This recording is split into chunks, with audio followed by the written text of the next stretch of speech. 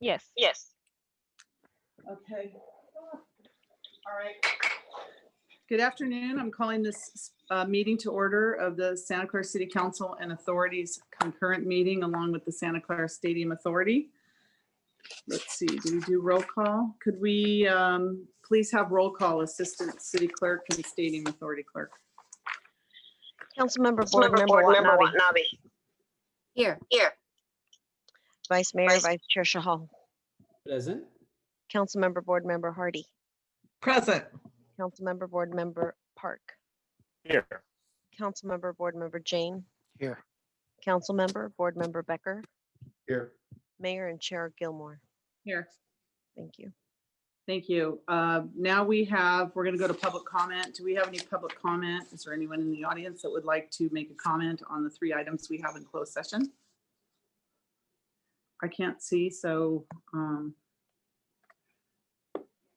We have one hand up for Joe. Okay, Joe, go ahead.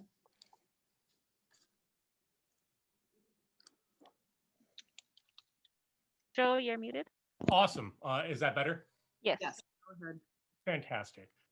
So I heard that the police department union went around to shops and asked them for donations in return for faster response times, which to me sounds like if you don't pay up, something bad just might happen to your store. And, you know, it's weird that the only response from the folks that I'm talking to right now is this simple statement saying that the Police Officers Association has nothing to do with y'all and you're reviewing their contract right now. I am definitely live streaming this, and I know it's going to be short, but I mean, come on, this is straight out of The Godfather Part 2, and there needs to be some sort of repercussion for the police union here, even if it's an explicit right out in their contract telling them that they can't do blatantly illegal racketeering.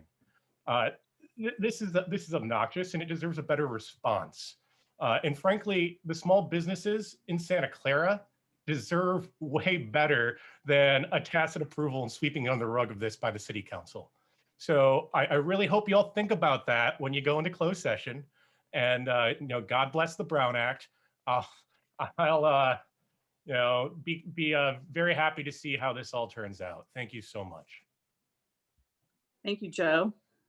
Is there anyone else that would like to speak on any items in closed session? Those are all the hands I see at this time, Mayor. We have not received any e-comment or public comment emails. So thank you. I just want to respond to the public member that came forward, just to let him know that he can be assured that the police department is not going around to small business trying to extort money from them. That is blatantly and absolutely not true. I can say that with a lot of confidence that that is not true. There's a lot of misinformation out there, and I'm hoping we'll be clearing it up very soon. All right, thank you. We are now going to move into closed session. Thank you.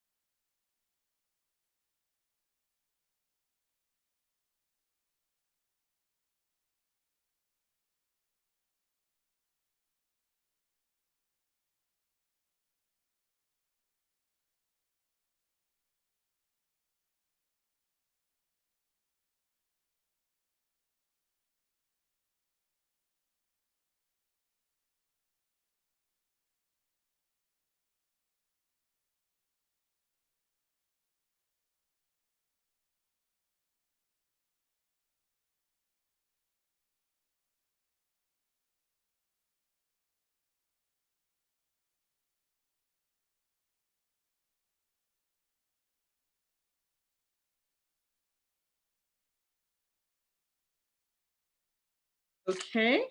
I'm going to call this meeting back to order.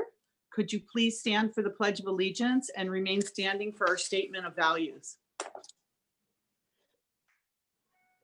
I pledge allegiance to the flag of the United States of America and to the republic for which it stands, one nation, under God, indivisible, with liberty and justice for all.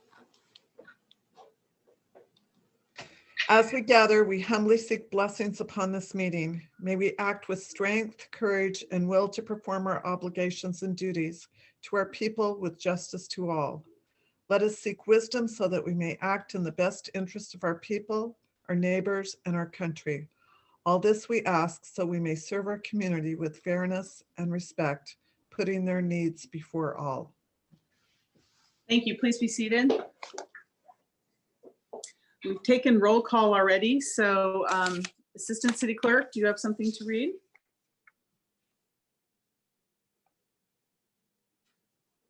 Nora?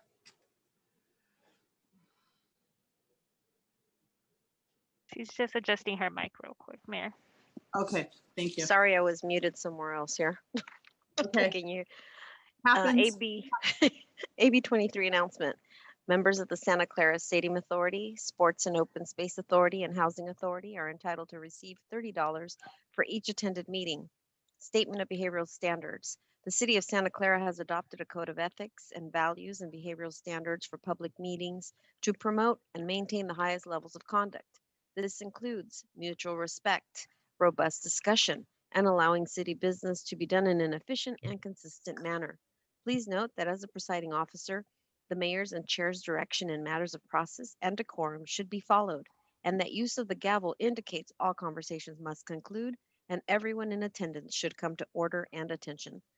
Welcome and thank you for your participation. Thank you, City Clerk. I want to welcome everyone to today's City Council meeting and Stadium Authority meeting. The City of Santa Clara continues to take steps as we comply with the County of Santa Clara's Public Health Department orders and guidance to prevent and slow the spread of COVID-19. This includes social distancing, the use of face coverings, and frequent hand washing. For today's meeting, the city has implemented a Zoom feature to allow public participation from the safety of your home. Members of the public can join via the link and/or call in to the Zoom meeting displayed on the screen now. If you would like to speak on an agenda item or during public presentations, please raise your hand on the Zoom application or press *9 on your phone. Please only raise your hand while the item you're seeking to speak on is being presented. Staff will enter your name or the last 4 digits of your phone number, and I will call on you to speak. As a friendly reminder, members of the public have 2 minutes to speak on an agenda item and 3 minutes on public presentations, and those are topics that are not on the agenda.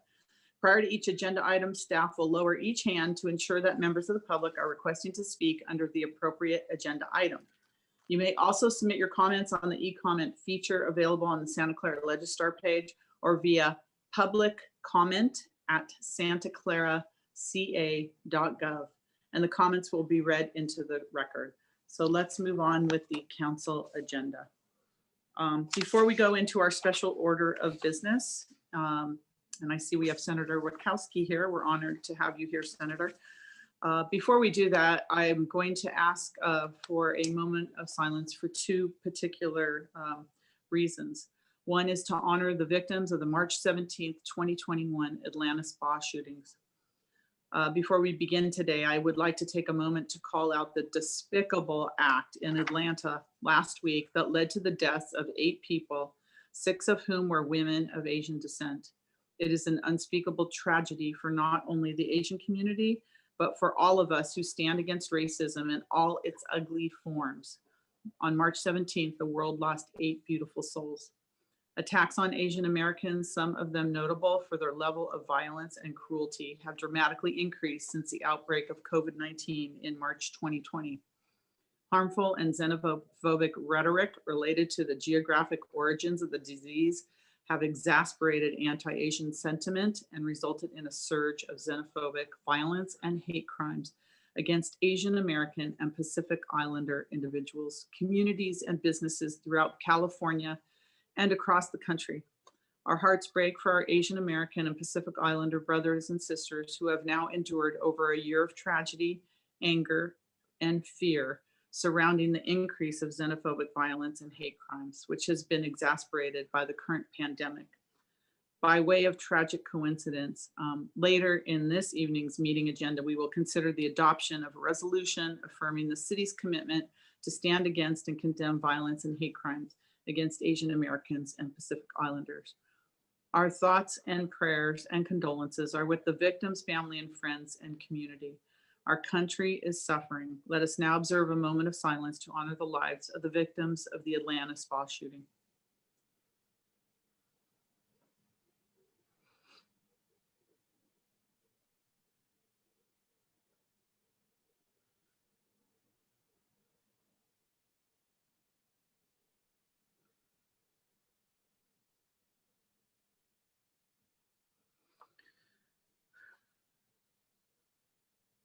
Unfortunately, I have another item. I'd like us to consider honoring the victims of the March 22nd, yesterday, 2021 Boulder shooting. I want to call out yesterday's tragic and senseless shooting at the King Superstore in Boulder, Colorado. The entire country mourns the loss of 10 victims who were killed while going about their daily business. The families of the victims, survivors, and witnesses to this horrific crime will be forever affected by this abhorrent act of violence. Let us also observe a moment of silence to honor the victims of the Boulder, Colorado shooting.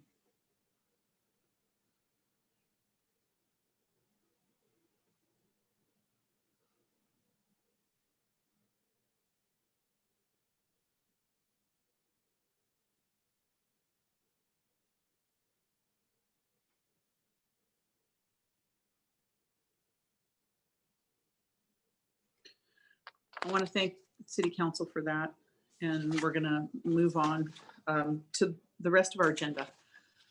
First, we have reports of actions taken in closed session. City Attorney. Thank you, Mayor, council members. Council took no reportable action in closed session. Thank you, City Attorney. Continuances, exceptions, reconsiderations. Do we have any? And staff, I don't have my normal computer here, so you'll have to help me if there are participants that want to speak. Any member of the council or member of the public? No hands are showing, Mayor. Okay, so we're going to move on to our special order of business. As a special order of business this evening, we are honored to welcome State Senator Bob Wachowski, who has a presentation on the 2021 legislation and the state's COVID-19 response. So without further ado, it gives me great pleasure to introduce Senator Wachowski and turn the floor over to him. Welcome, Senator. Good evening, Mayor Gilmore, council members, and the residents of Santa Clara. And thank you for taking those moments of silence. You know, have always been worried about how us getting numb to the violence that occurs, and the state Senate, we took a moment to a resolution as a body to say, we're not going to tolerate this. And it's important that bodies like the Council of Santa Clara do the same thing for the residents that know that. And hopefully I'll live up to your commitment and show some courage and, you know, do what's in the best interest of the residents here. So let me start off with just saying it's truly been my honor to represent the city of Santa Clara, first as an assembly member and now as a state senator. My staff tells me it's been 8 years, you know, and I can think back from helping acquire the property at the old Agnews Hospital to build some new schools, or the North Side Library, working to get that open, or even just your agri-hood project on Winchester, and everything in between. It's been really a pleasure and a joy to work, to have a working relationship between the city and the city offices and my office. And obviously I look forward to continuing to do that and serving all our constituents going forward. You know, as the mayor says, I'm here to sort of update what the state legislature has done. We hear a lot, we hear the mayor at noon talk about the COVID update, but what has been our response from the state? Because we've sort of drowned out with all the things going on at the federal government. And $2 trillion will do that. You know, it sort of drowns you out. So I know there's been a lot of controversy about the rollout since the pandemic started. You know, the the governor and the legislature have tried to work together with whether it's ramping up the supplies that we have, protecting the public health as we learn more about the virus, how we can approach the crisis and make sure that everybody gets through it. I understand that, we're rapidly increasing the amount of people that are getting the vaccine. You guys are well aware that Santa Clara County has broken the 700,000 person barrier. They tell me that now 15 million people have received the vaccine here in California. And the governor's highlighted the work that we've done, by coming to Levi Stadium. He was in the Oakland Coliseum. I met him at the Alameda County Department of Education, where we talked about the mobile units.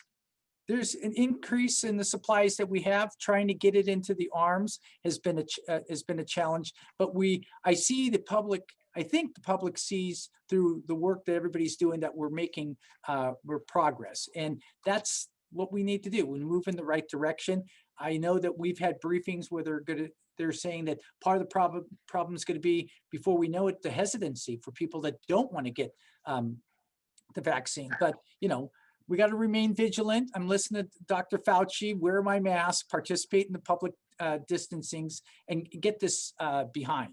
Now, the relief package that the legislature approved last month, governor signed, is designed to give that immediate relief and the stimulus to some of the families and the businesses that were hit the hardest. And we looked at what the federal government was going to do and tried to supplement that. So, it's only $7.6 billion. I would have said a while ago that was a big chunk of money, but it seems like we rolled these in. But it was, we targeted some of the businesses, the hairstylists, the barbers. We gave them a waiver for their fees in 2 years. We gave some financial assistance to grants. We have, Santa Clara businesses can get a grant of $5,000, $15,000 or $25,000, which is a grant. They don't have to pay it back. We're working to give some student aid for families and businesses that face, this economic hardship.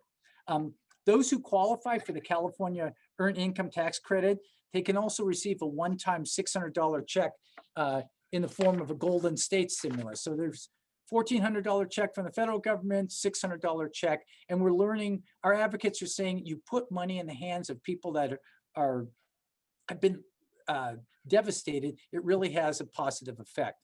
And people that have, anybody, and I guess the offer is that if there's residents of Santa Clara who've qualified for state programs, whether it's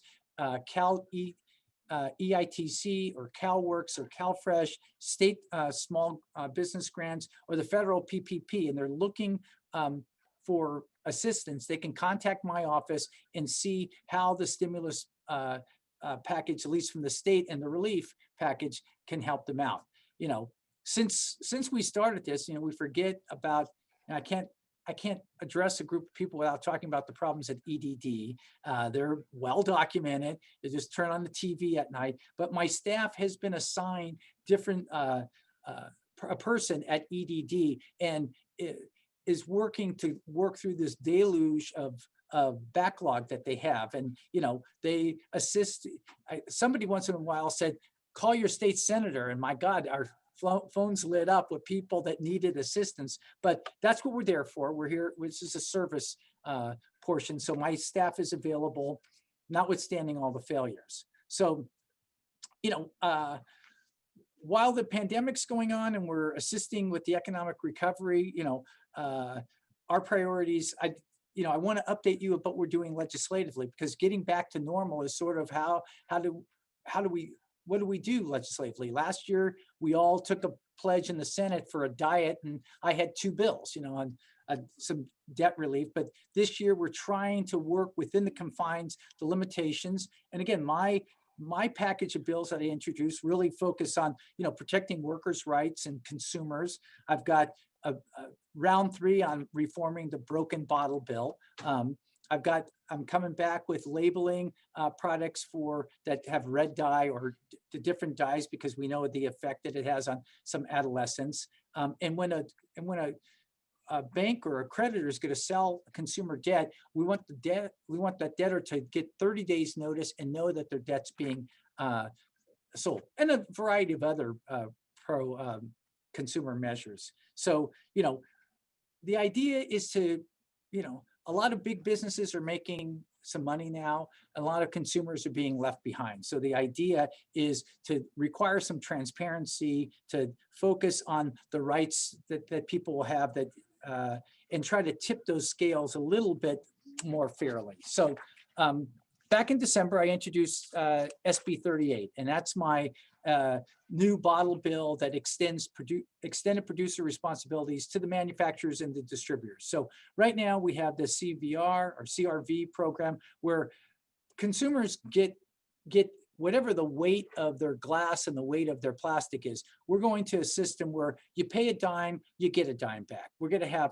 10 times, 20 times more areas where you can drop off your material, and we're going to the different locations that they have and really put it on the people that produce the beverages that come in here. And we're sort of renting the container. We're drinking the beverage, but we're renting the container. Another bill I have testified tomorrow in the business or government and finance is SB 274, which is going to make it easier and cheaper for citizens to get agenda packages from local governments. What it's going to do is that if a citizen requests an email, the package to be sent out, then you have to do that. I know we're in 2021 and a lot of cities are not sending out packages in an electronic form, but obviously here we are in a Zoom meeting, so we've got that. Another bill I have is SB 346, which is going to require customers to be informed at the time that they purchase a car if there's an in-car camera. We have a lot of cameras on the outside of the car, and that's good for safety, but some of the manufacturers are putting inside cameras that are watching you, looking at your face, your reactions. That's a lot of privacy concerns that we have, because a lot of people think of their cars, at least that moment, that they're not on video. So this is going to limit the sale of that and the advertising from that, so that's not out there for the whole public, and it's something that's going to go on.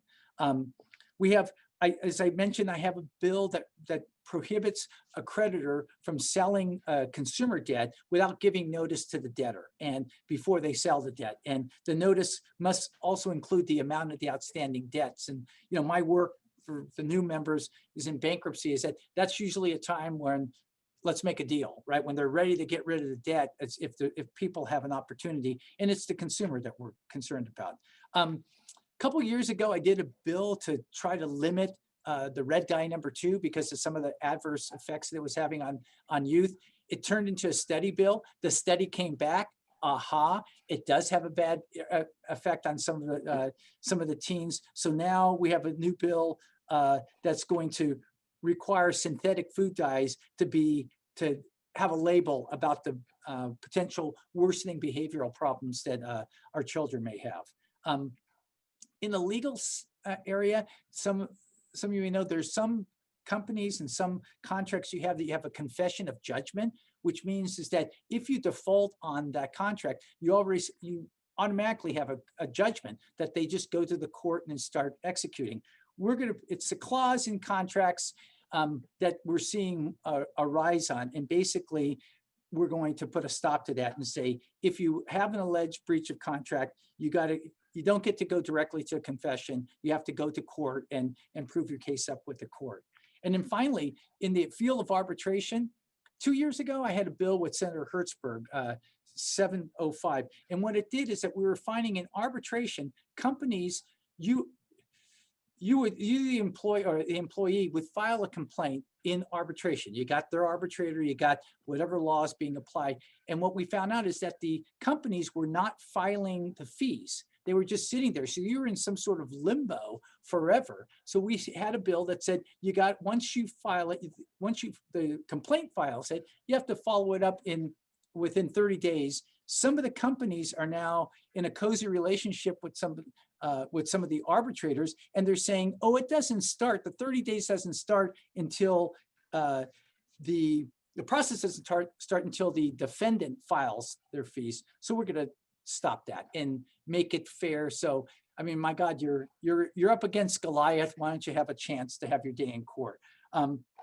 So that's basically what I'm working on. I know Assemblymember Lee and Assemblymember Quirk and I are going to do the Golden State's stimulus and the Golden State Opportunity event this Thursday at 3 o'clock. This is for people on EITC. I have my little my face mask here. That starts at 3 o'clock for people that how to get benefit. And finally, every year we have Woman of the Year award that I get to nominate somebody that is the Woman of the Year, makes it for bad relationships with home, but that's all right. And I have chosen this year Santa Clara's old Sandra Daly. Now you guys may know her as Sandy's Cobbler Cups. I have not actually had a cobbler cup, and that was a condition that I made with her that once this is all over, I would be able to get there. Would get some. So that's my update. I'd love to answer any questions that you have. And thank you for the time and letting me come. Thank you, Senator Rakowski. And you made a fabulous choice. Those cobbler cups are delicious. They're wonderful, and Sandy's wonderful. So very good choice. And thank you for all your representation for the city of Santa Clara. You have been a tremendous representative for us for so many years. You never forget us. You're always there when we need you. I really want to thank you on behalf of the city for everything you've done for Santa Clara. So let's see if there's any comments from my council colleagues. Vice Mayor Chahal, and then followed by Councilmember Watanabe. Go ahead, Raj. Thank you, Mayor. Thank you, Senator. Thank you. I really appreciate you coming here and giving us these updates. And we really appreciate your advocacy for the consumers. You have done such a tremendous job for fighting for the common man, not the high ups businessman who can take care of themselves basically, but we are so proud of your advocacy for that. And good to see you virtually after a long time, and hope to see you soon, and would like to attend your upcoming session on Thursday. Thank you. Thank you.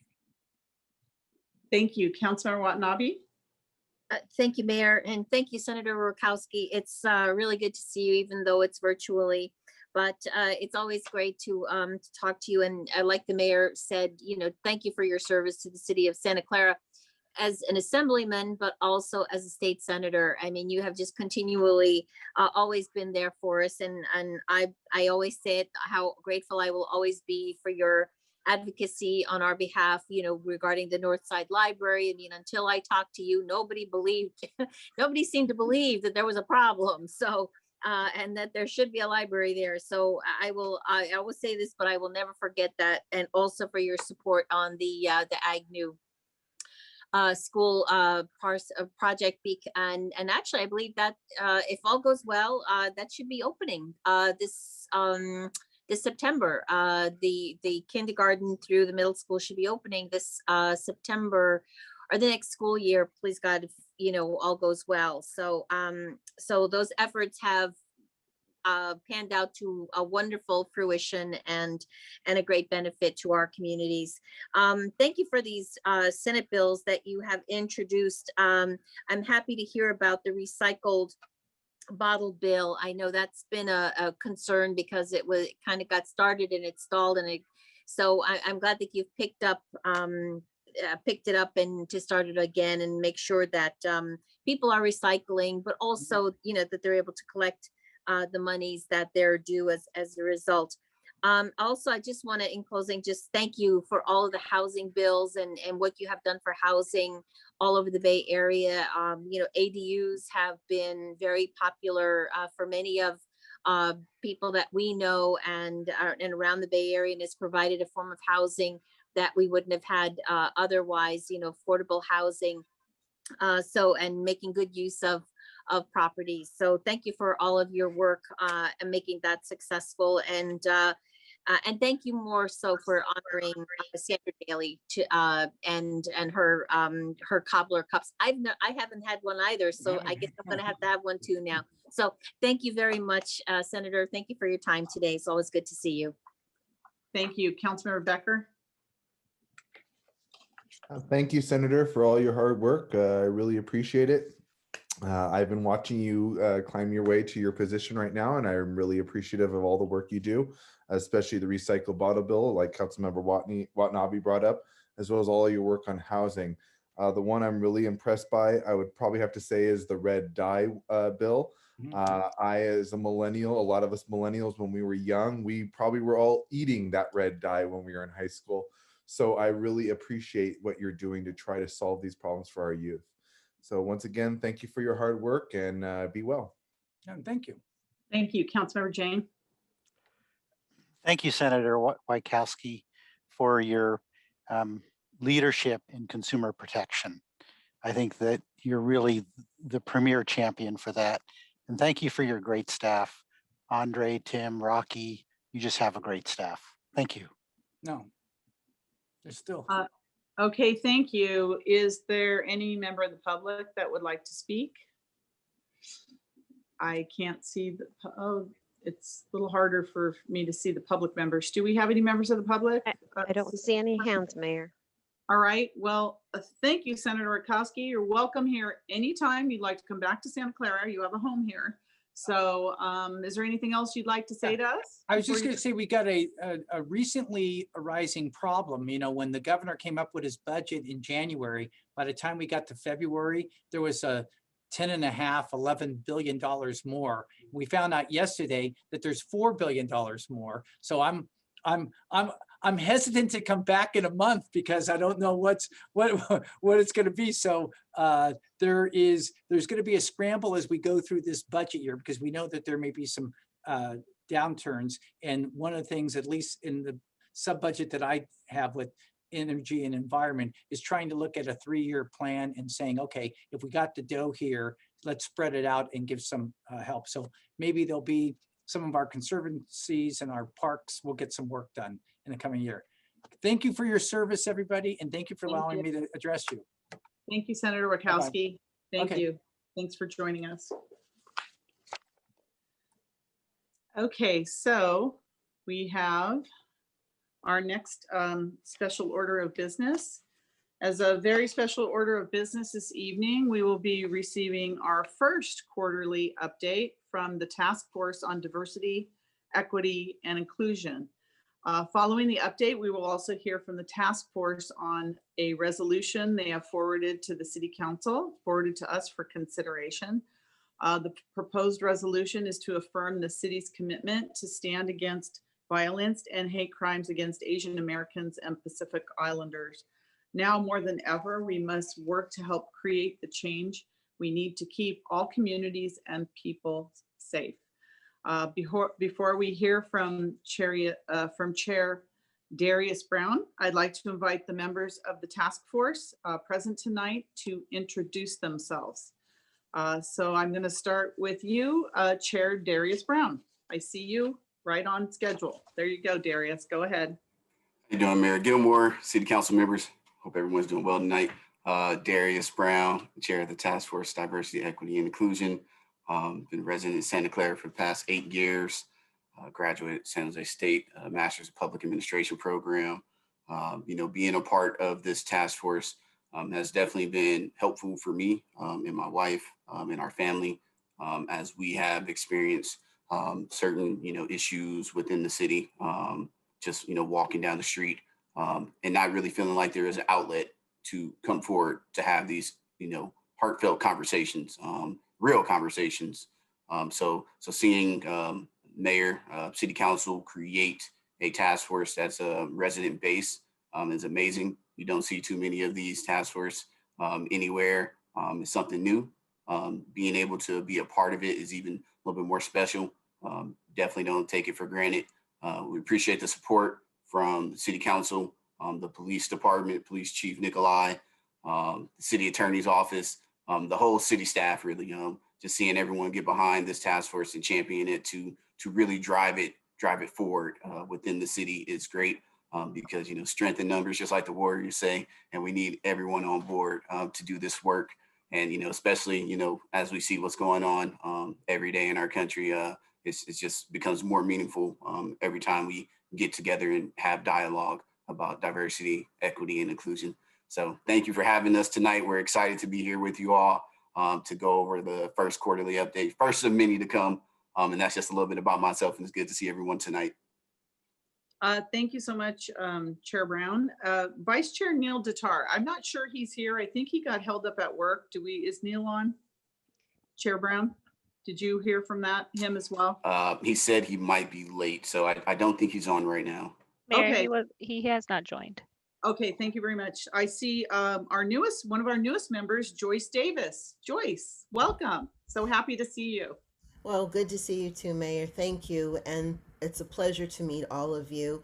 I'm beyond excited to start the work that this task force is going to give me opportunity to lend some of my expertise. Just a little bit about me. I'm a transplant from the East Coast, born and raised in New York. Graduated from Smith and then UMass at Amherst, and then made my way to the left side, which is really the right side, I think I'll say. And you couldn't get rid of me. I decided I wasn't going back. So coming here, though, I was told some things about education that weren't exactly true, like this was a reciprocal state. So everything that I was able to do in Massachusetts and all I could do here, and that wasn't true. So it took me some time to get into education, which is my lane. I worked 5 years for Charles Schwab while I was trying desperately to get into the school system. And once I did, I went to De Anza and I was a counselor, a director of the OPS, and a dean. And I left to start the process of California public education from the ground up. I was a little perplexed, so I didn't want to just be a complainer. I decided I would go in and try to become part of the solution. So my whole experience has been in the public education in California, from elementary, middle school, high school, and as I said, the community college. I currently am a school counselor and administrator at Branham High School. I've been there the last 6 years. Prior to that, I was assistant principal and principal at Broadway Continuation High School in San Jose, Unified School District, and for them I was also a teacher and a counselor. This year I've just dove into everything that is diversity, equity, and inclusion, always trying to lend my expertise and understanding, as I've always worked with marginalized groups since I've been part of the workforce. So again, I am so pleased to be here. Thank you so much for the warm reception. And we're already working, so I can say I'm so excited. Thank you again. And thank you, Joyce Davis. We appreciate it too. And I'm glad everyone has a chance to meet you as well. Do we have member Mark Gilley? Is Mark on? Oh, I see he is. Mark, yes, hello, welcome, Mayor. welcome. Thank you. So I'm Mark Gilley. My husband and I moved here in 2013 to Santa Clara. Since moving to Santa Clara, I've worked with the majority of the LGBTQ plus organizations in our area for promotion and awareness over the time that we've been living here. So really looking forward to working with this task force. I'm originally from Indiana. I went to Purdue University, have 2 mechanical engineering degrees, and I work in the defense industry. And I still farm in Indiana, actually, if I could fly. So as I can fly home, my brothers and I still farm in Indiana. So that's a little bit of background on where I'm from originally. But I'm really excited, like Joyce said, member Davis said, that really excited to start working on this this great task force. So thank you, everyone. Thank you and welcome, Mark. Dorothy Ma, I don't believe she was able to make it tonight, right? I think Dorothy's not here. That's correct, Mayor. All right, we have one of our original members, Diana Zamora-Mariquin. Diana? Hi, can everyone hear me? There you are. Hi, Diana. Hi. So I just want to say, obviously, echoing the sentiments of the rest of my group, thank you so much for the opportunity, and not just the opportunity, but also the city's desire to really delve into these issues and for building this task force. I am very fortunate to be one of the founding members, and it is a huge honor. I am originally from San Diego, so I'm a Southern Californian, but I have made my home in Northern California, Santa Clara specifically. I am an undergraduate of the University of Southern California, so go Trojans, and I got my master's degree at the University of San Diego.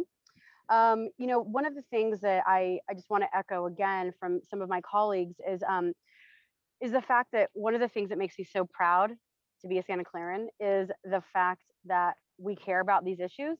We're willing to have these challenging conversations, and we're willing to bring together a really diverse group of people to make meaningful change.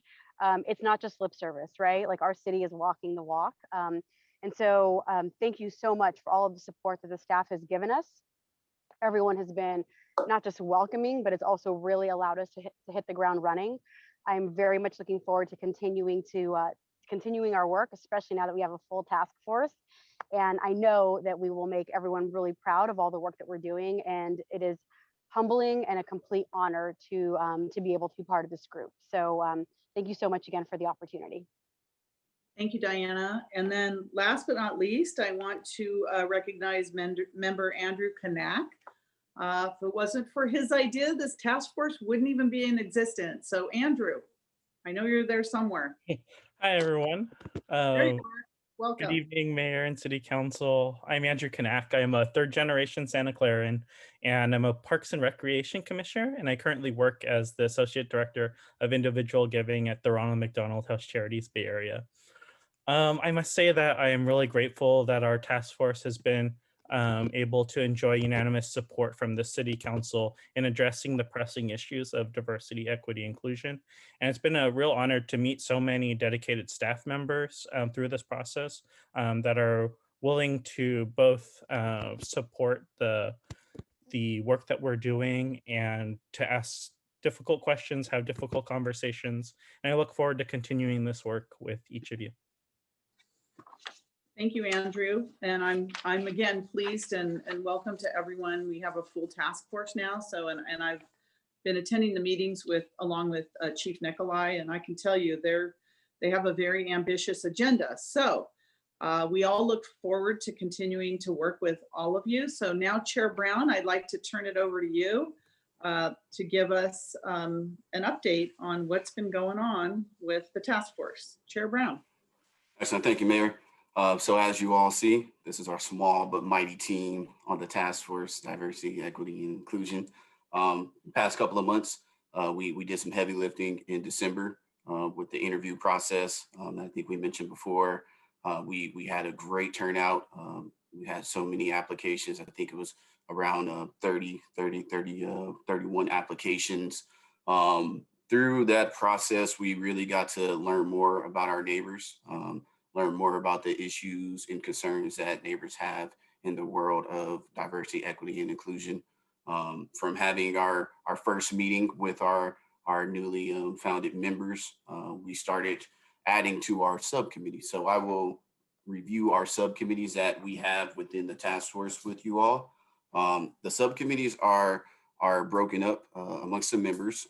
That way we can work off the meeting, since we only meet once a month, and we do have a lot. We have a lot to try to cover, and we don't have enough meeting time. So the subcommittees serve for those times when we're not online meeting together. The first subcommittee that I wanted to speak to you all about is called the Community Communicators Subcommittee. This subcommittee is responsible for outreach to community organizations. These community organizations have a history, a track record of serving residents, constituents in the realm of disenfranchised communities, populations, voices that, really haven't had the opportunity to come forward and speak truth to their situations. We currently are in MOU with 3 community organizations.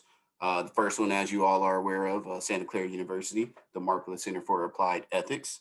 They have definitely been a great thought partner throughout this whole process. They have helped us tremendously with the behind the scenes administration, the documentation, really helping us put the concrete thoughts, down and start moving forward. So we have a MOU with the Marklet Center for Applied Ethics already. Another one that you all are aware of, the African American Community Services Agency. That is another community partner that we have to help us as we move forward with the community outreach aspect of the task force work. The next one, the Bill Wilson Center, hope everyone is familiar with the Bill Wilson Center. Bill Wilson Center has, been in the county, been in the city forever. I'm a product of the Bill Wilson Center, being an employee there back in my early days of working. So I definitely am connected to the Bill Wilson Center, the work of the Bill Wilson Center, and having them on board to help us reach the population that, a lot of people don't know how to, get in contact with, and that can be the transitional age youth population. These community partners, they're going to be strategic in the sense of really helping us push the outreach, really helping us get the feedback from the community. We have our meetings online through Zoom, as everyone does, and sometimes it's not the best vehicle, right? Not everyone has access to Wi-Fi, as we know. Not everyone knows how to navigate Zoom. So using our community partners and the community organizations that we have MOUs with to use their platform, use their network to reach out to the community to get that feedback is going to be crucial as we move forward with the work of the task force. And let's see here. That is our community communicator subcommittee. Next subcommittee that I want to talk to you all about is this one is right now it's called the Columbus Day Renaming Subcommittee. So we had a good conversation about Columbus Day, right? We want to definitely, practice what we preach. We noticed that Columbus Day was still named on the citywide calendar. So we wanted to start the dialogue. We wanted to, essentially do the due diligence on figuring out if we could rename Columbus Day to Indigenous Peoples Day. So we created a subcommittee to do that due diligence. We're working with staff on creating an OpenGov survey right now to send out to residents to gauge the interest level, to see, get some feedback. I think that's key with understanding the task force. We are the members of the task force. We have oversight with the mayor, with the police chief, but we are essentially, we want to be community driven. Everything that we do, the work that we move forward with, we want the community residents, we want them to drive the work. We want this to essentially be their task force. And I think that's really important to say here on the meeting. Just because we are the members, it doesn't mean that, we're coming forward and bringing these concerns or issues. We want the issues and concerns to come from the community. And we're just trying to create the environment so people feel comfortable with sharing that with us. So yeah, the Columbus Day renaming subcommittee, currently that's the one project we're working on, is just doing our due diligence. We did some outreach to Indigenous groups within the area to try to get feedback on our OpenGov survey. So we will continue to do that because we are not the content experts in that area. And when we're not the content experts, we're gonna, do the outreach to try to get the folks who have that lived experience to, educate us, enlighten us on these issues. And our newest and latest subcommittee is the Policing and Community Engagement and Relations Subcommittee. So this subcommittee will be working closely with Police Chief Nikolai and his team and the pretty sure the City Attorney's Office. This subcommittee is going to be responsible for reviewing policing policies, some procedures, as well as a community engagement. As we all know, we kind of got to this task force from the use of force policies from last summer with the video of George Floyd. So we want to, keep that in the forefront of, the commitment to action that Mayor Gilmore and Police Chief Nikolai, signed and committed to. So that is going to be included, but we don't want to just get pigeonholed into only looking at use of force policies within the police department. So that's why their responsibility is going to be just policing policies in general. And then, as we move forward, like I said, we have to get the feedback from the community. So if residents are coming forward with certain issues that they have had personally with the police department, then that will drive what we can review and evaluate with the help of the police department. So those are our three subcommittees that we currently have established within the task force. Let's see here. Next one. Okay. Next one that I'm going to review with you all is our annual work plan. And I believe you all have received this. in the packet. All right.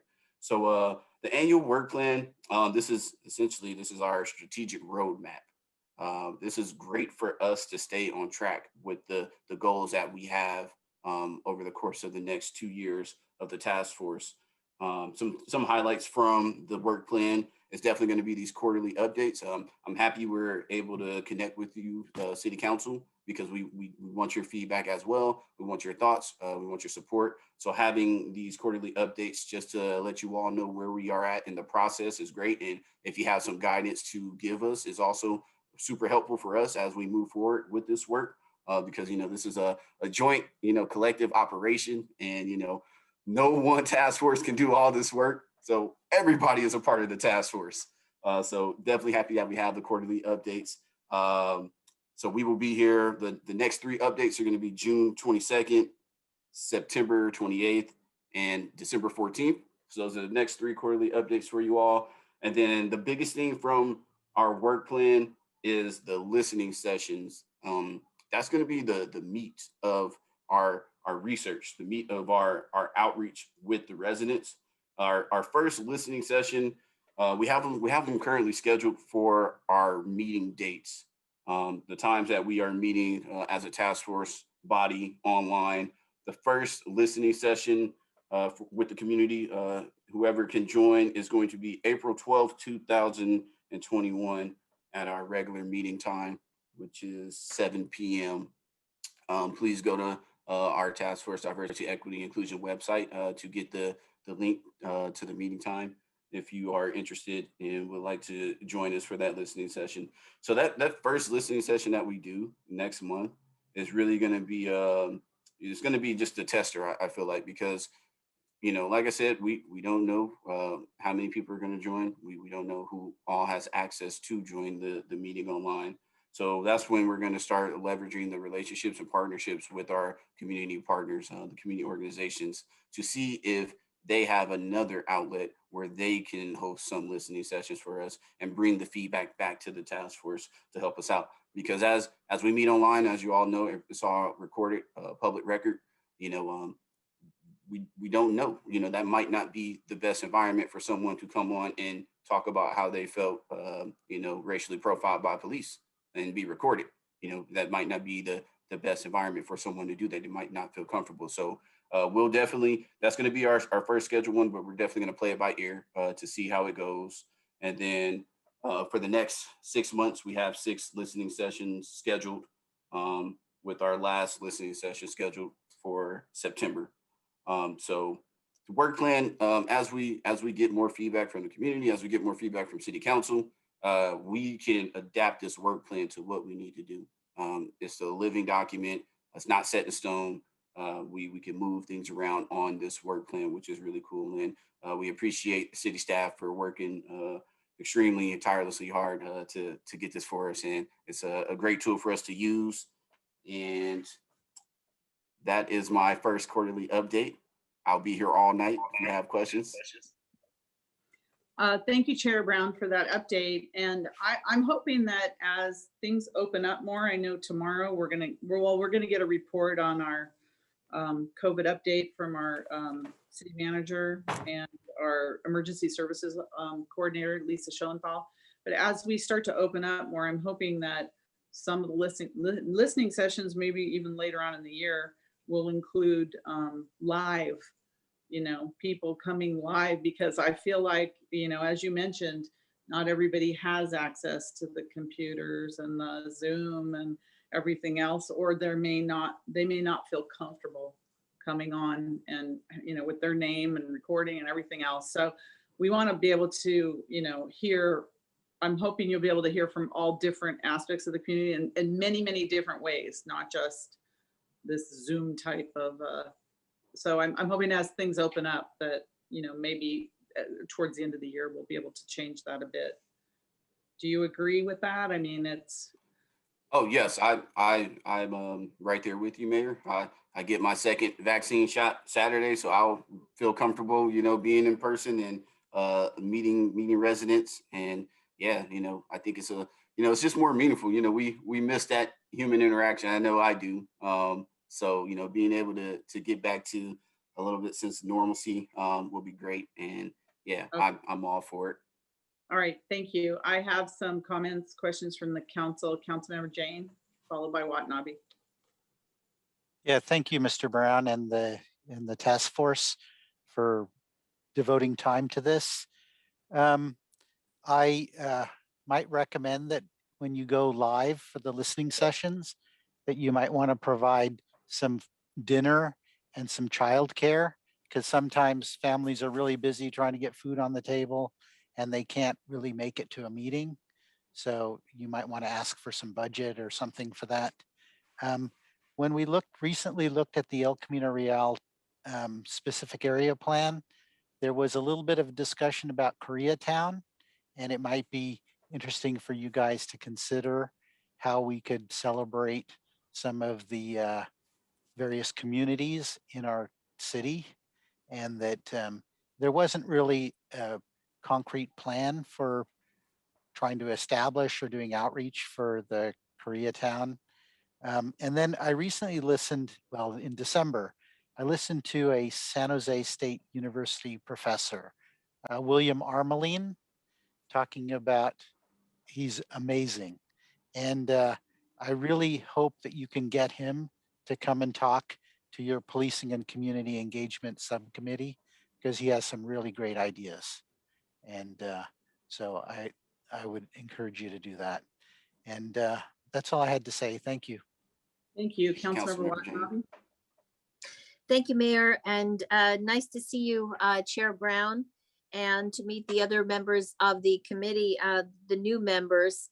And you, from what I heard, you did a great job. I mean, that's I'm sure all the applicants that you got, it's kind of like when we're, picking people for the various commissions, it's so hard because you've got such a great pool of talent. So I'm sure it was very difficult for you, but I gotta say the people that, that introduced themselves tonight, did a really fabulous job. And so I look forward to meeting you all again in person and having some more substantial conversations about this important task force.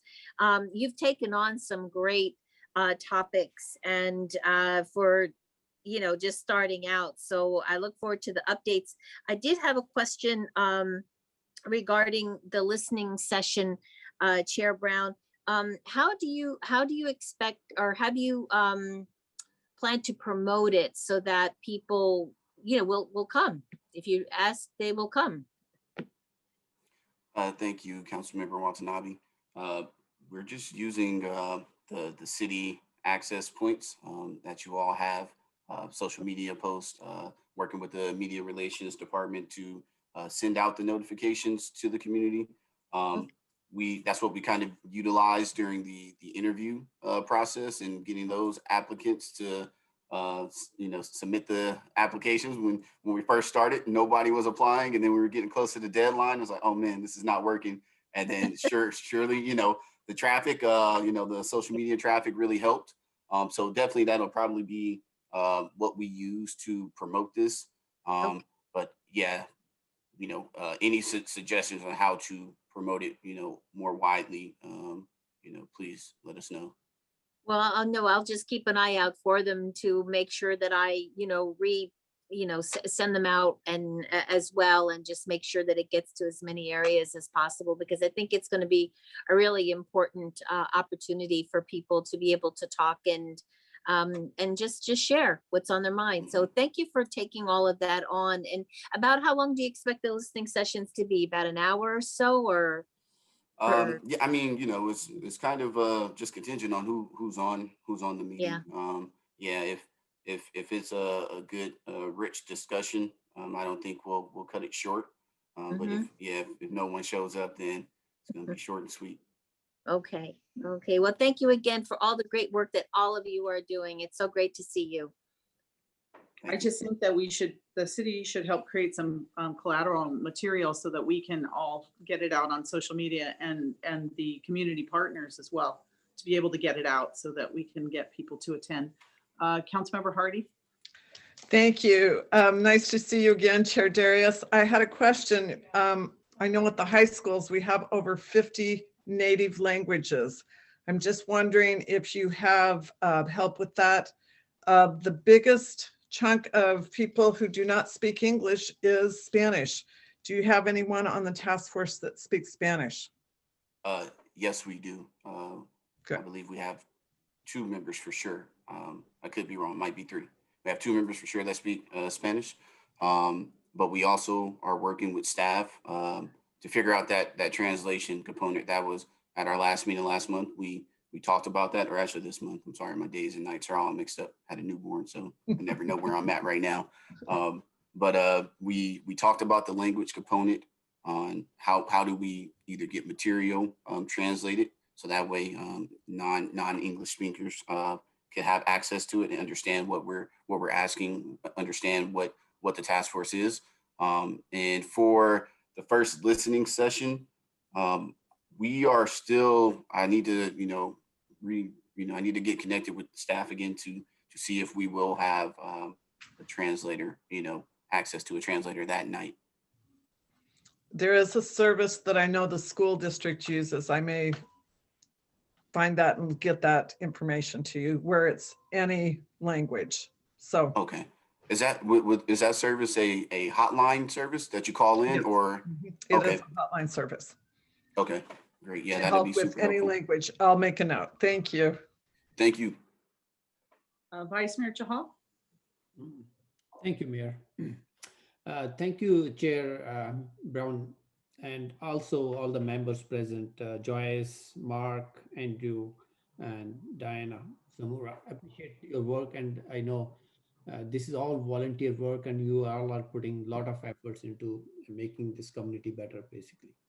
And I appreciate the 3 committees, and I hope we have some actions on that before the Columbus Day.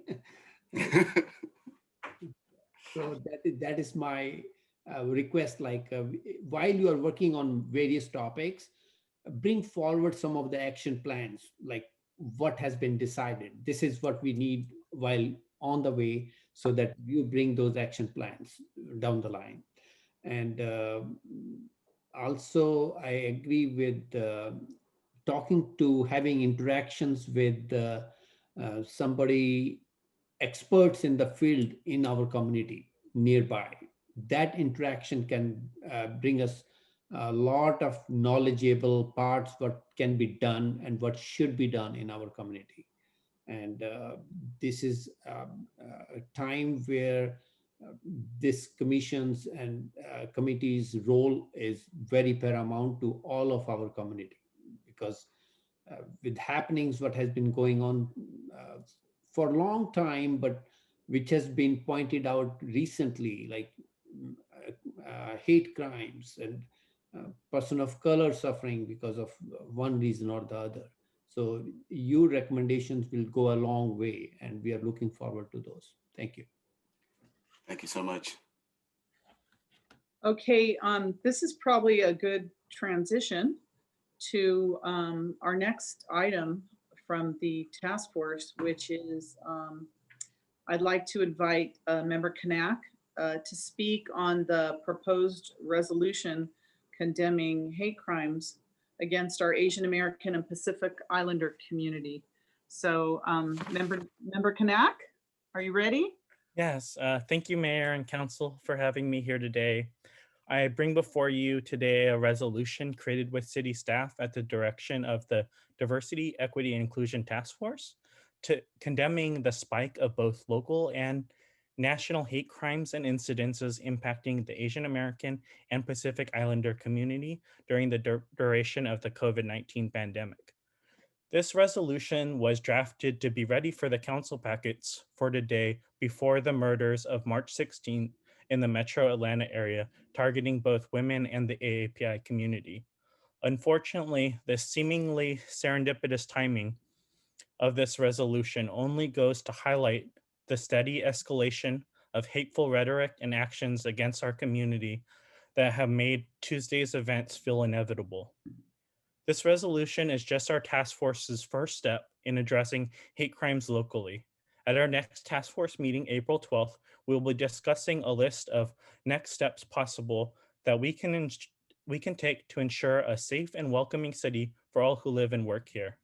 I invite every member of the Santa Clara community that is interested in this topic to join us for the April 12th meeting. The AAPI community is in pain and living in fear. It is time that we come together to oppose hate and violence against the AAPI community, especially against AAPI women and older adults. I encourage a yes vote for the adopting of this resolution to show Council's commitment to solidarity with the AAPI community, but please keep in mind that solidarity is not enough. I will be counting on each of you on Council to support further efforts from the Diversity, Equity, and Inclusion Task Force as we work to build a more inclusive Santa Clara. Thank you for your consideration.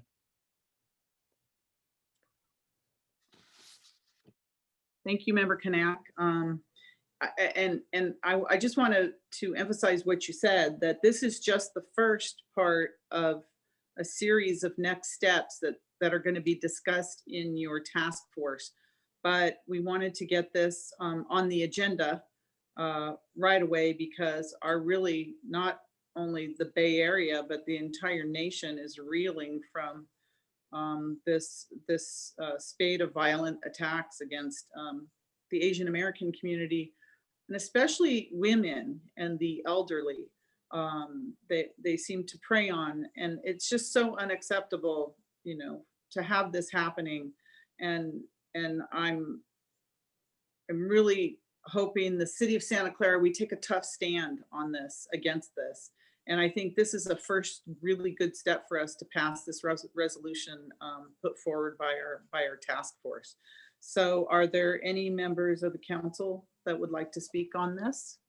I'll go to the public too, and then I'm also going to be looking for a motion to support this and move this forward. Councilmember Jane? Yeah, Member Knack, I was wondering, would you happen to know what percentage, I mean, we have 44% Asian Americans in Santa Clara. What percentage of the sworn officers in the police force are Asian American? Thank you, Councilmember Jane. I do not have that information in front of me, but I could work with city staff to bring that information to you at another meeting. Okay, I'm concerned because we just got a letter today about a Korean hairdresser who apparently was robbed. And I was wondering if we have the language skills on our police force to be able to communicate with victims of violence and theft and crime. Oh, I think that's a very great question. One of the items that was on some of the founding documents of the task force was looking at city hiring practices and the impact that that has. So that is on the mind of city council, but it looks like Deanna has some input that she can bring. I was just going to share that we can put an information memo together for the task force as well as for the council on the demographics of our city or of a particular department, as well as the language services. I was going to chime in earlier when Chair Brown was speaking that we do have a wide reach of translation services and additional services, and we can provide that information for public knowledge. And thank you. And I know that's a charge of the task force to look at that. So when you do put that information, they'd be asking for it anyway at some point. Yes, we'll do that. I see the chief has his hand up, which this question probably would have been best given to the chief. Go ahead, chief.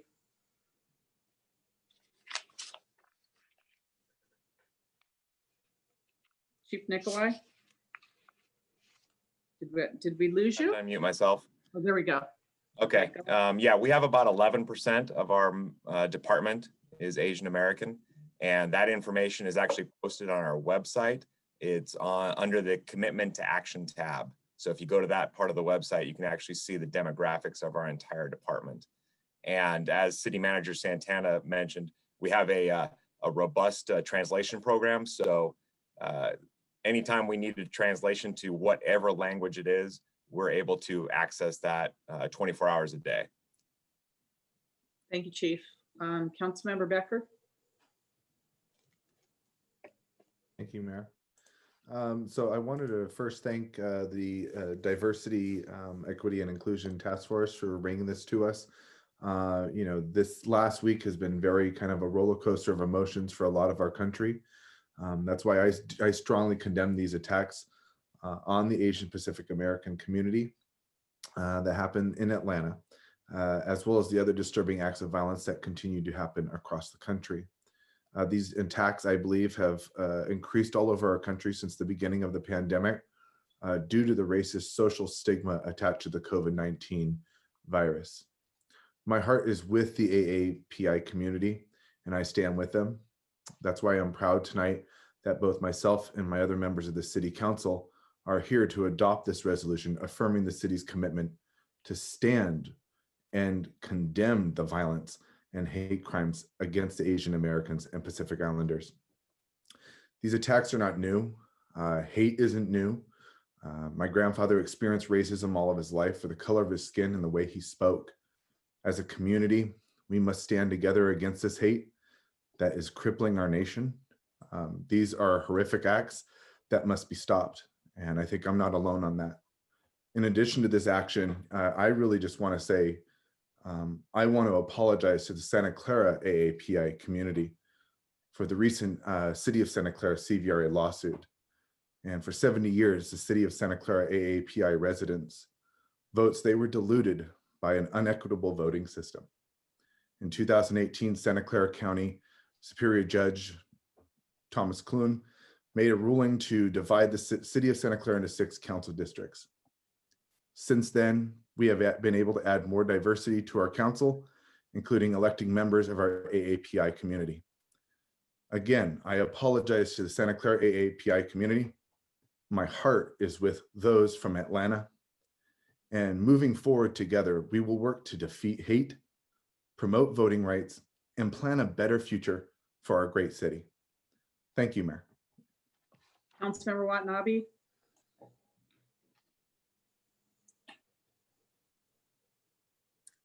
Thank you, Mayor. I'm happy to be able to speak for myself. I don't think it's appropriate for members of the council to be taking on themselves to speak on my behalf. I'd just like to share and with the task force, my thanks for them preparing this very important resolution, because hate crimes, as we know, are everywhere. Our Asian and Pacific Islander population is a target everywhere. I have heard of 2 such incidents in Santa Clara. One in Rivermark Plaza, where I live, where an Asian-owned business had a disturbing note posted on its door, and one just here beside us in Fremont Park by the Senior Center, where an ugly message was written on a paper bag and placed on a resident's car. Hate does not solve crimes or problems. Our society is now more educated than in many days gone by, where targeting specific ethnic groups was commonplace.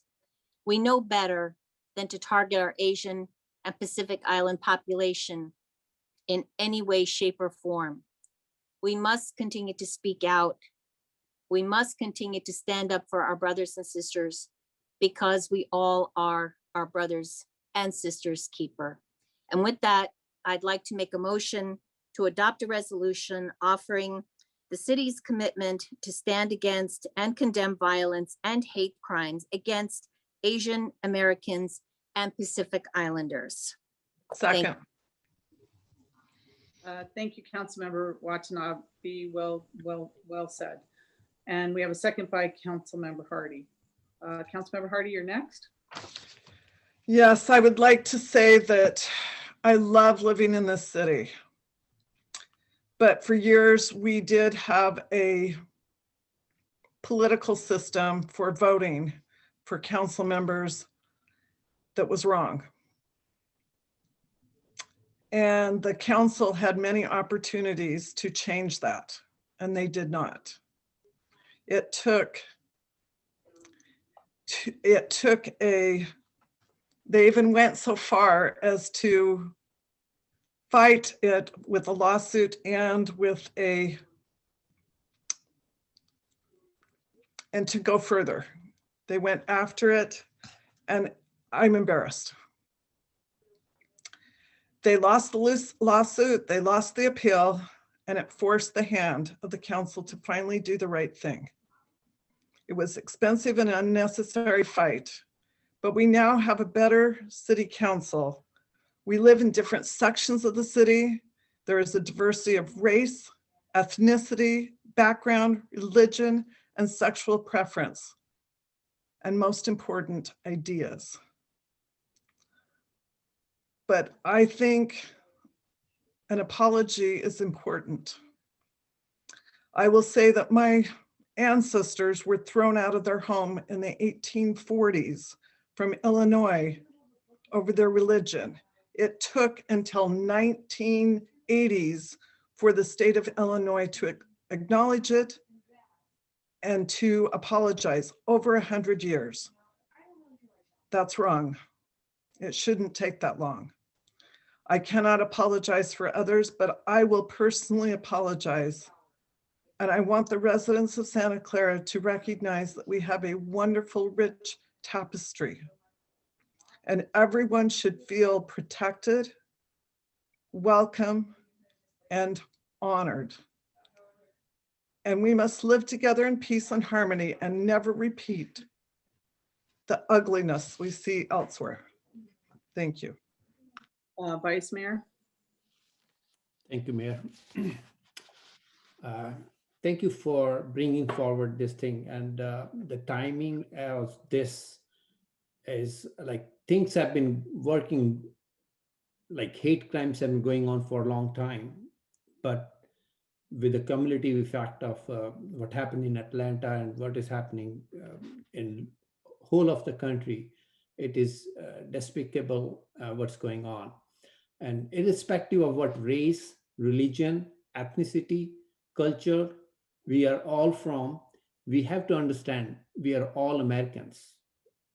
World is getting smaller and diversity is spreading all around the world. We have to embrace each other. We all have to understand the views of other cultures. This COVID-19 hate crimes against Asians have been real for almost a year. It is high time we as a community come together and let this small percentage of haters know that they cannot disturb the peace of our greater community all across the country or anywhere in the world, basically. Racially motivated violence must stop immediately. Every leader should advocate action against this discrimination. We have an historic diverse council for our city, but that has also brought more responsibility to all of us to be more proactive, to safeguard rights of every one of our residents. And I personally would like to highlight what my colleagues, Councilmember Backer and Councilmember Hardy has mentioned. I feel proud as well as ashamed also that I'm the first Asian American council member in this city. And despite that, we fought a Voting Rights Act lawsuit, which did not merit any fighting worth it. I think I will apologize to the section of this community for which this was fought against, basically. And we not only lost multi-million dollars on this thing, but we sort of, our reputation was also at stake among different cities all across the Bay Area and all across the California, basically. It was not worth fighting that. And I'm glad that lawsuit has brought forward such a diverse council. There are 3 Asian Americans on the council right now, and there is LGBT candidate on the council now. So let's love the diversity. Let's love every race, every culture. And there are so many examples we are setting before our younger generations. There's a reason we have sister cities. There is a reason President Eisenhower started sister cities. That was to learn about different cultures across the world. And it is so good when these students go across the world and find out different cultures, and they become basically teachers for adults, some of these adults we have in the community. So this country is formed by immigrants, and no one has the right to pick up hate against one immigrant over the other immigrants. So I will wholeheartedly support this resolution, and this is part and parcel of to make our community a better community down the line. Thank you very much. Thank you, Councilmember Park. Hello, yes, and I would like to also reiterate the words of Councilmember Becker and Councilmember Hardy and Councilmember Chahal, meaning we have been engaged in a lawsuit that, you know, we don't know exactly what it's going to cost the city yet. And I think that when everything is over, we hope that we can settle that and go forward, not status quo, same as usual, just a lawsuit behind us, but with healing and with more supportive laws, measures, rules, and processes so to get maximum diversity. It's interesting that the only council members not interested in an apology for the Seaview area lawsuit that cost the city, again, time and money, and actually brought diversity to the city, are not in the minority group that the lawsuit tries to promote.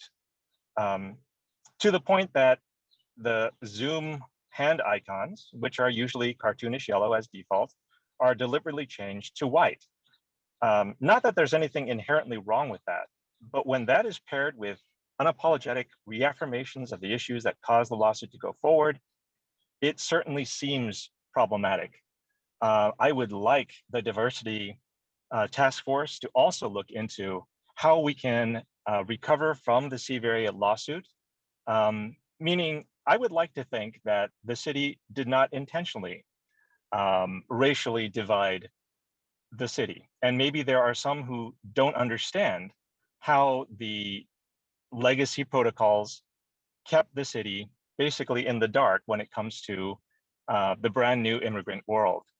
And I think that it's those, I would say that we were probably wrong out of ignorance, but out of ignorance or any other reason, I feel that we should address it, and we should address it by acknowledging it and apologizing, even if it wasn't intentional. And I would like to see that as an official city position, not as a city council position. I think that that would be the strongest message that we could send to the residents of the city, that we are united in our affirmation and our acceptance of immigrants and new processes which allow immigrants to have voices, which allow minorities to have voices. And I think without that, there will always be a lingering doubt about the support the city has for the people who live in the city who are potentially in the minority.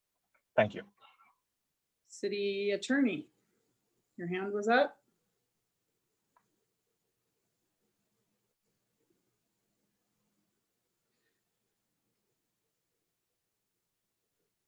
I'm just going to say very calmly, I think it's entirely inappropriate to conflate a condemnation of violence against Asians with anything to do with the city's defense of a lawsuit that was filed against it.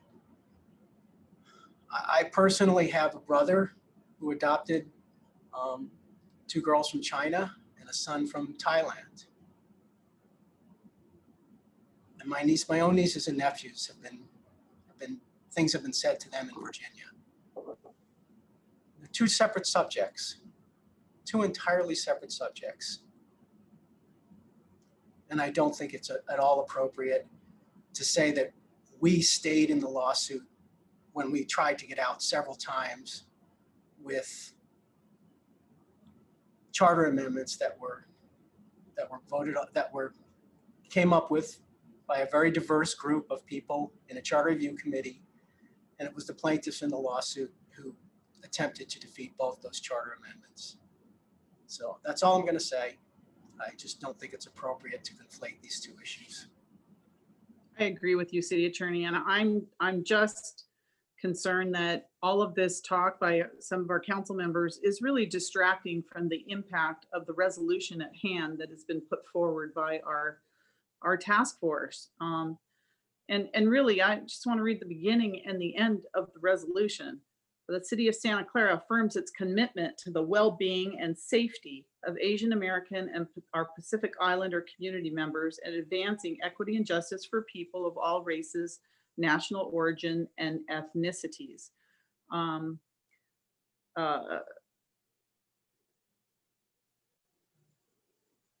That we confirm our support and commitment to the well-being and safety of our Asian American residents.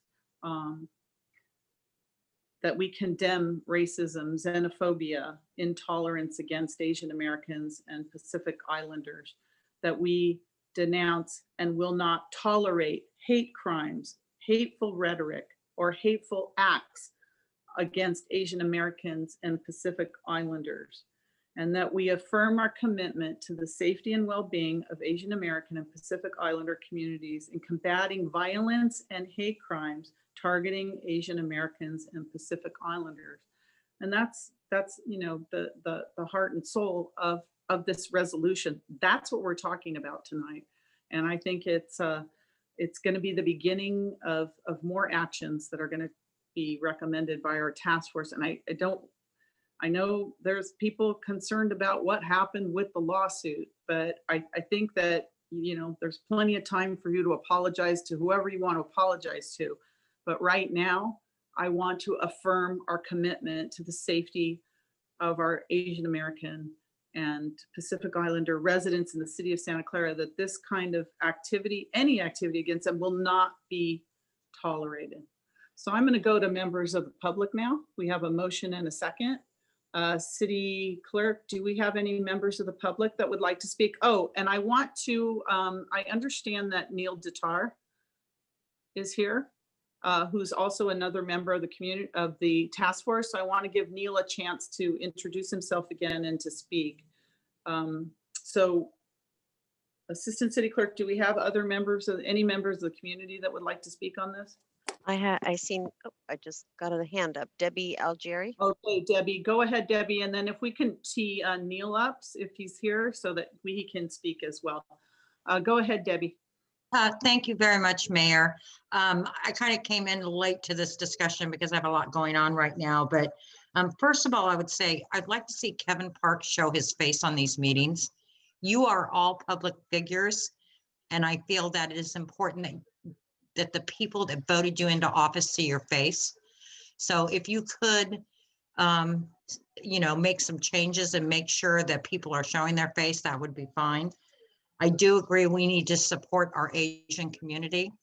And I've made it clear to my community that if they are fearful of even walking on the street, that I will walk with them, because it's important for us to protect each other and make sure our communities are safe. Thank you. Thank you. Go ahead, Neil. Do we have Neil on the line? Hi, Mayor Gilmore. I'm here. Hello. Hi, Neil. Welcome. Thank you. Thank you. And sorry for being late today. No, we're glad you're here. Nice to see you. Glad to be here as well. Hello to the City Council and to all of the residents of Santa Clara who are watching right now. I just want to thank everybody for listening to our task force, and particularly for considering the resolution which came from us tonight. We really appreciate being able to work with you, being able to work with the city. I've introduced myself to this group, and I know all of you as well, and I'm glad to be back today. We have been working on a number of different things, including building out our community partner base. We recently partnered with the Bill Wilson Center, among our other community partners, and we recently formed a police use of force and community engagement subcommittee, where we're working with the police department to consider protocols and also to consider different and new ways that they can re-engage with the community. So excited to work with the City Council on that and looking forward to continuing the discussion. Thank you, Neil. So now everyone's met at least 6 of the 7 members, and hopefully at the next update, we can, you can all meet Dorothy Ma, because she's also extremely impressive individual. So we hope Dorothy can make it next time. We have another member of the public, Deborah. Go ahead, Deborah. Hi, I think it's really good that the council members are having the courage to talk about the lawsuit, seeing that the city attorney and the city mayor and one council member keep ducking the issue and hiding the information from the public. And I applaud Council Member Becker for bringing it up and apologizing to the public. If it wasn't for breaking up the clique, we wouldn't finally have some diversity. So amen and thank God for that. And I think in addition to the Island Pacific, I think we should be supporting everybody. We keep talking about Black Lives Matter and Blue Lives Matter and Purple Lives Matter. I think that we should be supporting one another, period. We all come together in an emergency. I think we need to start coming together without the emergency. There was a tragic thing that happened in Colorado today. That's terrible too.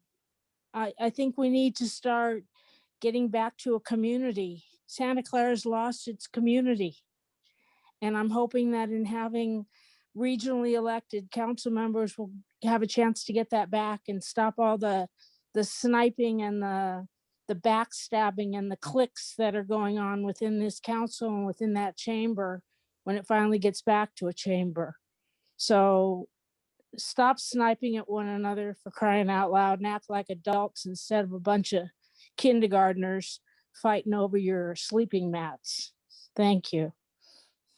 Is there any other member of the community that would like to speak? Okay, seeing none, we have a motion and a second. Councilmember Park, you have something else to say? I do. So it's nice to hear about relatives who are part of the minority community. And I would say there is a very big difference between being related and actually being the community. It reminds me of the story about the pig and the chickens when it comes to being involved with breakfast.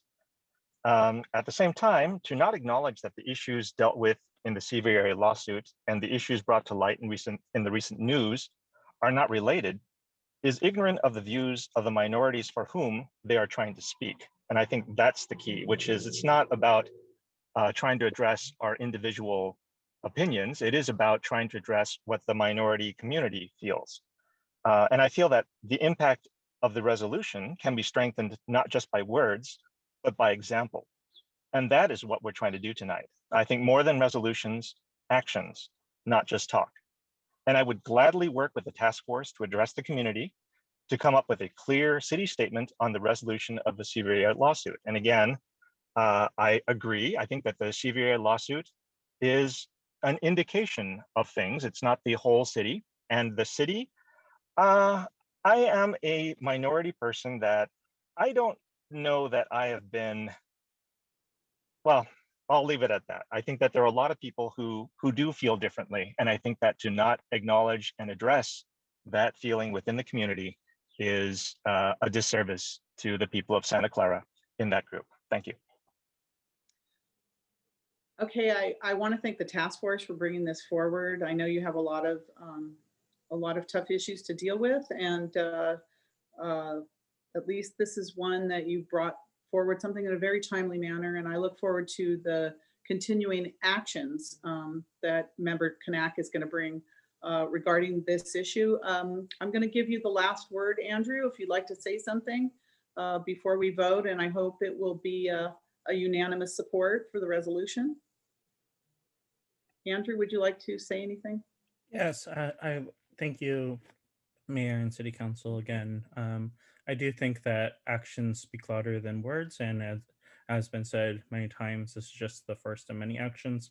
But words do have consequences, as we have seen with what has led to the hate crimes against the Asian American community. So setting our intentions, making sure that we're showing the direction that we want to go as a city is still very important. And probably I want to reiterate that saying that words don't have meaning is ignoring the issue that has created the political environment where people can be racially attacked and hurt during this process. Thank you for your consideration. Mayor, excuse me, I yes? think we have one more public speaker. Okay. I see a hand up. Until I get my computer back, which I will shortly. I know, and we're here to support you. Yes, Debbie Von Hune has her hand up. Pardon me? Debbie Von Hune. Oh, Deborah, go ahead, Deborah. Yes, can you hear me? Yes, we can. Go ahead. Yes. Hi, thank you so much. Yes, I just wanted to contribute to this conversation. I've been on the Cultural Commission since 2017. And actually the very first event that I helped to sponsor and participate in was celebrating Asian and Pacific Islanders month in May of 2017. So, the Cultural Commission on which I serve has a mission to celebrate and support the diversity of our community. And it was going on long before I joined. Since I've been a member, I've had the opportunity to participate in sister cities delegations and to host a variety of celebrations of all of the members of our community. So I just want to say that I think it's incorrect that the city of Santa Clara has not been committed before today to the diversity of our community. And if people feel strongly, as this task force does, obviously, please participate in what's happening in your community and don't just complain or take a stand without trying to make a difference in what's happening. Thank you. Thank you, Deborah. Very well put. Very well put. I don't know what else to say about that. Andrew, again, thank you so much for putting this forward, and the task force for all of your work. I know that we are, we're going to be constantly referring things to you of a different nature, but all connected. And we appreciate your positivity and putting things forward, things we can actually act upon. And I want to emphasize to everyone, if you know of a hate crime, if you hear of anything, if you experience anything, please report it to us. Please report it to the police department, to the city, because then we know. During the task force meeting, there was questions to the police chief, how many crimes against Asian Americans have happened right in the last year? And the answer was 0, but the answer is 0 reported, 0 reported. We know that there's, anecdotal evidence all over the place that things are happening. People have mentioned things even this evening, and today we got a letter as well on 2 incidents that happened in the city. So it's really important that you report, because we have a 0 tolerance for any of these types of activities against our Asian American community. So again, thank you to the task force. Thank you, Andrew. Thank you, Chair Brown, and everybody that has joined us this evening. Assistant City Clerk, can we have the roll call vote, please? Councilmember Watanabe. Yes. Vice Mayor Shahal. Yes. Councilmember Hardy. Yes. Councilmember Park. Yes. Councilmember Jane. Yes. Councilmember Becker. Yes. Mayor Gilmore. Yes. And that passes unanimously. Thank you very much, task force, and we'll see you soon. Thank you. Okay, the next item we have on the agenda is a verbal report from the city manager regarding the COVID-19 pandemic. Good. Thank you, Mayor. With all that's happened today and the late breaking news of us moving to Orange, I'm going to ask Lisa. We've been working diligently to put together a short PowerPoint slide on new services that we've been able to assemble for reopening. I'm going to ask Lisa to provide an update on the Orange tier and walk us through. Thank you, Lisa. All right. Thank you, City Manager Santana, and good evening, Mayor Gilmore and council members. This status update on the state of the COVID-19 emergency is provided for council review per Government Code Section 8630. So big news today. The state did proceed with placing Santa Clara County in the less restrictive Orange Tier 3, which will be effective tomorrow because of our low case rates and low COVID test positivity rate. Modifications are still required, but new activities are allowed and capacity has increased for other sectors. So as the slide shows, and we discussed this briefly last week, restaurants and places of worship may increase indoor capacity to a maximum of 50% or 200 people, whichever is fewer. Gyms and fitness centers may increase indoor capacity to a maximum of 25%, and card rooms, which includes bingo, may open indoors with a maximum of 25% capacity. Indoor gatherings are still strongly discouraged, but are allowed with modifications for a maximum of 3 households. And then remote work is required still in Santa Clara County, despite being in the orange tier, because of the county's October 5th risk reduction order, which is still in effect. And that was confirmed again today. There does not appear to be a lessening of that remote work requirement in the near future. So the city has prioritized the support of schools reopening and restoring library services while maintaining essential city services. So thanks to some last minute help from the Human Resources Department, we have all of our as needed crossing guard staff hired and ready to go for the expected first day of school at the Santa Clara Unified School District on March 29th. This was an unanticipated urgent request. There's a slide. Yes, we have a lot to say about our library services tonight. With current operations at the Central Park Library, in-person lobby services for holds, grab and go, pickup and phone reference services right now are available Monday, Tuesday, Thursday, Friday, and Saturday from 10 to 2, Wednesday from 3 to 7. And our by appointment and pickup and go service is available. And we have car service for individuals who prefer not to enter the building Monday, Tuesday, and Thursday from 10 to 2. The bookmobile is at the Mission branch on Tuesday from 11 to 2, and at the Northside branch on Thursday during that same time, 11 to 2. And then 24/7 a week at Central Park Library, we have the book drop. And we have been needing to quarantine those books, those materials for 4 days in accordance with public health guidance. And we've got one more slide on our current operations before we move to what's coming up. And then we have had very robust virtual programming, as you know, from Monday through Saturday. COVID testing at the Central Park Library every second and fourth Wednesday of the month. We actually have had it's only the city of San Jose that has conducted more COVID testing than the city of Santa Clara. We've been a very popular testing site in the county. And then our CPOD community commodity point of distribution nutrition program every Wednesday at the Salvation Army and then at the Senior Center daily when needed. So that's what we're doing right now, what we've been doing. What's coming up? April 5th is a milestone day for us at the library.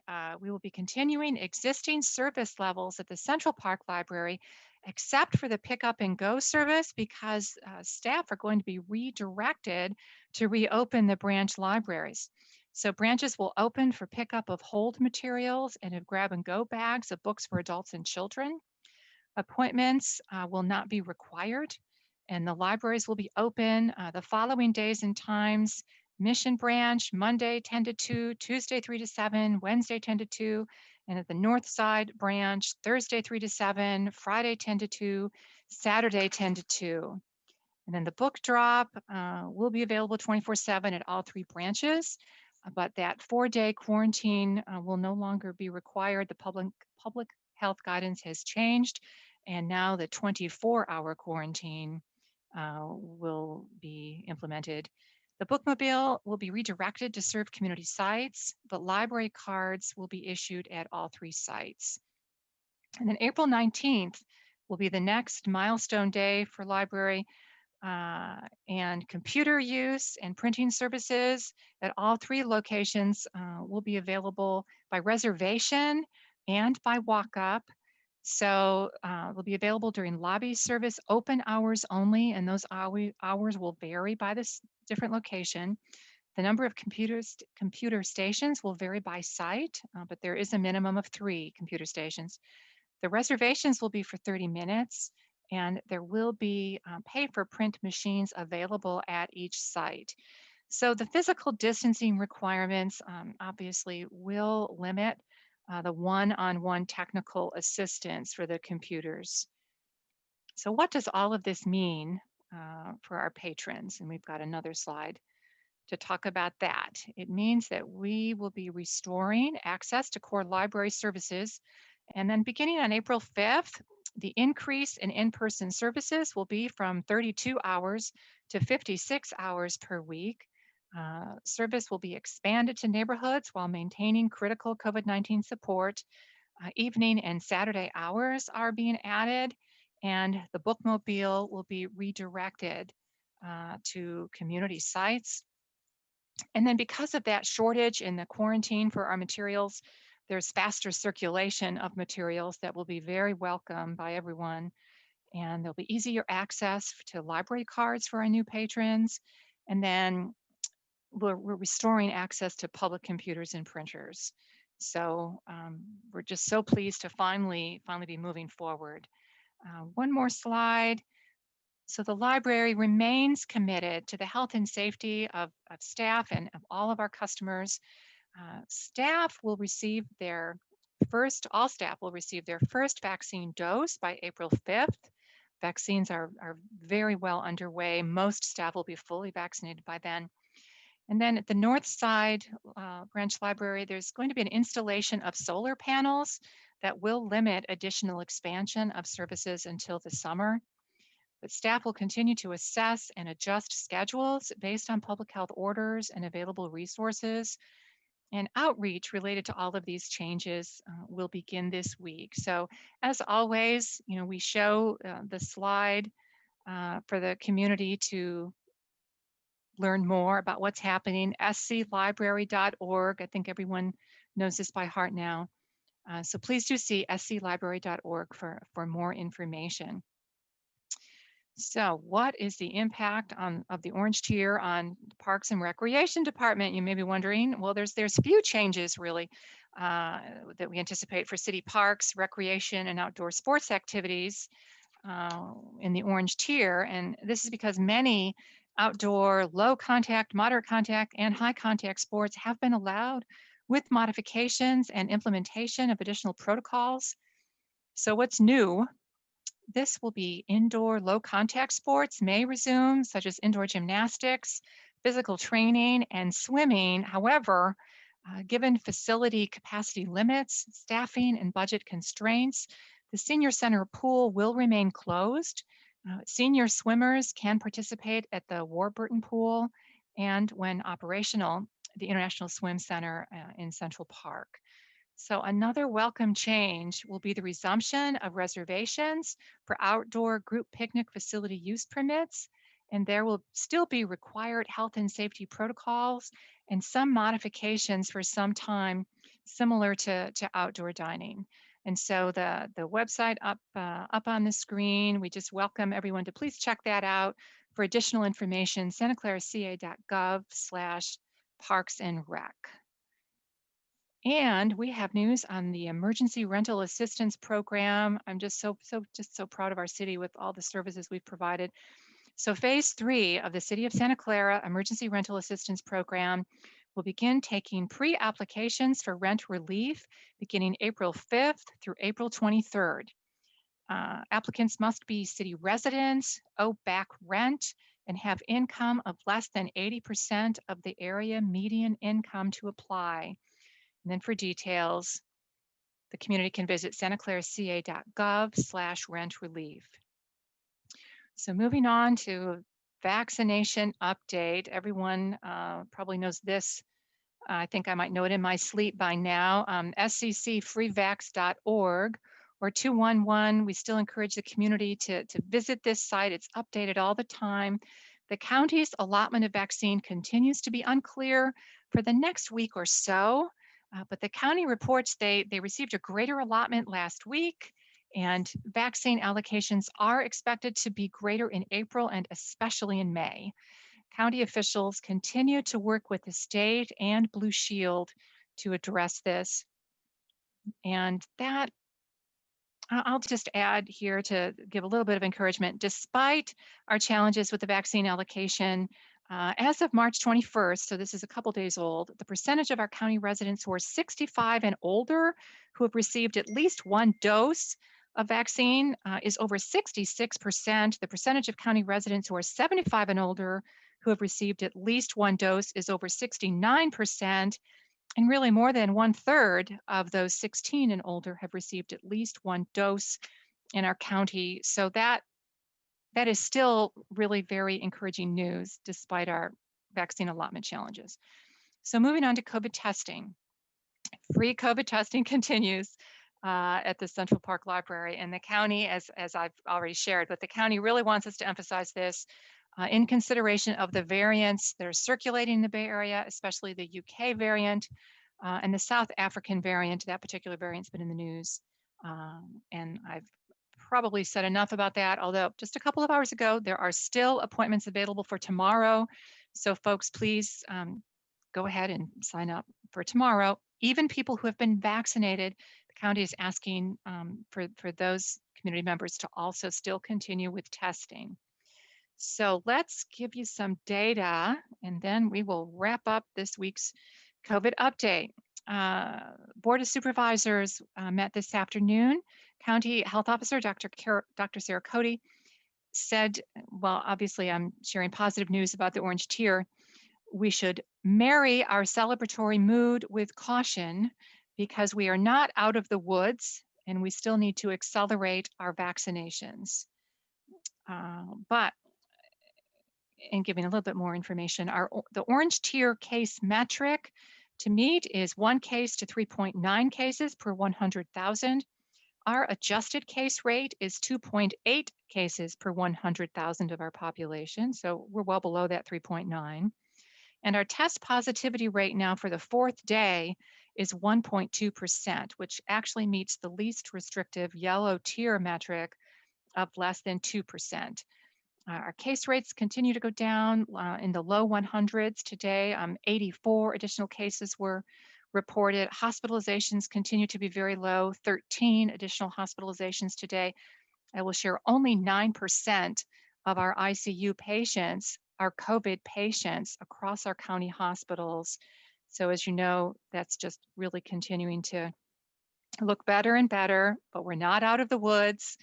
I will say in closing, Board of Supervisor President, Supervisor Mike Wasserman, stated today that it looked to him, and this seems very reasonable, that with all of the information we have about future vaccine allotments, we should achieve herd immunity in our county by June 1st. And there was not anyone that disagreed with that assessment. It does seem to be a reasonable estimation for now. And so this concludes my update. Thank you, Lisa, as always, for all the up to the second information. I just wanted to say I made an appointment for a COVID test for tomorrow. I made it right before our council meeting started today at 4 o'clock. I made one for my son and I, and there were still a lot of appointments available. And I'm telling you, you go to the library, you're in and out very quickly, like 10 minutes or less. Last time I timed it, I was with Councilmember Watanabe. I think we were about 4 minutes. It's only because we were lingering, but when they told us we couldn't take any pictures in there, but there is appointments available. And if you see on television, you know, you look at some of the other states like Florida and Texas with the spring breakers out there and doing all those things. It's like, yikes. Continue to get tested. Continue, because I'm not sure when I'll ever get my vaccine. I don't know. Maybe we'll reach herd immunity by the time I get my first shot, but I'm hoping that you know, that happens soon, because that's the most popular question I get is, you know, when are we all going to be able to have a vaccine? I can't answer that. I don't know. So, we thank you, Lisa. We really appreciate this up to the minute information. And let me see if there's council members that have any questions. for Lisa?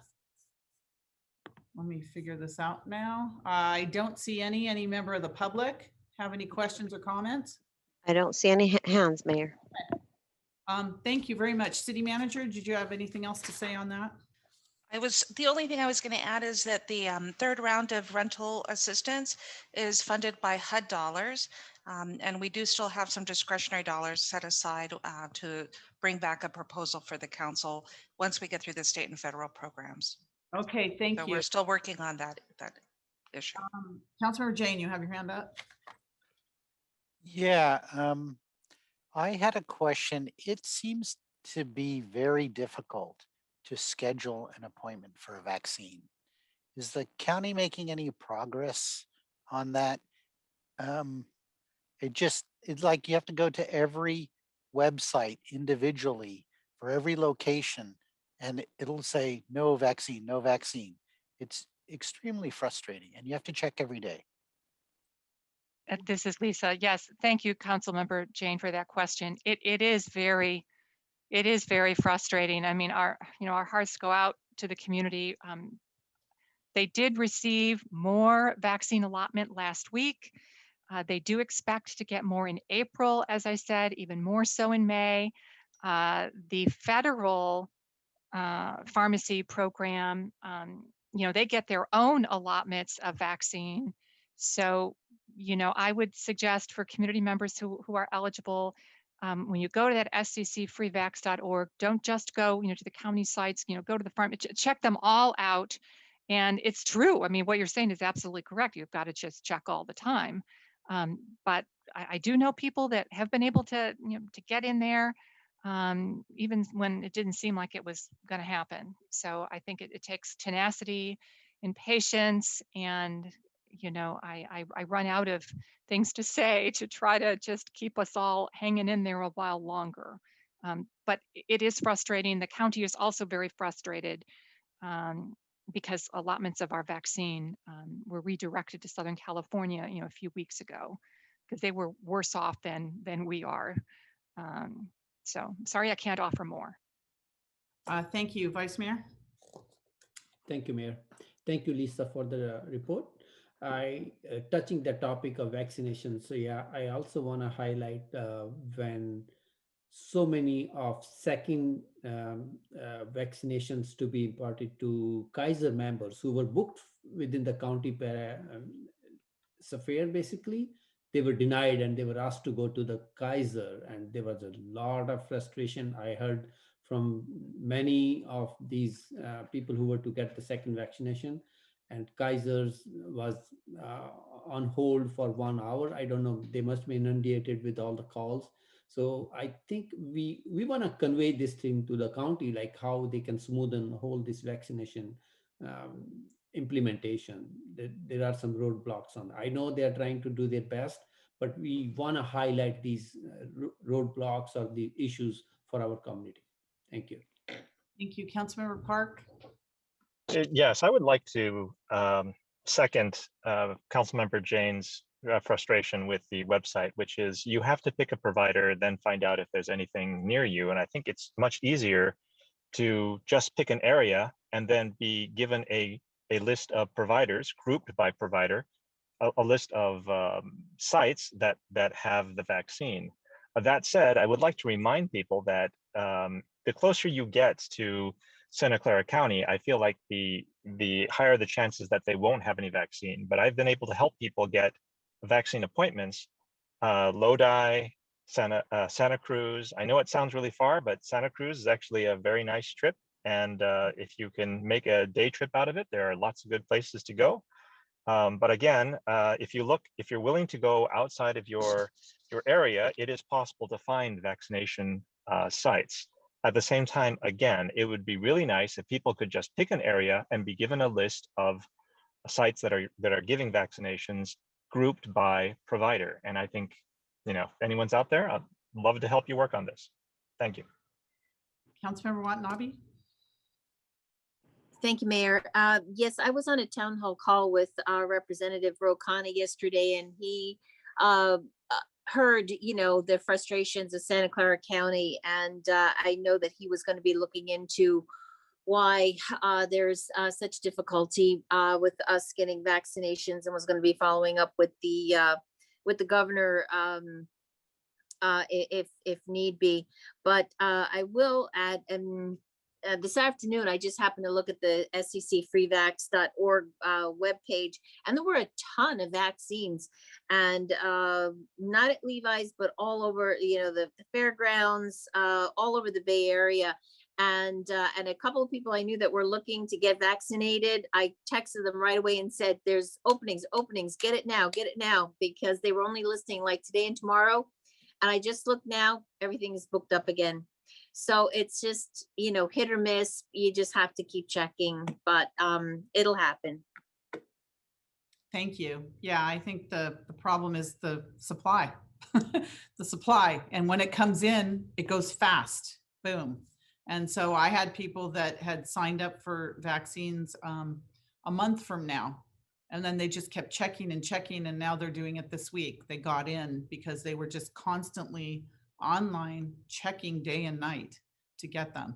So, and it shouldn't be that way. It really shouldn't be that way. I talked to Kaiser representatives yesterday, and they said they're, this week getting more vaccines in, and although not a lot, they're, hoping that more is coming very, very soon for all the Kaiser residents, the Kaiser patients. So it's just, as soon as they come in, they go fast.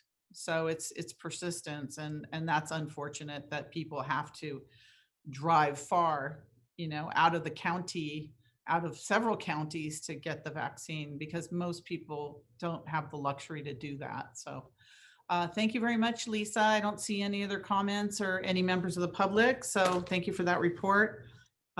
We are going to move on now to our consent calendar. All items are approved with one motion unless someone pulls an item from the consent calendar. Do we have a motion or anyone that wants to pull? Councilmember Becker. I'll make a motion to approve the consent calendar. All right. Second. Motion and a second. Any member of the public want to comment on the consent calendar?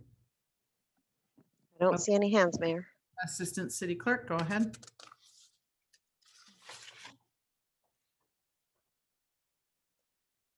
Roll call. Yes. Councilmember, Board Member Watanabe. Yes. Vice Chair, Vice Mayor Shahal. Yes. Councilmember, Board Member Hardy. Yes. Councilmember, Board Member Park. Yes. Councilmember, Board Member Jane. Yes. Councilmember, Board Member Becker. Yes. Mayor and Chair Gilmore. Yes. Thank you. Thank you. That passes unanimously. Public presentations, and those are items that are not on the agenda. Do we have any member of the public that would like to make a public presentation this evening? I don't see any hands, Mayor. Okay, thank you. Next, we have consent items pulled for discussion. We don't have any, so we're going to go into now our put on our Stadium Authority hats. Stadium Authority general business items. And the first item is action on the Santa Clara Stadium Authority financial status report for the quarter ending December 31st, 2020, and related budget amendments. Executive Director? Yes, we have a presentation that we'd like to make. If you could pull up the presentation, and Ken is going to walk us through the third quarter for the Stadium Authority. Thank you, Executive Director Santana. Good evening, Madam Chair, honorable board members, Ken Lee, Stadium Authority Treasurer, and appreciate the opportunity to share with you our third quarter report. And this item's a little bit different than the last two quarters that I've presented. And so I did want to highlight that at the beginning before I get to the report. And in the last two quarters, I've reported out on the projected impacts of COVID-19 on the Stadium Authority. As you're well aware, we have not had events with attendance at the Stadium Authority this fiscal year. And so the action before you includes budget amendments that are required to close out the fiscal year in about a week. And so happy to report both the activity and talk about the budget actions included in this report. With regards to the agenda, very familiar to or similar to the last two quarter reports that I've talked about, I'll talk about the activities around events, our operating budget, debt, capital projects, and then as I mentioned, budget amendments are included in this presentation before you. From a methodology and limitation, just for the disclaimer here, that information for NFL and non-NFL events are provided by the stadium manager. Source documentation, anything greater than 25,000, since there are no events here, doesn't pertain to this report. And then just the review is ongoing. It's as we report out on this year, we're still working on closing out 1920, and later on tonight we'll be discussing the budget for 21-22. So 3 fiscal years still in progress as we talk about the Stadium Authority. From a event perspective, there were 5 games held in the third quarter, no fans in attendance due to COVID-19. 2 preseason games were supposed to be held in the second quarter. Those were canceled. And then the last 3 games of the regular season were played in Arizona. From a non-NFL standpoint, there were no events in the third quarter. From an operating budget perspective, revenues totaled $28.5 million, or 42% of the annual budget, due to COVID-19 postponement or cancellation of events, including the last 3, rent impact of 7.2 million or so, and that's included in the report as far as budget amendments. Operating expenses totaled $43.5 million, or 64% of the budget. A lot of that timing is due to transfers. Continues a direction from the board to withhold expenses until they're verified with proper documentation in accordance with state and local laws. And so that practice has continued. Manco continues to draw on the revolving loan through third quarter that totaled $7.2 million. At the time of this report, SBL information was not available, so the information from the second quarter was provided here and highlighted here. With regards to SBL activity, it continues to remain strong and will meet the revenue projections for this year. From a discretionary fund perspective, no change in the balance due to no attendance. This is typically half of the surcharge on non-NFL event tickets, and so that balance here is $2.3 million. It's previously used to pay for public safety costs above the threshold. As far as debt, we are on track to make all the debt payments that are scheduled. And so you can see here that we've made good progress since the opening of the stadium, and our projected debt, at least end of Q3, is just shy of $300 million here. From a capital improvement program standpoint, a lot of the activity here is on the Stadium Authority side with regards to public safety equipment. And so listing of activities here as both police and fire personnel are prepping for when attendance is allowed back into the stadium. So those included radios, bicycles, a lot of the different gear that's required for public safety. Now, I want to spend a minute with regards to the budget adjustments included in the recommendation before you. And as I mentioned, I've reported out on COVID-19 impacts, mainly to the non-NFL event, both budgeted revenue, the rent reduction as a result of 3 NFL games played in Arizona, and then the NFL and non-NFL ticket surcharge revenue that's not received this year because of no attendance. And so those revenue adjustments are included in the document. We do offset those with expenditure savings or projected expenditure savings in several different categories. The budget amendment does include a reallocation of funding for a legal contingency, as those shared expenses are currently being paid by the revolving loan and anticipated to be repaid from excess revenues and not the legal contingency. Increases to appropriations based on actual usage and invoices, and then an overall offset to the operating reserve of about $4.5 million is recommended to offset the budget actions. And again, these are actions that are recommended prior to the close of the fiscal year, just from a budget perspective, to make sure that our revenues and expenses are in line. I do want to mention that with the publication of this report, the stadium manager did ask us a question about one of our projections around general and administrative costs. And so we did respond to the stadium manager regarding that question to the budget amendment.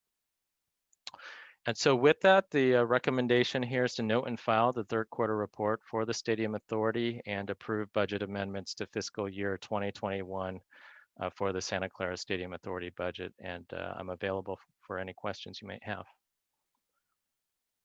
Thank you, Director Lee, for that excellent report. Do we have any questions from the authority members? I see no questions from the authority members. Is there any member of the public that would like to ask a question or make a comment? I don't see any hands, Mayor. All right. Chair.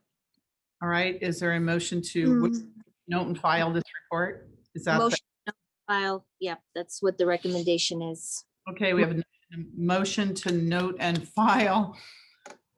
Authority attorney. I believe there's a second recommendation to approve the budget amendments. Oh, okay. Thank you.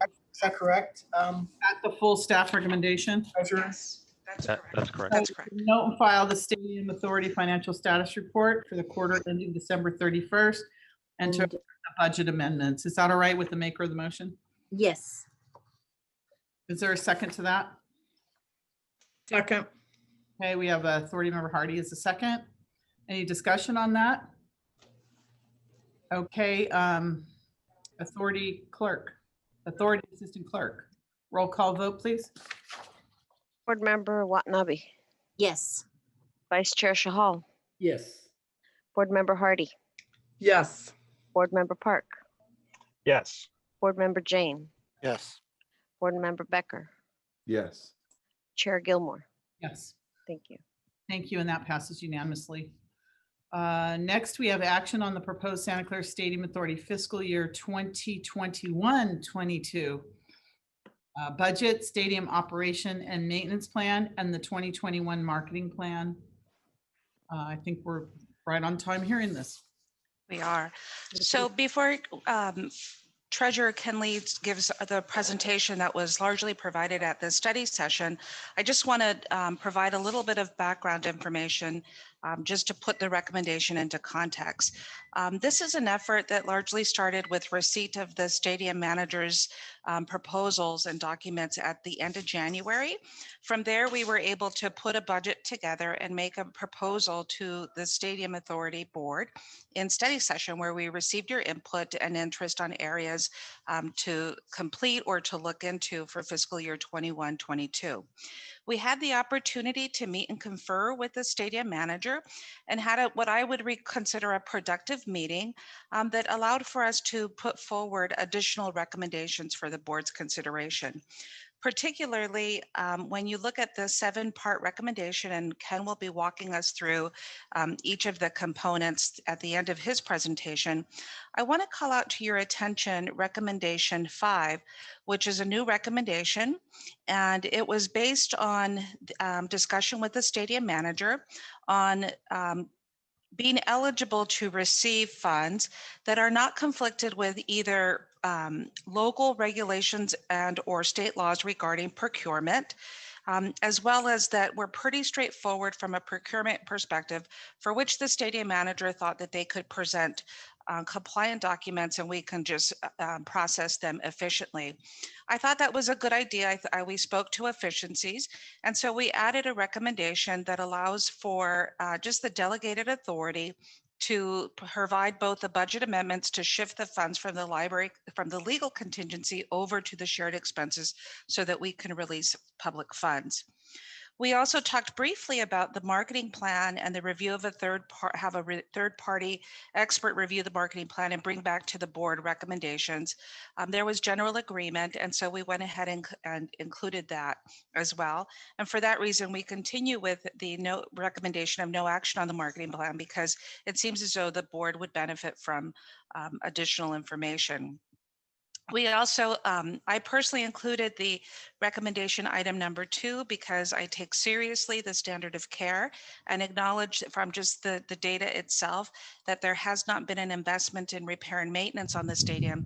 And I think it's time to, just like any development program where there's a schedule of planned maintenance or repairs, to understand and have transparency around how the dollars that you appropriate today will be used over the next fiscal year, recognizing the 2% and 3% over the past years of expenditures.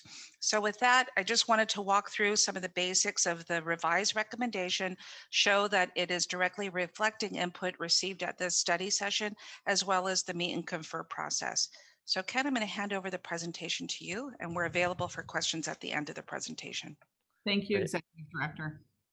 Great, thank you, Executive Director Santana. Good evening. Just for the record, Ken Lee, Treasurer.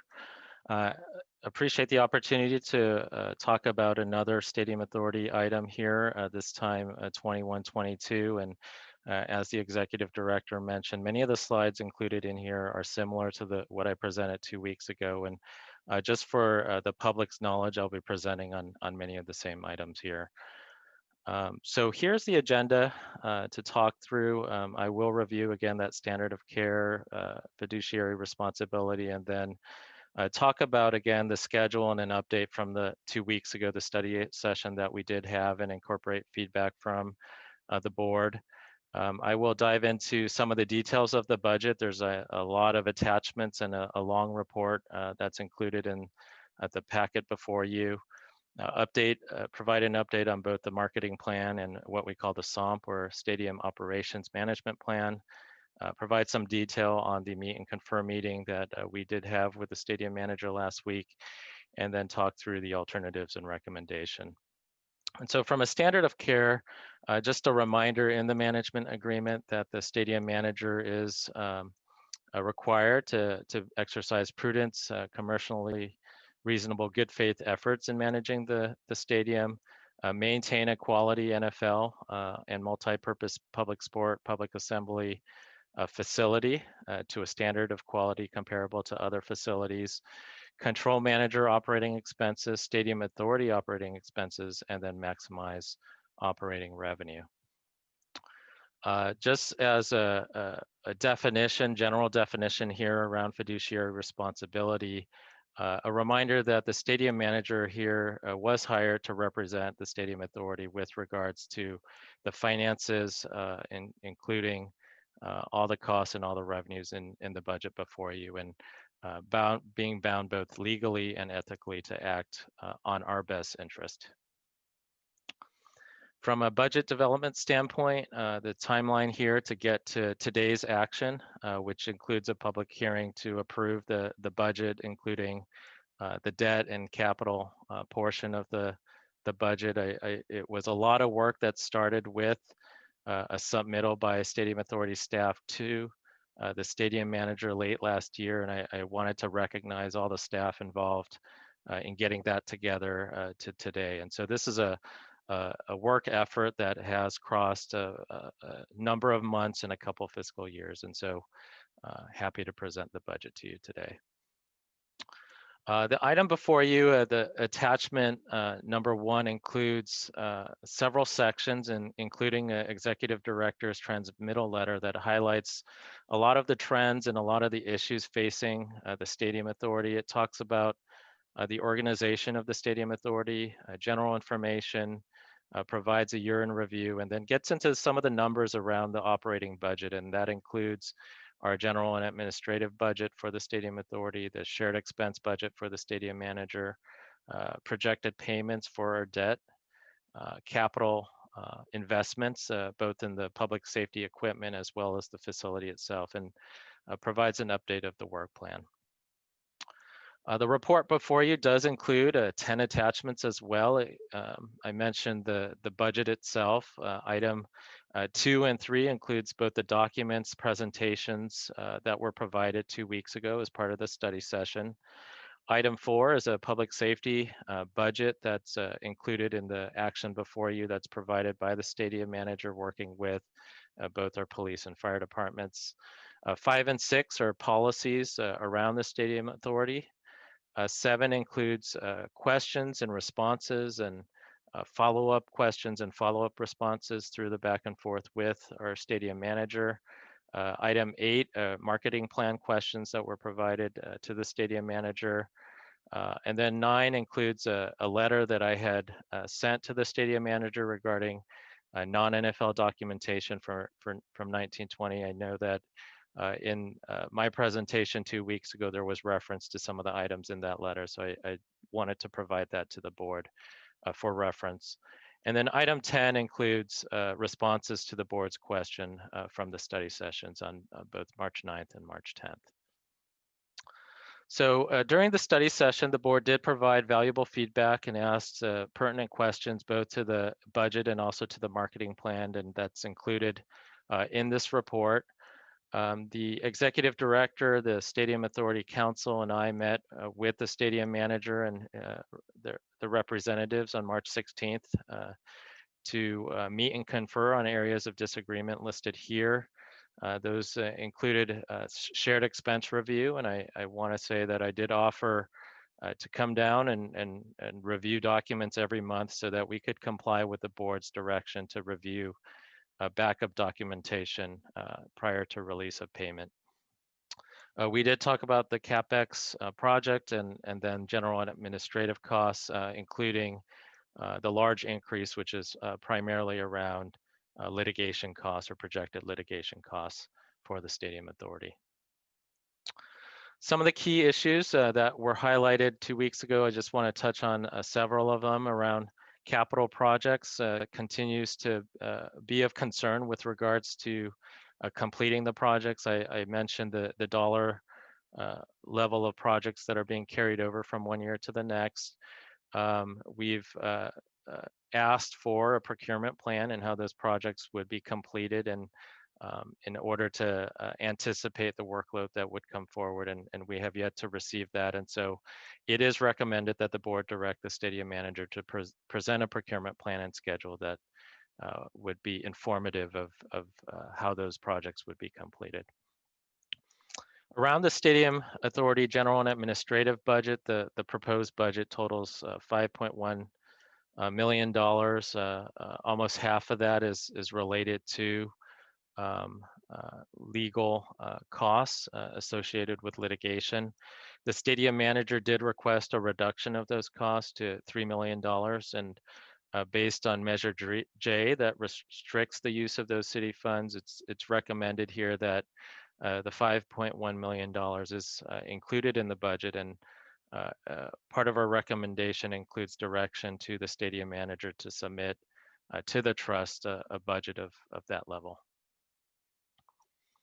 Around non-NFL event review, we are still in process of reviewing 1920 events and documentation. The budget forecasts a loss of $600,000 for next year. This would be the third year in a row that non-NFL events resulted in a loss. The first year being 1920 that we have yet to receive any response regarding some of the questions and concerns on the documentation that the Stadium Authority reviewed. And so the recommendation here is for the board to direct the stadium manager to respond to some of those questions so that we can close out the 1920 fiscal year. Around shared expenses, the recommendation is to set aside in legal contingency to cover shared expenses. It is recommended in light of the conversation within that meeting confer meeting that the board delegate authority to the executive director to approve budget amendments that would allow for the movement of budget from that legal contingency to shared expenses after a review of the documentation is completed based on board direction. So I wanted to talk about some of the numbers around the budget itself. And this slide shows some of the flow of funds here, starting with the operating budget, $65 million. That some of those dollars flow to pay debt. So that's $38 million. Some of the dollars flow to fund capital projects, $14.6 million. So when you take out some of the transfers and include some of the carryover and CFD proceeds, you have a total Stadium Authority proposed budget of just over $76 million. On the revenue side, I want to talk through line by line some of the assumptions here. The NFL ticket surcharge, this is 10% of the ticket pricing from NFL games that's paid by the attendee. And so the assumption here is a full stadium for NFL games, totaling $8.7 million.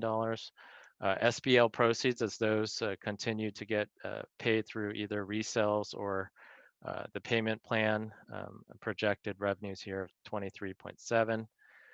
Interest, non-NFL event revenue, I mentioned earlier, a $600,000 loss that's projected, so no revenues, it's on the expense side. Continuation of receiving our naming rights revenue or sponsorship revenue around resale of the SBLs, rent, youth and senior program fees, and then non-NFL ticket surcharge, that's a $4 ticket surcharge that's received per attendee for non-NFL events. And so in total, that rounds out the roughly $65 million in revenue. On the expense side, shared stadium manager expenses of $3.1 million. That includes the insurance costs around the stadium, a legal contingency, as I mentioned earlier, as documents are reviewed around shared expenses, we would transfer those budgets to the shared expense budget and make payments. SBL sales and services, then highlight several revenues here that flow to the general fund. And so that includes our performance rent, which based on the NFL law, non-NFL event lost would be zero. Ground rent of $425,000 and senior and youth program fees projected of $232,000. And then to round out the expenditures, as I mentioned earlier, the general and administrative costs, which include city staff costs, that's works on Stadium Authority activities, including many of the work projects that are scheduled for this upcoming fiscal year, as well as outside legal counsel costs to defend our litigation. And then the transfers here represent the dollars that flow out to both debt and capital. As far as discretionary fund, the projected balance here is about $2.15 million. This includes the projected revenue, 50% of the non-NFL ticket surcharge of $75,000, as well as a budget of $250,000 that historically has just been set aside in case any kind of unforeseen event or expense is needed for the Stadium Authority. With regards to debt, our projected debt payment totals $38 million over the three debt series here that's shown here, so sizable portion. Again, that would drop our debt from roughly 295 million to about 271 million next year. With regards to the capital budget, of $14.6 million is proposed. That consists of $13.1 million of stadium improvements, $3.4 million of new projects, including recoating the main deck in some of the areas, and then replacing some of the field turf track around the field there. Public safety and security equipment, and then a carryover amount of $9.7 million. The budget also includes about $1.5 million of stadium warranty related construction costs. I want to touch on here the marketing plan. And so the board did demonstrate as part of the study session 2 weeks ago interest in having an independent third-party review to assess the marketing plan to ensure a turnaround strategy that would result in generating additional revenue for the Stadium Authority. And so we did communicate some of those questions to the Stadium Authority around the marketing plan, and that's included that in attachment 8. Responses were expected from the stadium manager on March 15th, and we received those after the production of the report, but are included as post-meeting materials, and those would be posted for the public after this meeting. The stadium manager did not agree that the decline in financial performance of non-NFL events was a result of a shortcoming in the marketing plan. However, they said they would be open to an option of a third-party evaluation, but they would like to agree on who that consultant is. And so the recommendation before you is to take no action on the 21 marketing plan. However, if the board chooses to pursue a third party evaluation, that alternative is recommended in the item before you. Around the stadium operations management plan, so this is a binder that's kept to update annually. It's required by the agreement, and it includes comments from all the city departments and changes during the budget process. As of the timing of this report, we did communicate comments and proposed changes. The manager has not provided a final copy of the SOMP, and so we will review that after it's received and approve it administratively. Just to note here, this does not require board approval. It's an administrative approval based on the agreement. I want to spend some time on the meet and confirm meeting that we did have with the stadium manager on March 16th. And so minutes are provided as post-meeting material. So it does provide you with some of the details of the conversation. And those conversations I felt were productive, and with proposals to address some of the concerns, and some of those takeaways have been incorporated into the recommendations of the budget, including the delegation of authority to this executive director to approve budget amendments after a review of documentation as directed previously by the board. Litigation costs to defend the stadium authority and staff costs to comply with Measure J are included, totaling $5.1 million. So direction is included in the item before you to approve that and direct the stadium manager to transmit that budget to the trust. And then I mentioned earlier the third-party marketing plan review. So in conclusion, the next couple slides, I want to summarize that the item before you does include necessary funding to operate the stadium, including operations, debt, and capital within our legal requirements, and is structurally balanced between revenues and expenses. A legal contingency is available to cover budget adjustments for shared expenses as documentation's reviewed and confirmed. Maintains adequate reserves for operations, discretionary, and capital funds. Maintains our commitments around debt, including excess revenue that's projected. Invests in capital expenditures. Advances strategic initiatives to ensure boards initiatives are responsive to stakeholders and constituents.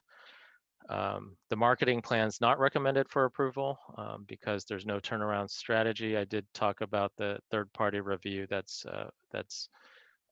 if the board chose to move that direction, is included in the recommendations. And the continued legal challenges associated with the stadium manager, just from a disclaimer perspective, the submission and approval of the budget does not indicate a change in the board's position, and our position that the board has the full authority under the law to set its budget. And so with that, the alternatives before you, I did want to talk through these. Number one is adoption of the budget itself, the document before you, including the detailed numbers around operations, debt, and the capital budget. Number two, direction to the stadium manager to provide a procurement plan and schedule for all the required repairs at the stadium.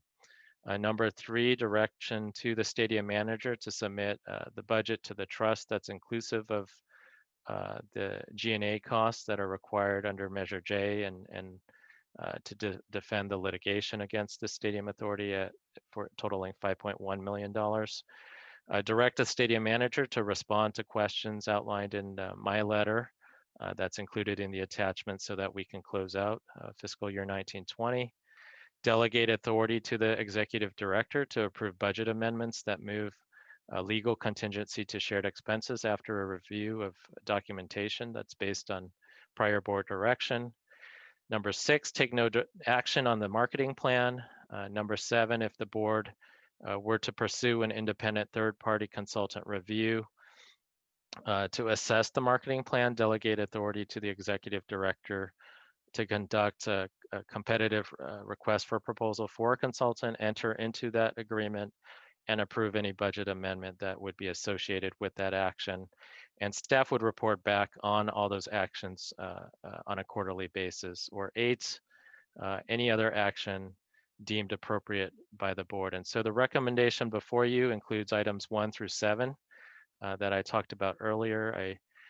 Before I close the presentation, I do want to acknowledge that some communications from the stadium manager was received by staff, as well as, I believe, transmitted to the board. And that includes rhetoric that indicates a very different position from the recommendations before you. And so I do want to acknowledge that communication. It was briefly reviewed by staff, and we're prepared to respond to any of those questions the board might have with regards to those letters and or any of the information presented to you tonight. And so with that, that concludes my presentation, and I appreciate the opportunity and available for any questions you may have. Thank you, Treasurer Lee. I know you've done a lot of work on this, and you've presented it to us, an executive director, very clearly. So thank you for that. So comments, questions from the board? We have board member Jane.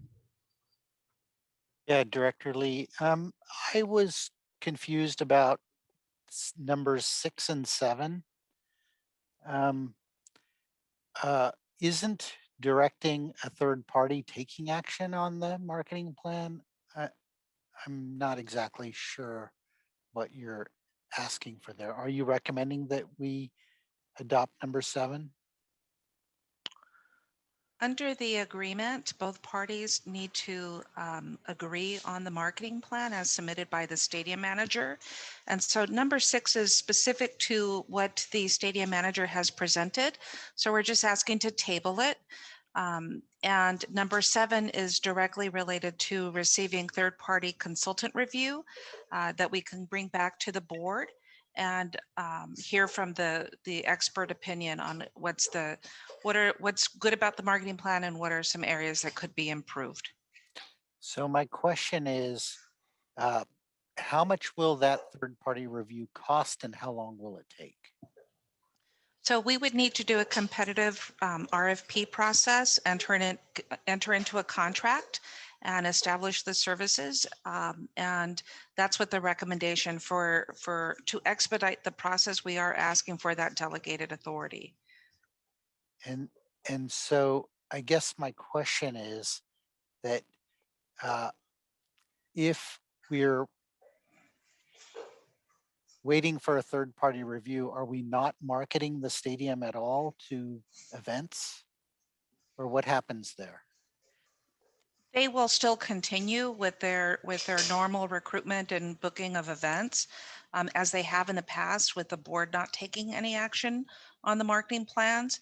What we will do, though, is if the board is interested in item 7, we will refocus, get into an RFP process, hear from the market in terms of the cost based on the scope that we establish, and hope to bring a report back before the next fiscal year so that we can have an improved marketing plan that addresses our need for a turnaround strategy.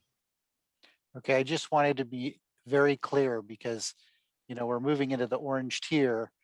I kind of see us getting out of COVID, and as we see in Miami Beach, people are eager to go out and party. And so this is not intended to stop the booking. And I'll just share, the Stadium Authority completed a lot of work on KPIs.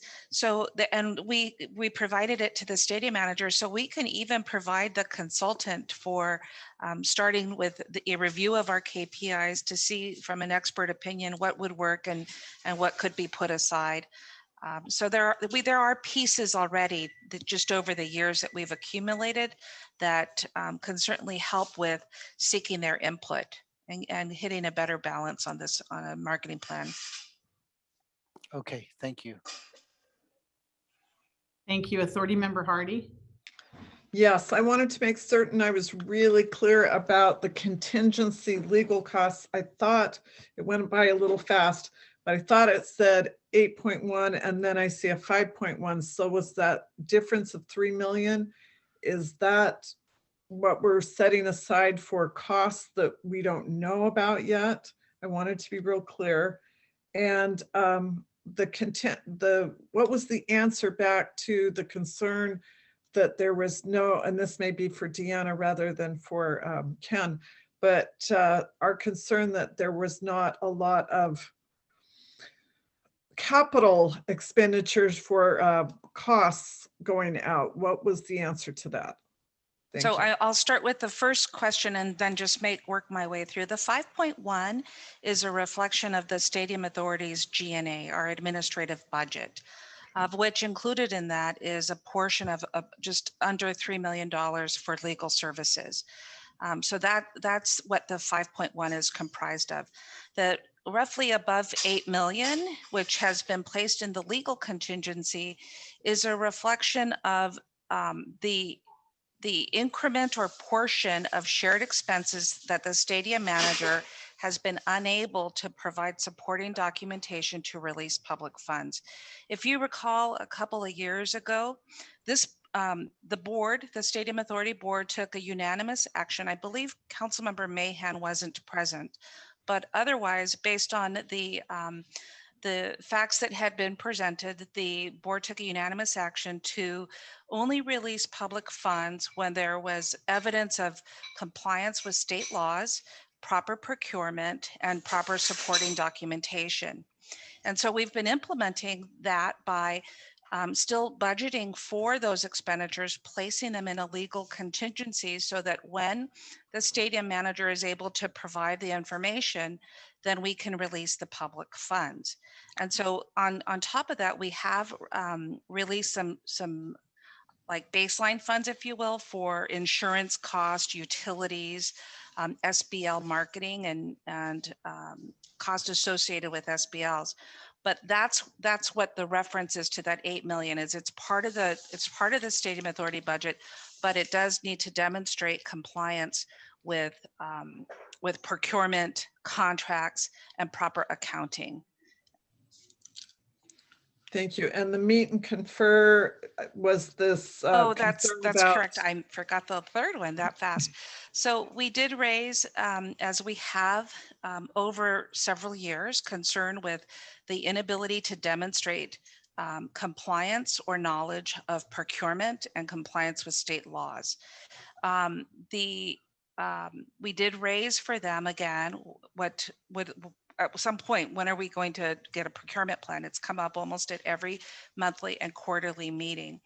We did hear that they are, I want to make sure I'm being accurate, that over this year, they do plan on beginning to submit procurement requests from the board. I'm not certain that I heard a plan. And if you will, if a facility of this size with all of the different maintenance and repairs, there should be a schedule of, regular electricity maintenance, regular types of maintenance on floor coating, seats, and other types of things. Think of like a large housing development or an HOA that knows when it's going to paint, replace its roof, replace plumbing, or inspect plumbing. There should be a schedule in place where we will know how the CapEx budget is going to be expended, and we can plan accordingly. That's not what we've been able to receive from the stadium manager despite our request. Thank you. Okay, Vice Chair. Thank you, Chair.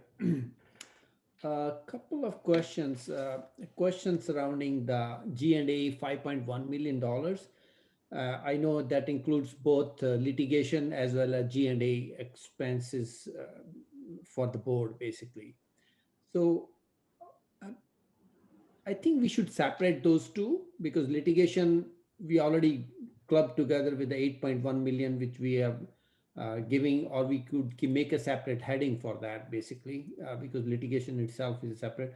Because I recall G&A expenses, I don't know how, is it around $2 million for us right now? So thank you, Vice Chair, for the question. So I assume you're talking about projections for this current year. And so that is approximately projected to be around $2.6 million. However, because of COVID-19, we did, as the Stadium Authority, did take proactive measures to keep at least a couple positions vacant, including a deputy city manager and a management analyst, as well as other initiatives, knowing that there would be a shortfall in revenue. And so just from a budget to actuals perspective, we are projecting large savings this fiscal year. With regards to next fiscal year, so out of the $5.1 million, $2.5 million is segregated for outside legal support costs. Staff costs are about $1.8 million. That is down from a budget to budget comparison from the prior year. And so that's the recommendation here. And I do want to acknowledge that when we come up with that budget, we survey every department and look at over 25 positions across the city that support Measure J activities around the stadium. And so that's the analysis that comes into creating the budget for that staffing costs. When staff actually charges time on their time card, those may differ, and so we will see some variances there to the extent, based on our planning efforts versus what we actually charge. There might be some discrepancies. So, just to clarify both the projections for this fiscal year and what's included in the budget before you.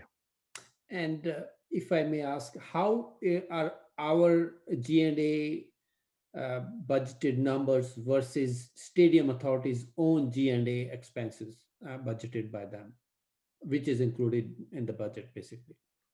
So the Stadium Authority G&A budget, again, I mentioned the $5.1 million because that includes all the activities to support the Stadium Authority. If you segregate, I want to exclude the litigation part of it because that is irrespective. Let's exclude that. I would like to put that on a separate heading actually, instead of G&A. So if we exclude the litigation contingency we are including in that, let's exclude that. Let's include only the sports staff expenses. I think we have a table, Ken. Yeah, so there is a table on page 29 of the budget, and I'll just detail it in case people don't have it in front of you. So if you exclude the legal services, so the Stadium Authority G&A budget includes about $1.8 million of staff costs, about $300,000 of audit service costs, $190,000 of other consultant costs, $150,000 of executive director and board directive costs, administrative services of $150,000, and then $20,000 of other expenses, and $9,000 of board stipends. So the details are provided on page 29 of the operating budget. So without the legal cost, that's roughly $2.6 million, which is in line with our projection for this fiscal year. So it's about on par for what we're tracking this year. And my question is, how much is comparable stadium shared expenses respective with this one? So with regards to the stadium managers costs, I want to highlight several lines where they have staff costs. And so one line item that includes other expenses. So this is some of their G&A costs were charged there. A projection in the budget of $388,000. Then with regards to SBL sales and services, the budget there is $3.4 million, of which I believe over half of those costs are salaries and staff costs. And then with regards to the stadium manager shared expenses, of the, I believe, $8.1 million, I think they had presented a graphic of $4.2 million of those costs were related to staff costs. So, you know, if you were to add the 4.2, the 388, and probably roughly $1.5 million from SBL sales and services, we're looking at about $6 million in stadium manager staff costs, roughly, just looking at some of the numbers. Okay, okay, that's good. And but our cumulative, our year-to-year G&A cost have, because I was seeing that presented last meeting also, it has gone substantially high. Is that correct to say? On an overall basis, it is up, and that's entirely due to outside legal counsel costs. I think in a slide 2 weeks ago, I presented that from a budget to budget perspective. The staffing costs are down, the consultant costs are down when you're looking at the budget. Okay, okay. And my other question, I know city manager, stadium executive director, you mentioned that for recommendation number 7, you have some KPIs already laid down, which you basically you have some groundwork done already on that. We would like to see that, like if you can present that to the council, to the board, basically. What I want is what has been prepared, like a white paper sort of on that, and what would be like the consultant to do basically with that data. What we plan to achieve from that, and what would be our directive to the outside consultant. Hey, these are the clear directives to you. These are the things we need to get it done. We can certainly share with the board the work that we had completed in early 2018 with the stadium manager on KPIs, and we would include as part of the RFP scope a review of the work completed, and then of course recommendations for what KPIs should be included in a marketing plan. Because as we started with our study session, a key component of a marketing plan is having KPIs included so that over time you can measure improvements or know where to include level of investments. So that's exactly like we need to absolutely look at summary white paper of what has been achieved and what we want to do. Yeah, we don't have a white paper, but I can just share with you the work. It's pretty evident, but I think it would be best to hear from an outside consultant around the work that was developed. So, and based on what we're trying to accomplish with a marketing plan, what would be their recommendation for how to proceed with KPIs? Knowing that we can't measure everything, and that some data is more important for making decisions and investments than other data. Correct, that's fine. And my last is, I know we got some responses from Stadium Stadco about few emails. Would you like to, if you have gone through those, Ken or city manager, I know it was the last moment. I reviewed briefly those things while during the meeting. So would you like to throw some light? Well, they come late, and Tuesdays are very busy for council or board meeting days. We are preparing, as you know, sometimes to the last minute for PowerPoints and making sure that we're ready. I think all you have to do is read the first couple of lines. As Ken said it well, it's a lot of rhetoric. There's some spin to portray the officials of the stadium authority in bad character, as if we have motives that are personal or intentionally lying. I think the facts speak for themselves, though. I mean, at the core, let's listen to what Ken said. We have 3 fiscal years that we're working on. And why is that? We can't close fiscal year 1920 where we lost $2.7 million because they won't give us information 4 months later of support, a very valid supporting documentation that could allow for us to understand the financials of how they spent money and close up the fiscal year. And so there's, that should be of concern that they're making a lot of these accusations about who's mismanaging, but it doesn't change the fact that we can't close fiscal year 1920 because of a letter that we asked for on December 1st, which they have yet to provide responses and correct the supporting documentation. We're in a situation now where there's more bias and more accusations about our character, but nothing changes the fact on prevailing wage that we're now going into 3 years and they still can't comply.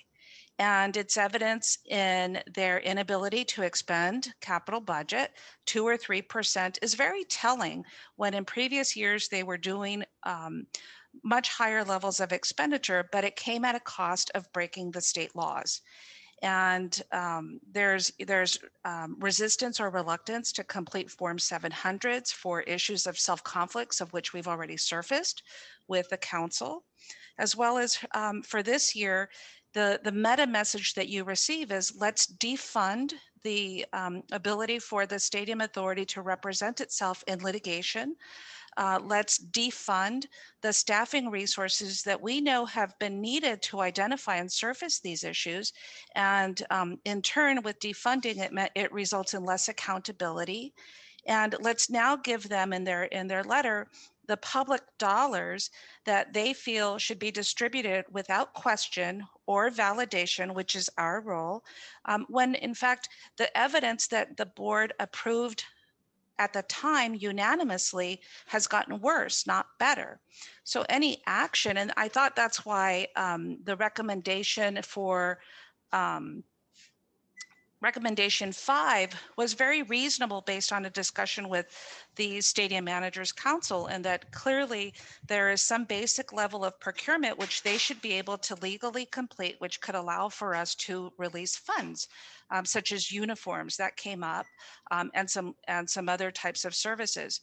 I agree that's reasonable if it's straightforward and doesn't involve prevailing wage, then they represent that they should be able to comply, and therefore in turn we should be able to release public funds.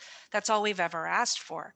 But to ask wholeheartedly for the shared stadium budget, you're essentially, if you take that action, you're essentially asking Ken and I to release public funds for which we knowingly have evidence of state law violations, which 3 years later they still cannot fix or have demonstrated corrective action. That poses a lot of risk, and frankly, I would want to cause for pause and have a different discussion if that's the direction that the board would like to go in. But I think item number 5 is reasonable in that we got it. You want some efficiencies. It's been multiple fiscal years. We're hearing you. You think you can do some basic procurement, and if you can, we'll take the going to the board away and ask for the delegated authority. So that's my response. Is that the facts speak for themselves. The pattern of multi-year evidence of non-compliance speaks for itself, and the rest of it is spin, bias, and rhetoric, and accusations of lies which just aren't true. That's my response. Okay. Thank you. Authority Attorney Doyle. Yes, thank you, Board Chair. In response to the notion that we would defund our legal defense, I'm really kind of perplexed.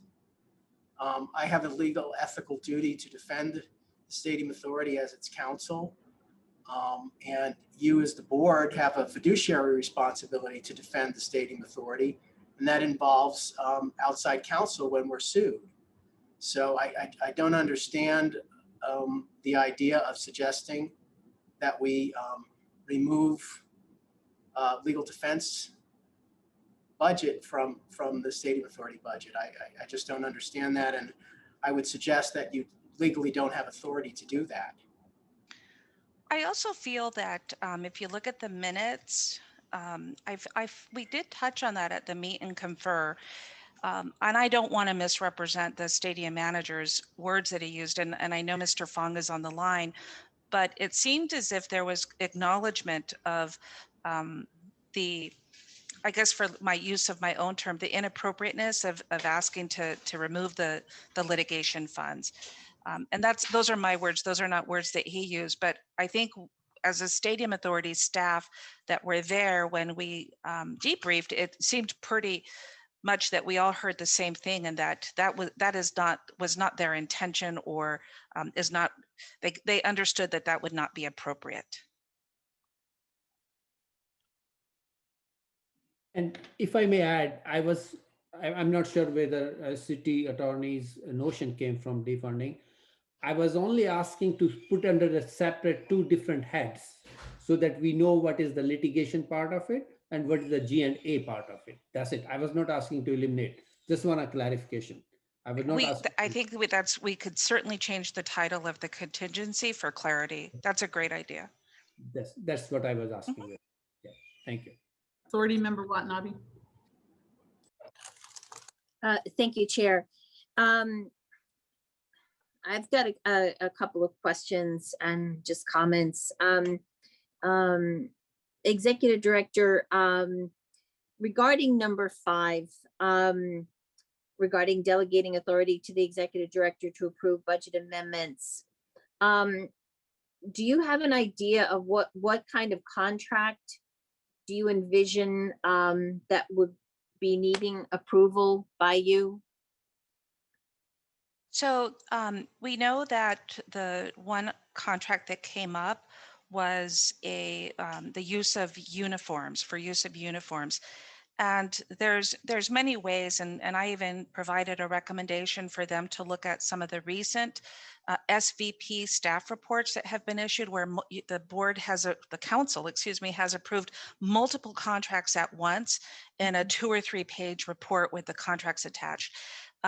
I stated that if they could get to a level where they're either asking for bulk purchase orders for actions that do not require public works project compliance or prevailing wage, that's something that we could entertain. And so long as the purchase order or the contract is legal and appropriate, and there's been some form of public procurement, as we've all acknowledged based on what the service and goods are, that there should be no reason to not release funds with the appropriate supporting documentation. That's been the position of the board all along.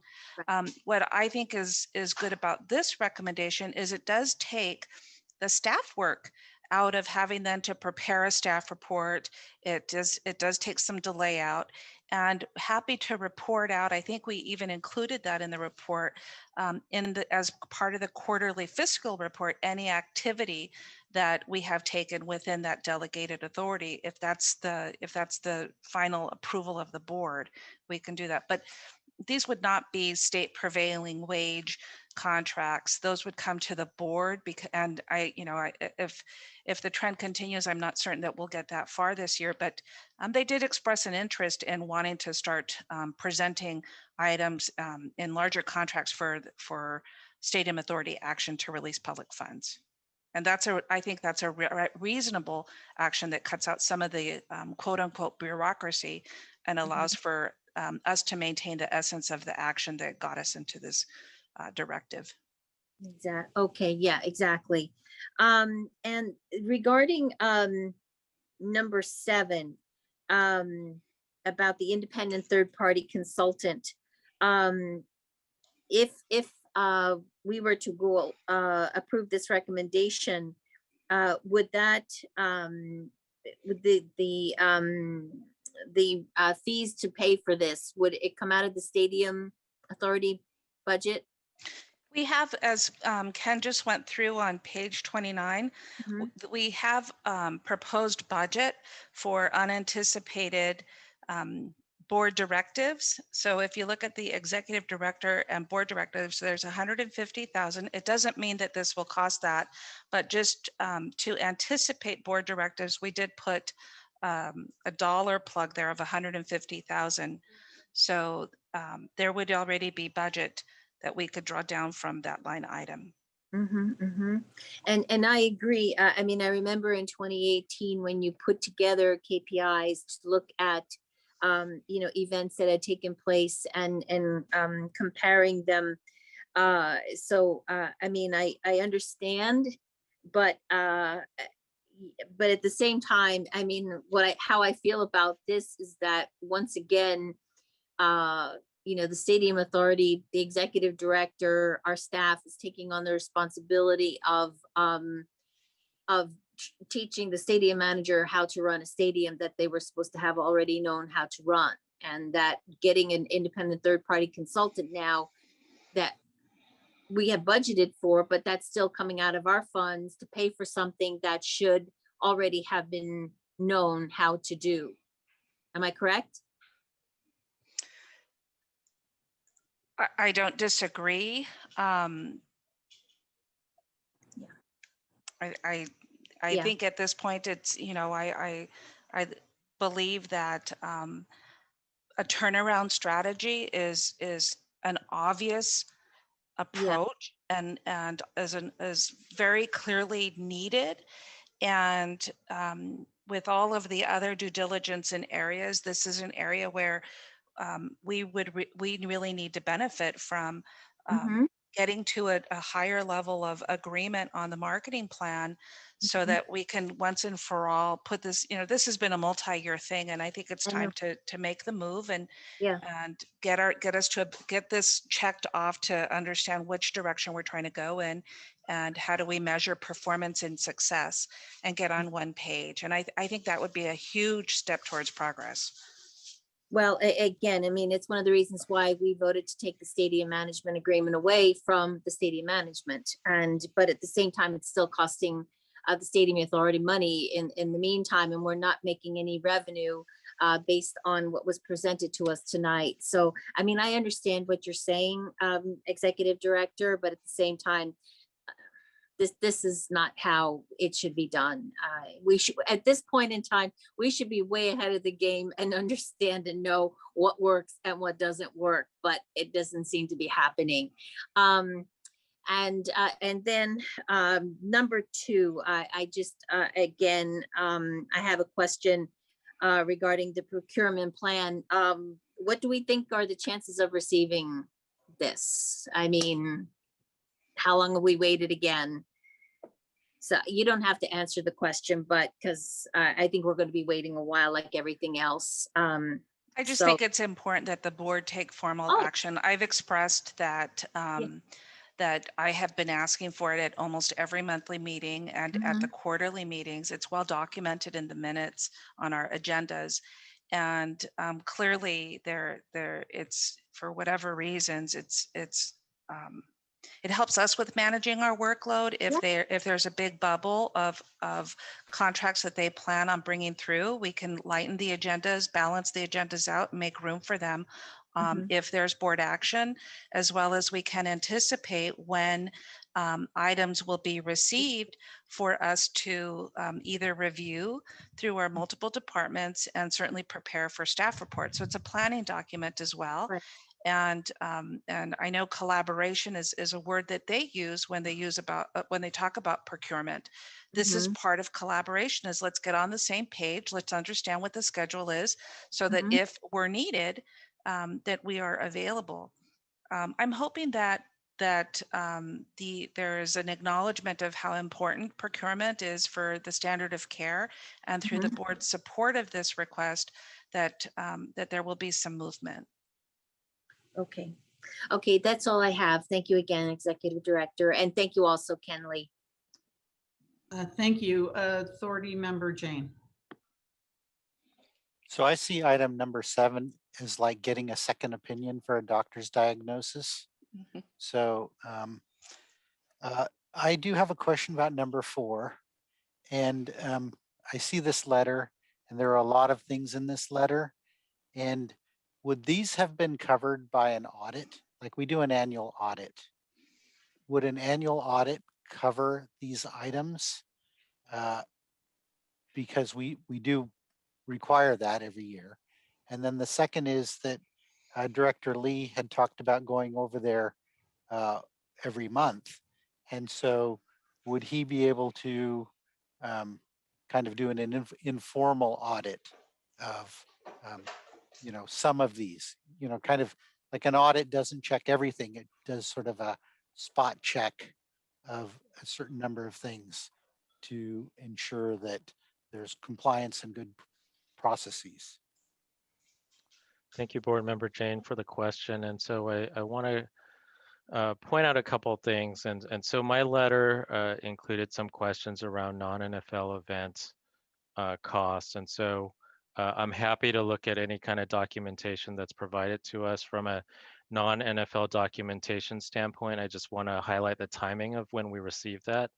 And so for events greater than 25,000, they do provide those documents 45 days after those events.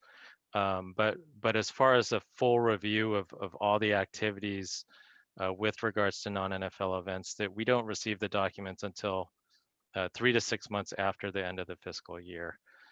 My offer to go over and review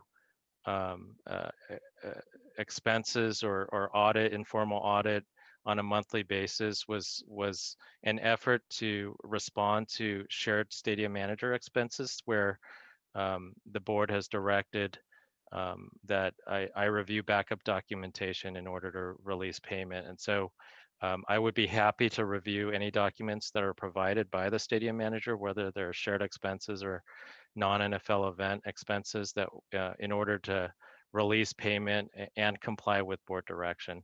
I do want to clarify that when we have annual audits, KPMG does look at both shared expenses and non-NFL events, but they do a very limited sampling for the purposes of validating how they are recorded on a financial statement perspective. So they're not looking for compliance. They're not looking at contracts per se.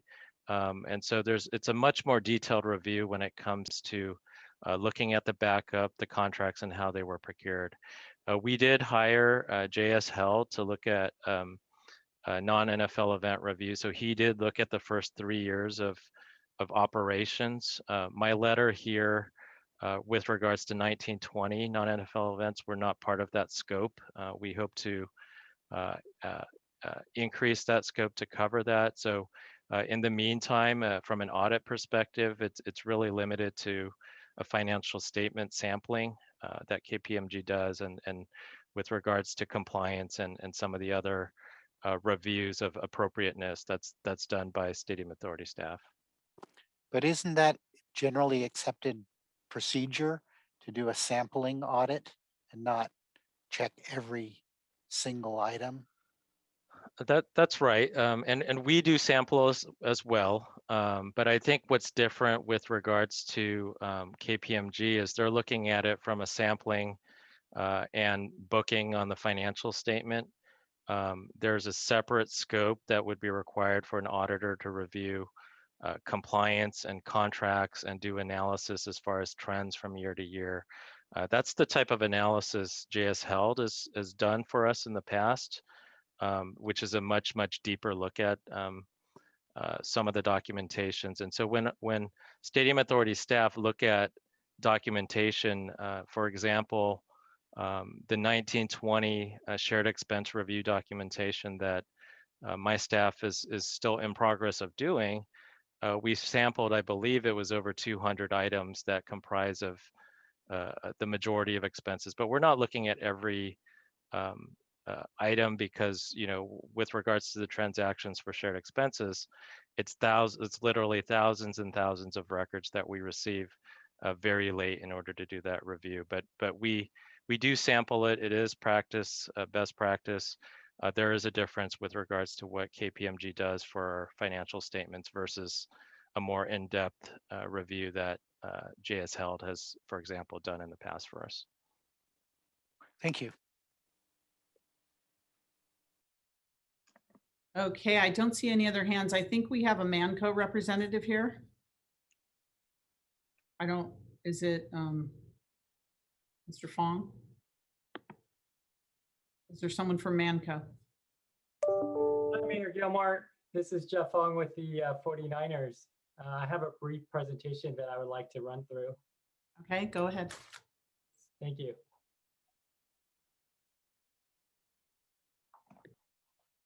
All right, good evening, board members. My name is Jeff Fong, Vice President of Finance for the 49ers. It is a pleasure to be able to speak to you again. I just wanted to provide a brief recap of a presentation I did 2 weeks ago on the 2 significant budget issues that we hope can be resolved tonight. After my presentation, I'll be happy to answer any of your questions. Next slide.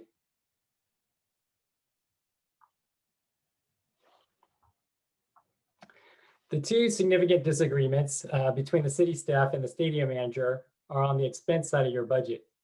The issues are around SCSA overhead expenses and SCSA payment of shared stadium expenses. We have prepared some slides on both of these issues to explain our position and hope that we can find some common ground here. Next slide. All right, so this slide shows actual SCSA overhead expenses since 2018 and the proposed city budget of 5.1 million for FY21.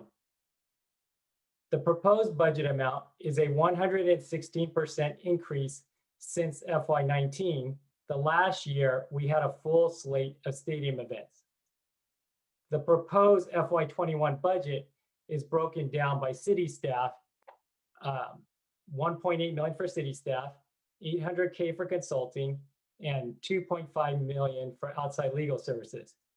Now, I believe Councilmember Chahal had asked a question about if you back out legal services, what is the increase between what we're calling city staff and consulting costs? So if you back out legal expenses, then FY21 would be 2.6 million and FY19 would be 1.4 million. So 1.4 million in FY19 for city staff and consulting, and in FY21 proposed would be 2.6 million for city staff plus consulting. So that's about an 83% increase.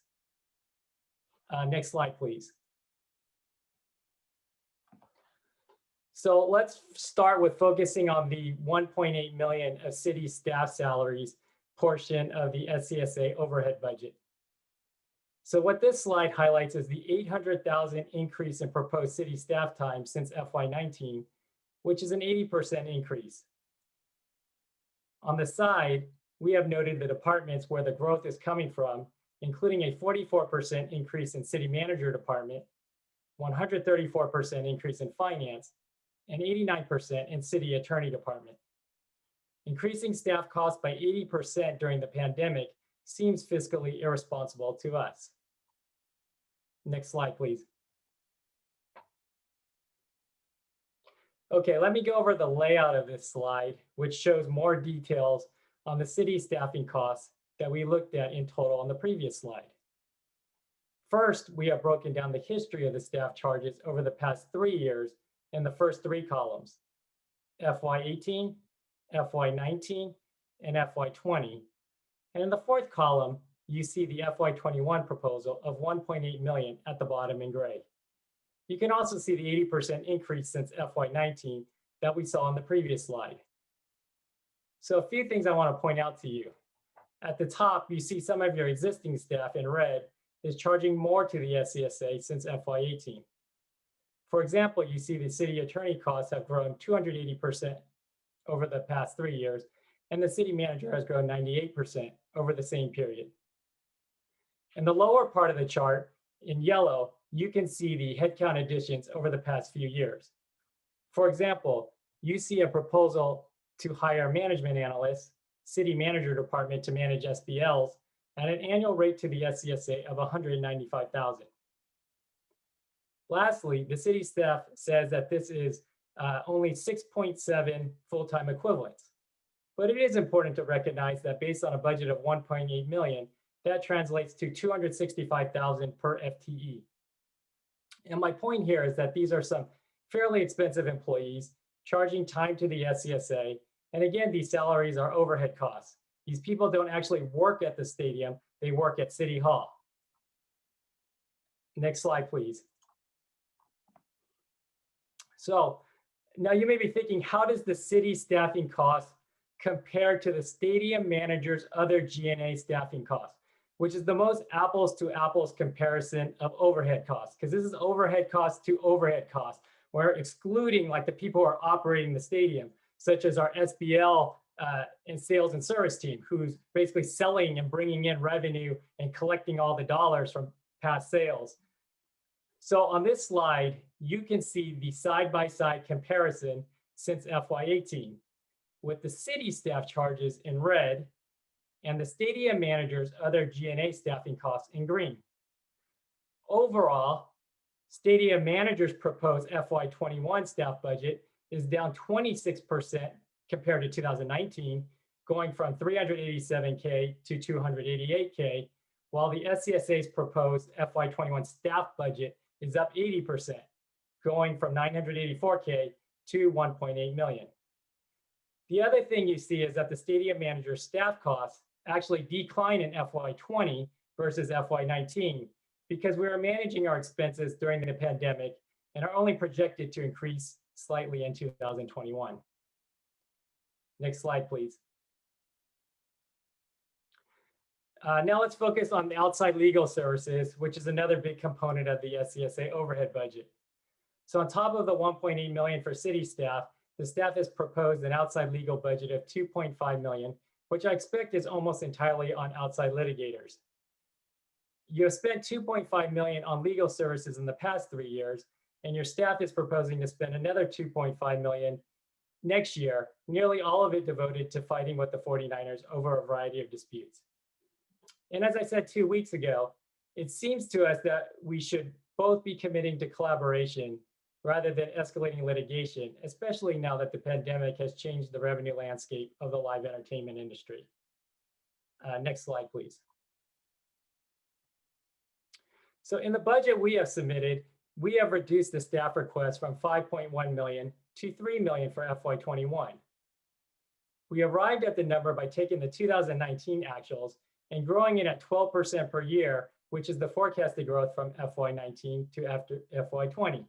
So the FY20 projection is around 2.6 million, as Mr. Lee has said. So even with the 2.1 million reduction we recommend, the city staff will still get a 600,000 increase over 2019. So 2019 was about 2.4 million. We're proposing 3 million, which is a 600,000 increase or 27% increase. So remember, this is in comparison to the stadium manager's other G&A costs, which are going down over the same time period. Our suggestion is that you direct your staff to develop an overhead budget of $3 million. Next slide, please. So to further illustrate how big of an increase the city staff is asking for, we took the slide that Mr. Lee presented 2 weeks ago on historical SCSA overhead, and we added in the 5.1 million proposed FY21 budget over on the right-hand side. And as you can see, it doesn't even fit on the chart. Next slide, please. Okay, switching topics to the next issues. Next slide, please. So let's discuss the second issue of SCSA payment of shared stadium expenses. Starting in around 2019, the city staff stopped paying for its share of stadium operating costs and began parking those funds in what you call a legal contingency. As I understand it, the city staff has taken the position that they won't pay their bills until they are satisfied that the underlying costs were properly procured. But it's important to recognize that the majority of the costs that your staff is withholding is for wages of the staff that actually work at the stadium. And I don't believe there are any procurement issues about the employees. You can see it here on the slide. Of the 8.1 million you are withholding in legal contingency, more than half of it, 4.2 million, is for wages for stadium employees. So these are employees who work at the stadium, like the groundskeeping staff, loading dock workers, and security staff. The allocation is also very basic per the stadium lease, where all employees are split 50-50, except groundskeeping, which is split 30% to the SCSA and 70% to the 49ers. you can see the dollar amounts and allocation percentages below the pie chart. So it seems unreasonable to us that you would refuse to pay these workers. Your auditors have had full access to their confidential payroll information since the stadium opened. Next slide, please. So at the board meeting 2 weeks ago, the city staff raised the concern for the first time that the stadium manager could be double billing staff charges to the SCSA. We responded to this in a letter today, noting that shared stadium expenses are split in accordance with section 8.3.1 in the lease. That's the 50-50 or the 30-70 that we had mentioned earlier. So at the bottom, you see other worker categories, and you will notice that these are different employees than the full-time employees above the red line. These employees below the red line track their time using payroll software. So from our perspective, this new theory of double billing has no basis to hold up the $4 million plus of workers' wages. Next slide, please. In summary, we believe that SCSA overhead should be $3 million, and you should start paying all the stadium operating expenses, the $8.1 million that the city staff has put in legal contingency. As we said in our letter today, starting April 1st, if these costs are not paid in advance in accordance with the management agreement, the interest rate will now be 12% per section 11.2. For the remainder of the presentation, I would like our outside counsel, Ms. Charmaine Yu, to come on and go through these slides. Thank you very much. Thank you, Ms. Yu.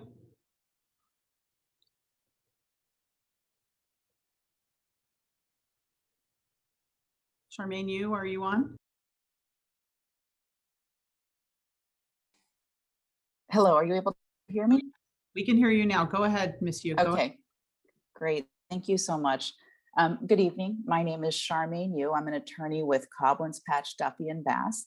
And as many of you know, I believe my firm has represented the 49ers for many years. And I've personally represented the Niners for, I think, more than 10 years at this point. So thank you for giving me the opportunity to address the board this evening. I appreciate it. Before I get started on talking about some of these budget issues, I do want to actually identify a few issues that I'm not here to talk about. Over the past few years, there have been many allegations made against the 49ers about procurement, conflict of interest, etc. Let me say that those allegations are just categorically wrong, but I also don't think that this is the right venue for us to try and resolve those things or to have a debate about them. It's not the right time and place to do it, and I also don't want to get bogged down in it because we would end up being here for a very long time. There are also rules that require much of that discussion to remain confidential while they're being litigated. And most importantly, I actually don't think that they're relevant for the issues that are before you tonight. So my main goal here this evening is to assist you in moving forward with the issue that is in front of you tonight, which is approval of the budget. There is significant time pressure here because the budget was actually supposed to be submitted to the lenders several days ago. So I want to make sure that the focus stays where it needs to be. So what I plan to do this evening I have a fairly short presentation, but I want to go through a few contractual provisions that concern the budget process and shared stadium expenses. I do want to say a few words about the proposed authority litigation budget. And I also have a proposal for how we might move forward with some of these items. So moving to shared stadium expenses, I do have a few slides that were just at the very end of Mr. Fong's presentation. I'm not sure who's controlling the slide presentation of the screen, but if you could go to the next slide, I would appreciate it. Great, thank you so much. So shared stadium expenses. These are the expenses that are incurred year-round 24/7 in the course of managing and operating the stadium. These expenses are incurred by the stadium manager, regardless of whether any event occurs.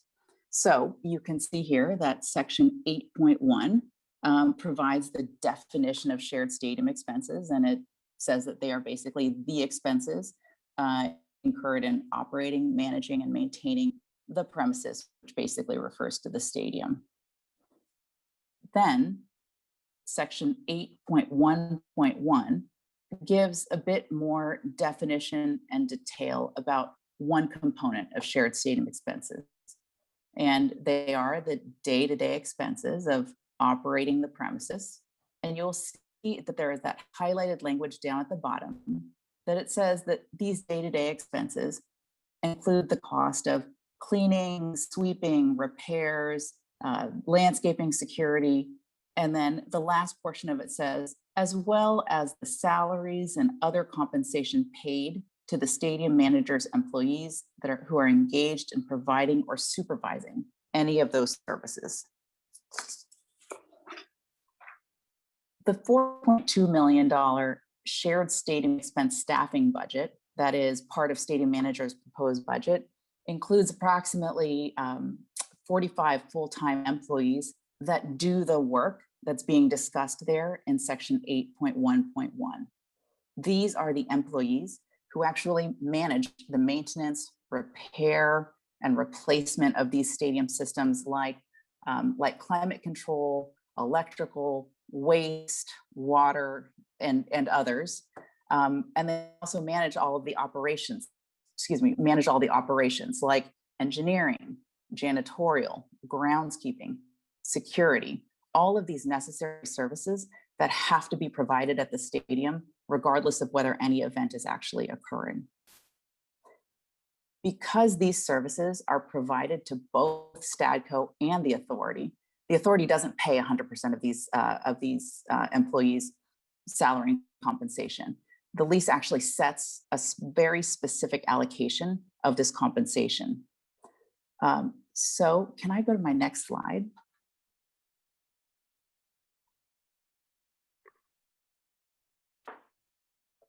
Okay, so what you have in front of you now is section 8.3.1 of the lease. And this is the section that actually sets that allocation of compensation. And you will see that there are two highlighted portions here. And whenever it says tenant, that's referring to Stadco, the 49ers. And obviously Stadium Authority refers to Stadium Authority. But it says here that basically Stadco's proportionate share for almost all of these employees is 50%, and the authority share is 50%. And then there's a second highlighted portion that has one little carve out where the allocation is different. For groundskeeping, it is 70-30, where Stadco pays the greater portion of those employees' wages and compensation. So the $4.2 million in the budget for stadium, for these shared stadium expense staffing expenses, that 4.2 million is the stadium authority proportionate share that is defined here in section 8.3.1 of the contract. So there are many, many issues in the budget, many different line items that I think have been presented to the board in the course of the past couple of presentations. And there are obviously differences of opinion about many of them, but I do want to be 100% unequivocal, unambiguous, clear that the board cannot decline to include that $4.2 million of wages. That money has nothing to do with the conflict of interest, the procurement, any of the allegations in the litigation. These are wages and compensation for stadium managers' own employees, the employees that Mr. Fong was referring to in terms of groundskeeping staff, the people who work in the loading deck, et cetera. These are the wages and compensation for those employees. These payments are required by the contracts, and to the extent that anyone wants to give credence to any of those allegations in the litigation, they have nothing to do with this $4.2 million. I know that there has been a suggestion or a proposal by staff that stadium manager advance these funds to the authority and then at some point seek reimbursement from the authority staff. So that is, stadium manager would essentially front the money, pay the wages, and then seek to justify some level of reimbursement from the authority staff. The management agreement doesn't allow for that. Under the contract, the authority must pay its expenses in advance and not in arrears. So can we go to my next slide?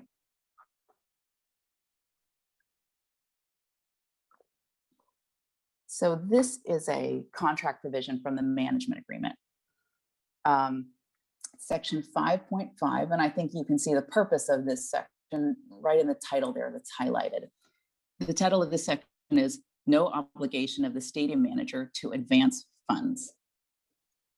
And the provisions that are highlighted here make clear that the stadium manager is not obligated to advance any of its own funds to either Stadco or the stadium authority, and that Stadco and the stadium authority must provide to the stadium manager the funds that are necessary to pay those operating expenses, like wages and compensation to stadium manager employees. So the system or this proposal that stadium manager should advance funds and then seek reimbursement to be granted at the discretion of stadium authority staff, that would violate the contract.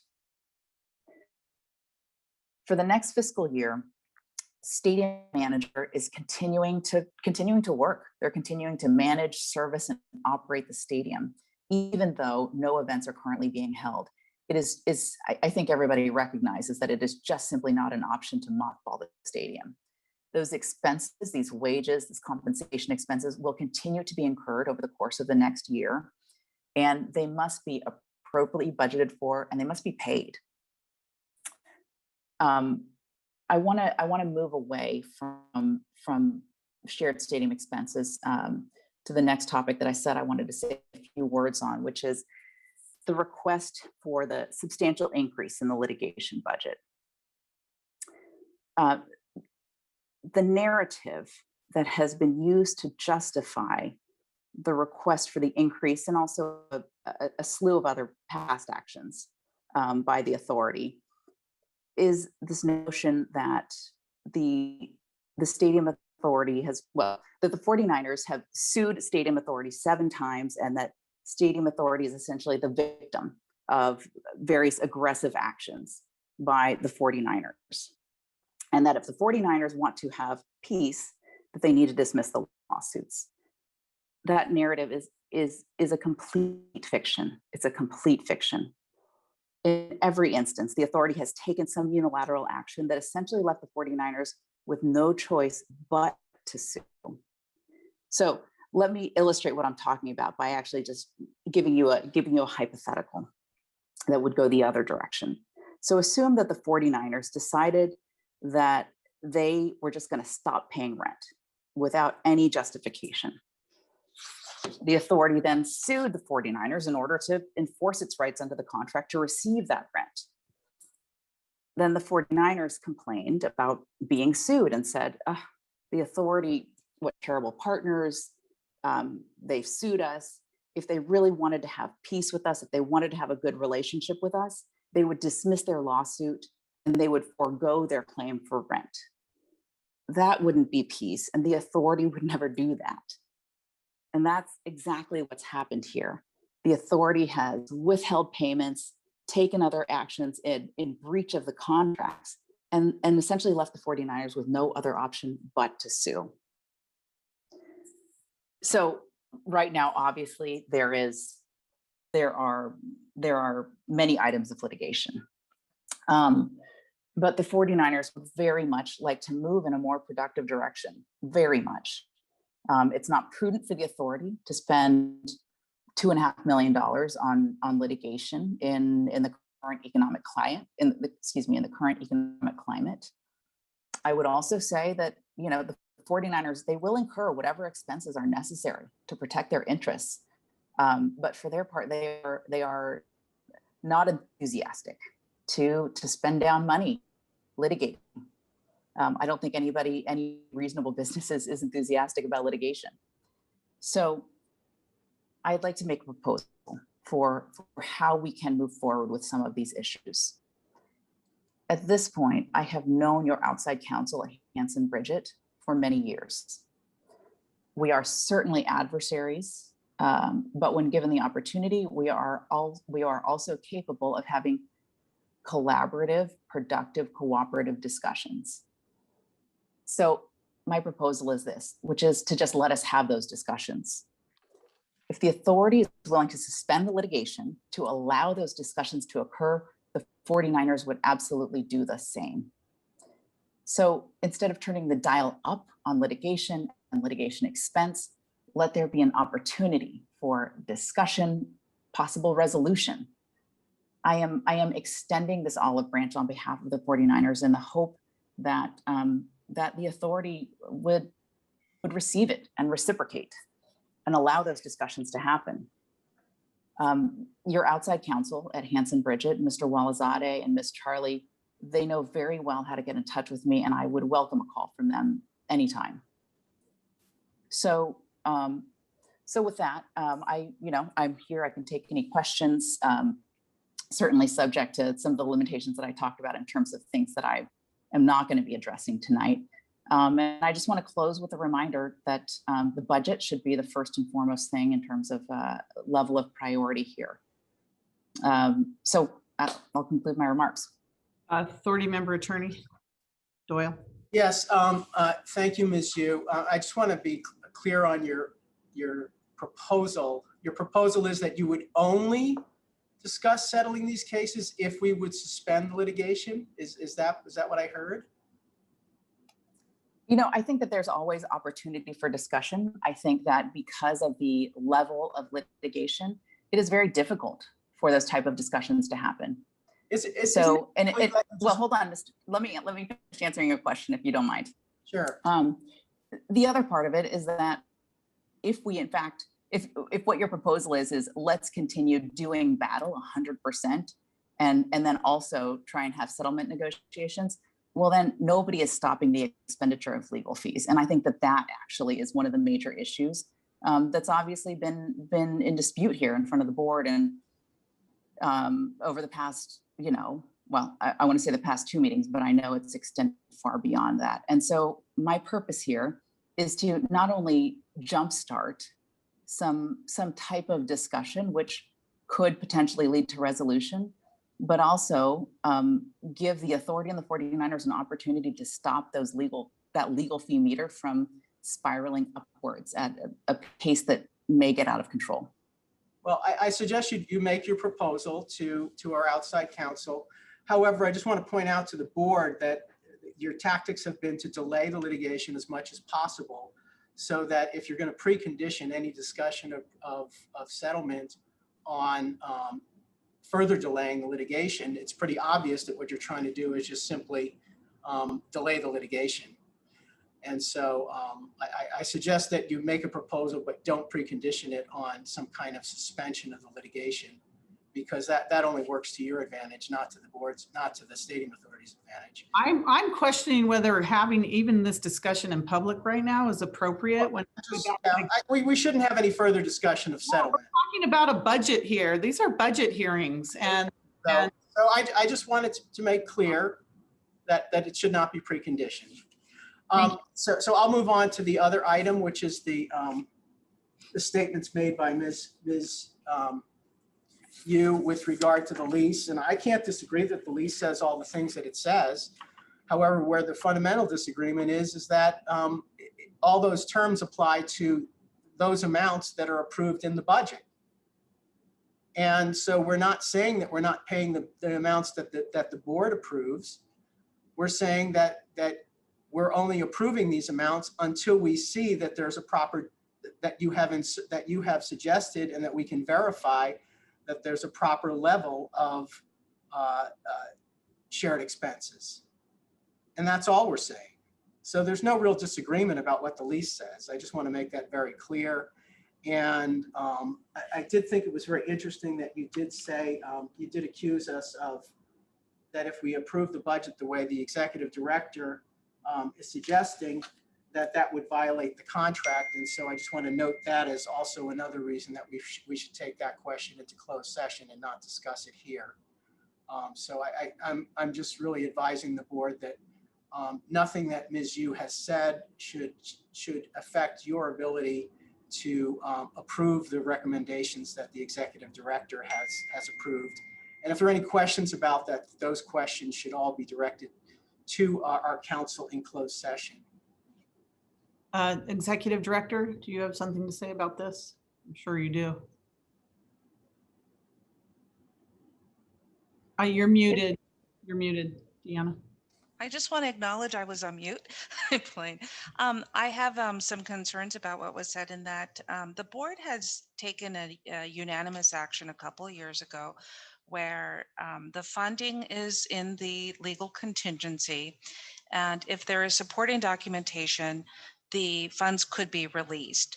And the stadium manager has not participated in that action to seek reimbursement. And particularly, as I mentioned earlier, we're still closing out fiscal year 1920, but the 4.2 million is referred to fiscal year 2021, for which we have not received any supporting documentation nor requests throughout the fiscal year to seek that 4.2 million.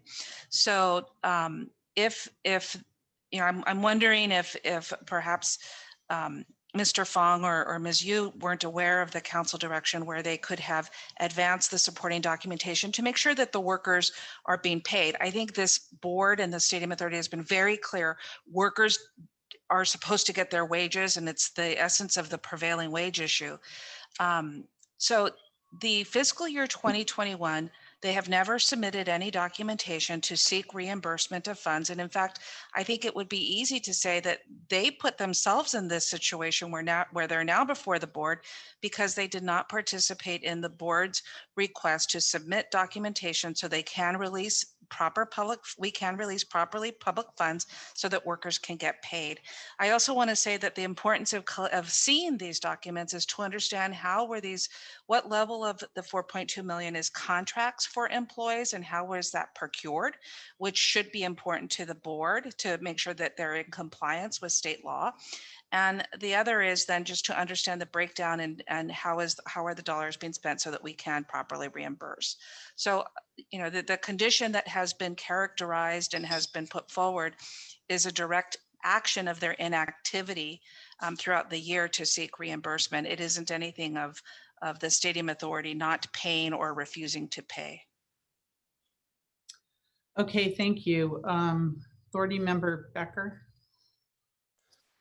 So yeah, my question is, okay, for it's Charmaine, right? Yeah, Charmaine, for Charmaine and the city attorney, our city attorney Doyle. I heard City Attorney Doyle say the comment of we don't have the authority of paying that $4.2 million, yet Charmaine says we do. So I have the question for both of you. Who's telling the truth and who should I believe? And I would like an answer from either Brian Doyle or Charmaine as well, both actually. Miss Yu? I think that's a question to you. Yeah, I'm sorry. I was having a little bit of difficulty maneuvering the Zoom here. Thank you so much for the question, Councilman Becker. I appreciate it. So let me lead off with saying, yes, I'm telling you the truth about what's in the contracts. Are you guys able to hear me? I just want to make sure before okay, perfect. All right, great.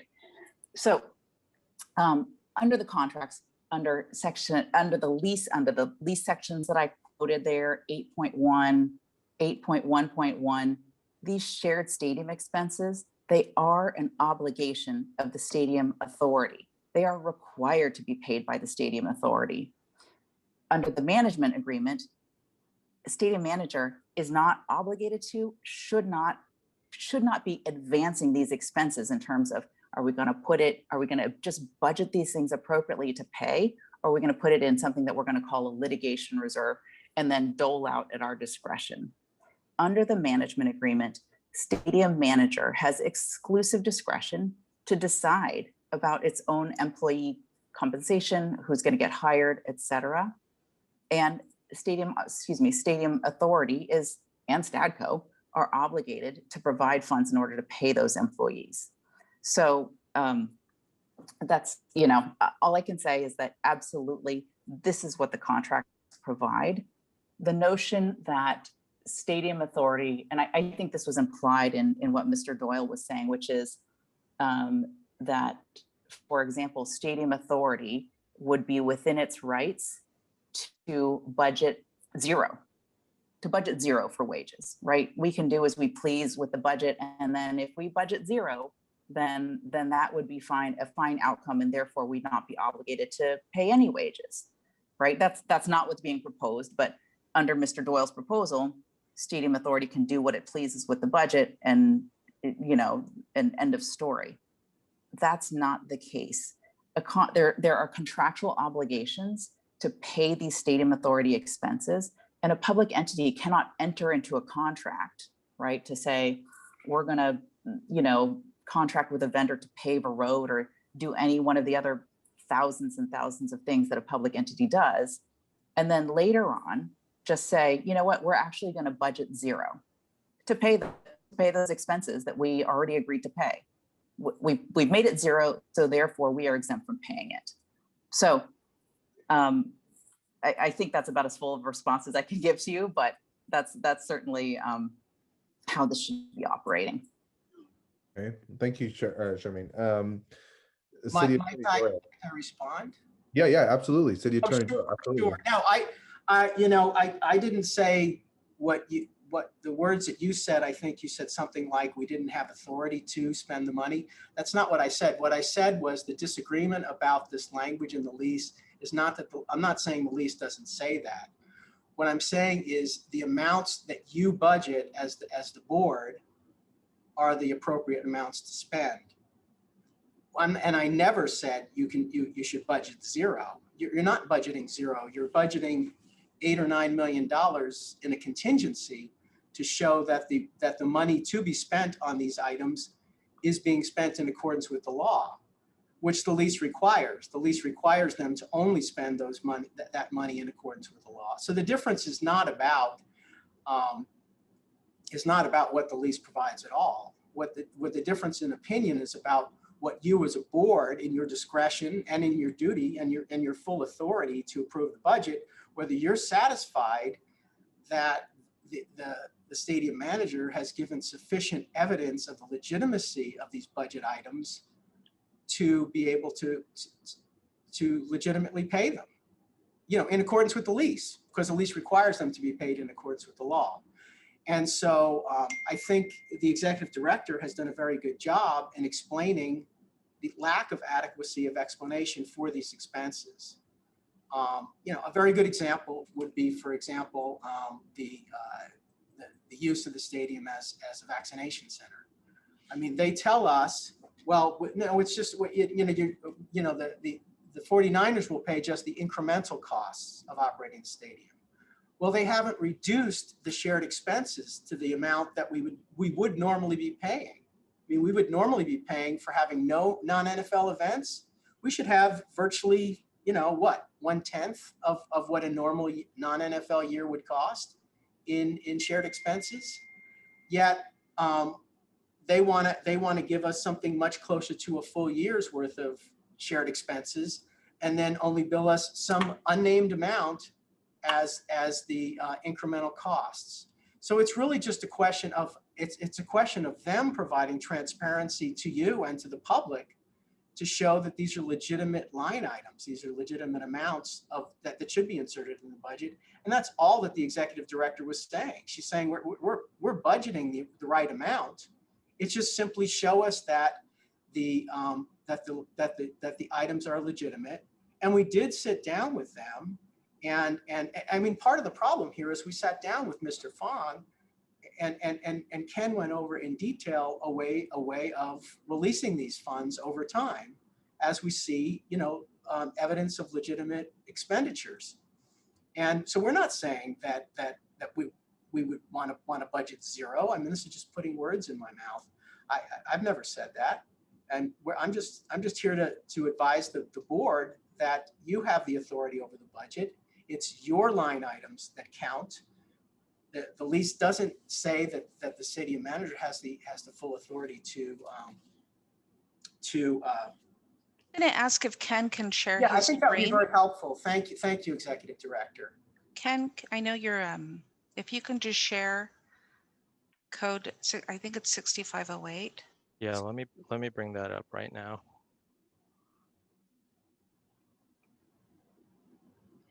Okay, can you guys see that? So yeah, this is the section of the government code 6508. Do you just want to temporarily go to the top so we can see the section number to make sure? Yeah, it's 6508 of the government code, and this is the government code sections that govern joint powers authorities, which is exactly what this is. Can you make it bigger, Ken? Sorry to interrupt. I just want to make sure. Yeah. All right. See if you better. Yeah, there you go. So clearly it says in the government code, and this is how you derive your power as a joint powers authority, as the stadium authority. Governing body, that's you, shall be empowered to delegate its functions to an advisory body or an administrative entity. That would be the management company, for the purpose of program development, policy formation, or program implementation. Provided, however, that any annual budget of the agency to which the delegation is made must be approved by the governing body of the joint powers authority. If Ms. Yu is interpreting the lease to say otherwise, then the lease is outside the law. That lease interpretation would be improper. They do not have the right to create their own budget and to tell you that you must pay under the budget that they come up with, as opposed to the budget that the agency board approves. That is simply not the law. Thanks. That's about all. May I just point out that this $4.2 million is all wages for stadium manager employees. There are no procurement issues here. Nothing to do with procurement. These are not vendors. These are stadium manager employees. I have a question. I'm going to jump in here. I've listened to everybody. I have a question. If Manco submitted to the Stadium Authority the documented personnel costs, and it was appropriate, would the Stadium Authority, would we then pay those costs with the proper documentation? Are you asking me, Mayor? Yeah. Or yes, sorry, Executive. Yes, that the board direction allows for us to release public funds, provided that they are compliant with the laws and we have sufficient supporting documentation. So that's simple, right? If submit it, it's appropriate. The direction that this board gave, unanimous direction, 4 of us are still here, that you pay it. So what has Manco submitted the correct documentation for their personnel costs? Have they submitted? No, that was my point earlier, is for fiscal year 2021, we have not seen any documentation, nor have they made any request with providing documentation. So the 4.2 million could have been dispersed on a month-to-month basis had they provided the documentation, the contracts, and showed that everything was according to the state law. That could have easily been resolved. And in fact, that's what we're trying to get through on recommendation 5 for efficiency's sake, is the simpler items to provide the supporting documentation, just start pushing them over, and we can release public funds if everything is satisfied with the law and with supporting documentation. Okay. So can if I may address your question, Stadium Manager has invited staff to come to their offices to review those payroll records, and that invitation has not been accepted. I do want to just point out actually that I believe that Mr. Fong has a few things that, or he may be able to answer some of these questions as well, but he's outside the room. Thank you very much. But so are you saying, Ms. Yu, that the stadium manager has not submitted any documentation to the stadium authority to have those things paid? They just I'm telling you. Yep. So I'm saying that they've been invited to come to stadium manager offices. And when was this invitation given? Oh, I couldn't give you an exact date, but I do believe that it's been given in enough time that it certainly could have been accepted, and it stands open. Ken, I would ask that you provide comment. Yes, please. I just can't imagine that we would have rejected a meeting where we can see documents. No, that's not true. And so let me just explain the process of which the stadium manager has asked for us to review documents. And so we are still currently reviewing documents from fiscal year 1920 with regards to shared expenses. We're not allowed to have any kind of hard copy backup, nor are we allowed to view them in our office at the stadium or at City Hall. The stadium manager's request with regards to shared expenses is to come on site. They would log on to their financial system, be in the room, and then have us sample records with regards to shared expenses. And so currently, we're still trying to validate fiscal year 1920. We've done a sampling, they've responded, we had some follow-up questions on it. And so we're still working on 1920. We have not received any invitation to review documents for 2021. We've asked for spreadsheets, we've asked for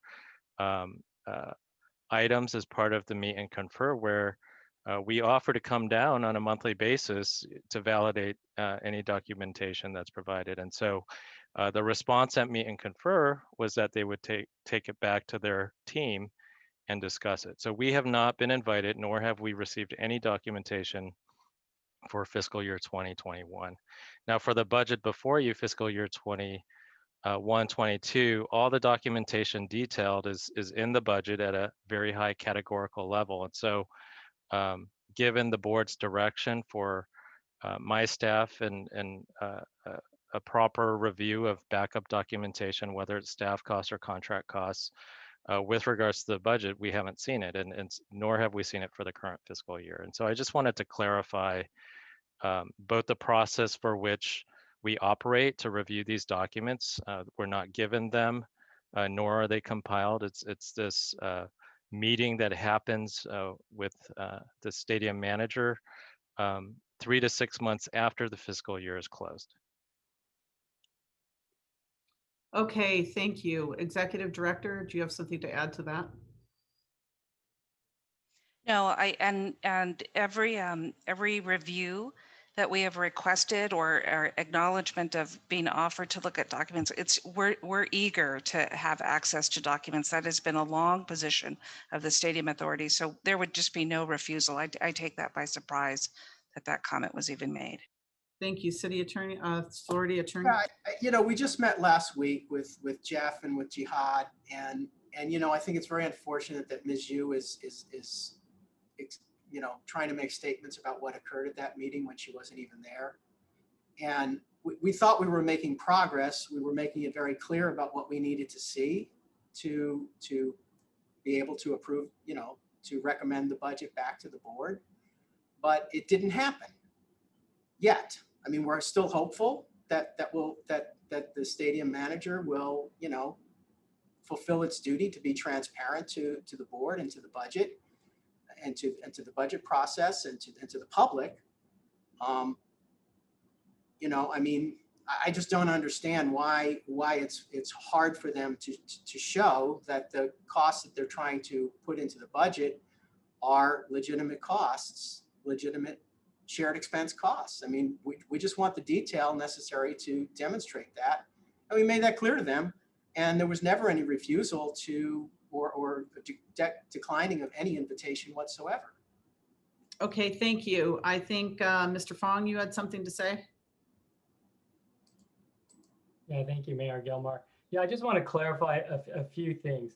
So first of all, the $4.2 million that I'm referring to is related to this upcoming budget, FY21 budget.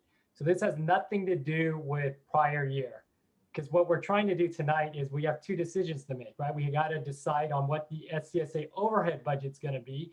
Is it going to be 5 million, or is it going to be our proposal of 3 million? And then out of the portion of the FY21 budget that the city staff wants to put in legal contingency, $4.2 million of that is just for wages. No procurement issues, nothing. It's just straight 50-50 or 30-70. And so it's pretty basic in the lease. We, in our letter today, we invited Mr. Lee, if he or his team, they want to come in, we can set up, a list of those 45 employees that Ms. Yu referred to, and he can come in and he can test anybody he wants. He can test all 45 of them if he wants, just to get comfortable with the salary. So this is not about prior year actuals. This is about like approving the budget and releasing the funds, as Ms. Yu said, with advancing the funds per the management agreement. That's very clear, and that's where recommendation number 5 is very reasonable in that it allows for the efficient release of public funds, but at least allows for some validation of the either whether they're contract employees or any confirmation of documents for Ken and his staff to review and validate. So that's I think part of what Jihad and their attorneys spoke to last week of finding a more efficient way. And item number 5 is the recommendation that could resolve the stadium manager's concerns. Okay, thank you. I'm going to go back to our board members now. Authority member Jane, go ahead. I'm sorry, I'm very confused. Budgets are approved in advance. So for the FY 2021 budget, that was approved in 2020 in advance. So presumably the board authorized this much money, and that the NANCO was going to draw down from that approved budget to pay for the shared expenses, groundskeeping and so on. So I guess I'm confused about, since that was already approved, why won't I guess what I'm saying is that if you approve a budget, then you kind of set aside the money and you start paying it. But if you get a pandemic, you're not going to be spending at the rate that you budgeted. You're going to spend at less than what you budgeted. And so that money should be like sitting in an account that NANCO can just draw from to pay their expenses. And then at the end of the year, you do a true up and you say, okay, well, you didn't spend this much budget, or show me all the bills, and then we'll do a true up and figure out how much money has to be refunded or was overcharged. Is that how it works? I'm kind of confused. In theory, that's how a budget should work. However, what we have here is that the stadium authority passed a directive in 2019 where it placed that no public funds should be released unless we can confirm that any expenditures are compliant with state laws or regulations, as well as there's proper documentation. And we did that because there were some real critical issues that were surfacing, some of which were presented in closed session and some of which were presented in open session. The board unanimously approved direction to budget for the items and put those dollars in a legal contingency. And then for other items such as like insurance, utilities, and SBL staffing and marketing and production cost, to continue to pay those on a monthly basis. And that's what we did. And the process was that the stadium manager should submit supporting documentation to seek release of public funds. And that has not been a practice of the stadium manager. Instead, what they did is they started taking out loans, unauthorized loans from the revolving loan fund. So if they would have submitted the documentation, and as you know, documentation has been a real problem of getting the public records from the stadium manager for the stadium authority. If they would have submitted it, we could have processed the documentation, we could have processed the reimbursements. That did not happen last fiscal year.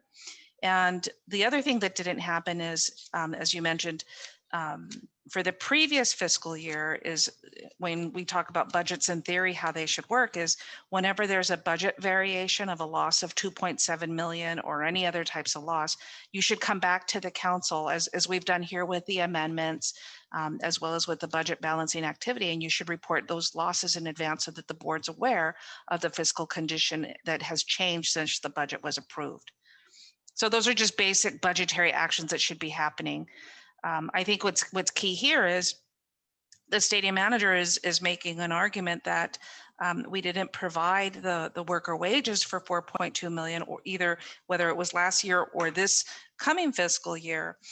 But there is a process established to release public funds, and there is a recommendation before the board to simplify that board process so that we can meet the needs of the stadium manager, who is now representing that they would like to see efficiencies and would like to see things that they feel they can comply and demonstrate compliance with to receive those funds quicker. And we agreed. We said, okay, if that's the direction, I think we can make something work. But it seems to me that the board action violates the terms of the lease, because if we put money in a contingency fund, then as they're incurring expenses, they have to front that. They have to advance it themselves, and then they get paid afterwards, which is in I'd have to, violation of yeah, the I'd lease. have to let Brian speak to that. But what we had were different violations of state law, of prevailing wage, of potential self-dealing and conflicts of interest, and creating documents to create the illusion of compliance. And so those were obviously weighted by the board, and the board made a unanimous decision to provide direction. So Brian, I don't know if, Well, that's really what was the foundation for that board direction. Ms. Yu alluded in the beginning of her statement that she did not want to get into any matters that are currently in confidential litigation. And that is exactly something that is in confidential arbitration. So I can't really comment on it, but I can certainly say, I can certainly take a public position that we're not in violation of the lease. I mean, I do not believe we are in violation of the lease. I believe that the board has control over its own budget, as I just demonstrated by reference to the government code, and that they can't tell you what to put in the budget. If you're not satisfied with their proposed budget, given the backup that they're giving you for it, then you don't have to approve it. You're not required under the lease to approve something that doesn't have sufficient transparency for you to make a public decision about it. You have the right to demand that they provide sufficient transparency as to their financial management, especially in a condition where they've incurred first a $2.7 million loss, a $600,000 loss. They're asking you to approve another $600,000 loss next year. I think you deserve more transparency to the public as to why you're approving a budget with a loss in it. I mean, I don't see the problem here. The executive director is recommending a very, very legitimate methodology for the continued expenditure of funds in compliance with the lease and in compliance with your own authority to approve the budget. And you have a manager who has obviously made major failings in terms of managing the stadium financially, and for us to be able to legitimately question that and to demand from them sufficient records and financial transparency so that we can understand why you should continue to burden the public with continued losses without further inquiry doesn't seem responsible. And so I just urge you to accept the recommendation of the executive director. And if you have questions about the legality of something that's in litigation, then we can discuss that in closed session. Thank you. Authority Member Vice Chair Chahal. Thank you, Chair. So I won't go into legalities of it. That's a different part. We can solve closed door or resolve it. I'm focusing right now only on stadium shared expenses as per the clauses 8.1 or 8.1.1, 8.3.1. It's defined that 50-50 is shared. So first question is, what exact documents we need to pay these wages? Like, let's be very specific. Number one, number two, number three, these are the documents we need, and then we will be ready to go. And what I'm anticipating is, okay, correct me if I'm wrong, number of positions who are involved in the shared stadium expenses, right? Then verification of payroll, which can be done by form 940, 941, IRS forms are there. Every organization has to file those form 940, 941. So that can verify through that. So where is the gap? I want to fill that gap that, okay, Sure. this is what we need and this is what we are not getting it. And I'm happy. I'm glad the 49ers are here. Jeff Fong is here. Miss Yu is here. At least we are coming to a conclusion. We are working on something, closing the gap. Whatever we do today, I think we'll be closing some gap. That's for sure. So this came up at our meet and confer last Tuesday, where Ken asked for, and we talked, and Ken led the discussion on what we need in order to validate the employees and be able to identify the employees and how they're charging. And so if you look in the minutes there, it was represented what information we would need. And I believe Ken, the stadium manager was going to get back to us in terms of what they can provide us. We were either asking for employee IDs or for them to provide some type of tracking information for the employees so that we can understand how they're charging to the stadium authority.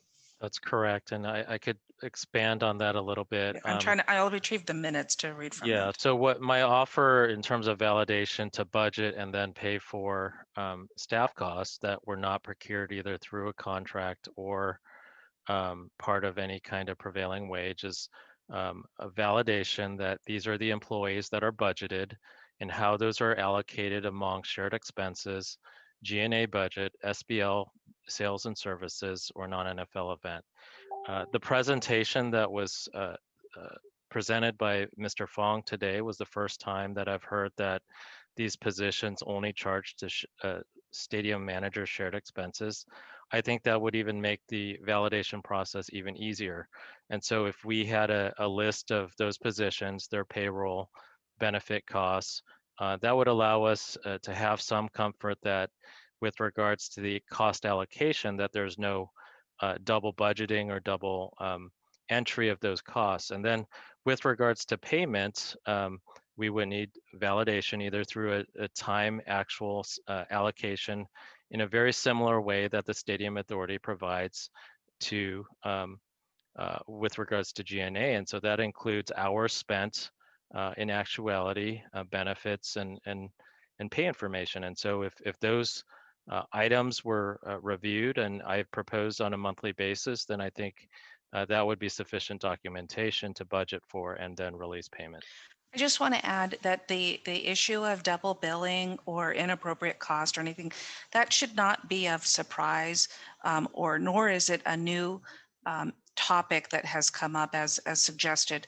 That was discussed at the ad hoc audit committee, the Stadium Authority, and there was several discussions about it with respect to activity that led up to the JS held review that was before the board in the end of November or end of October, excuse me. So we also shared with the stadium manager that if you recall that invoice with just a bunch of numbers that had no tracking information of employees, and then it just said 156,000, we said we just want to be able to do some sampling and reviews that if the employee IDs show up on the payrolls, that they're not showing up in non-NFL event expenses. So the discussion of double billing or inappropriate charges, we've always expressed concern about that, and it has been publicly discussed. So that is not new information. So if I may ask, 50-50 employees are defined, like shared stadium expenses employees are defined, like the positions are defined. That's what they stated to us. Okay, so on that's Tuesday. defined. So if we get that list, and then we get a supporting document like IRS form 940, 941, which is annual filing, every business has to do it. Mine has to do it. Every city has, I hope, as a public entity, city has to do it, and anybody else has to do it. If we get that form and this list, is that a sufficient enough to verify shared stadium expenses so that we can pay it off and don't incur any, like I was surprised to hear 12% interest as per one of the clauses which Miss Yu mentioned. Like we already paid almost $500,000 interest on our recent CVRA case. Like interest is costly. It's very costly.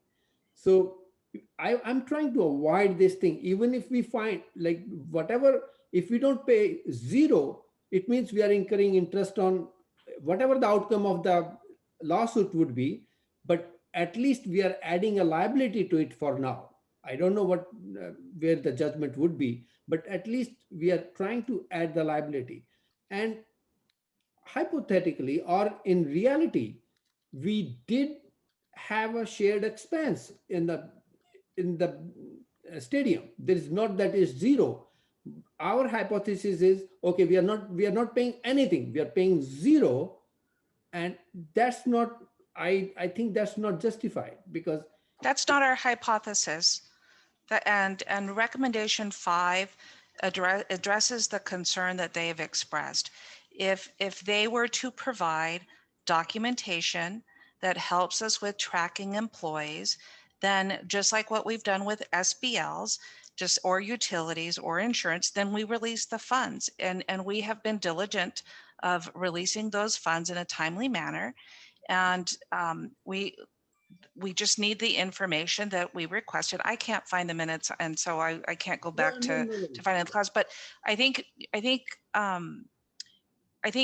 Vice Chair, you're on the same topics and on the same types of information that we were requesting last week of the stadium manager, and the purpose of which we were requesting it.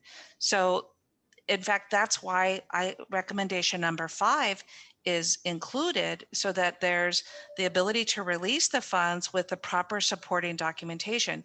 The evidence is there that if it's appropriate, we will release the funds, just like with the SBLs, the insurance, and the utilities.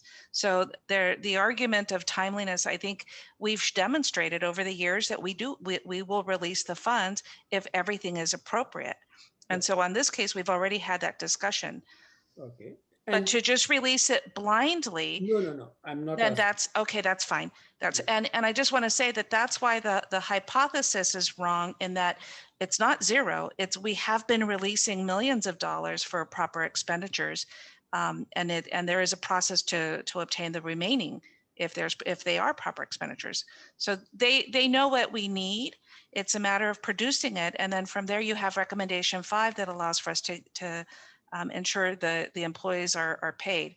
I think the stadium authority has been very clear in whether it's prevailing wage employees that haven't been paid sufficient, or these employees. There is a process. We're looking for efficiencies to make sure that workers get paid.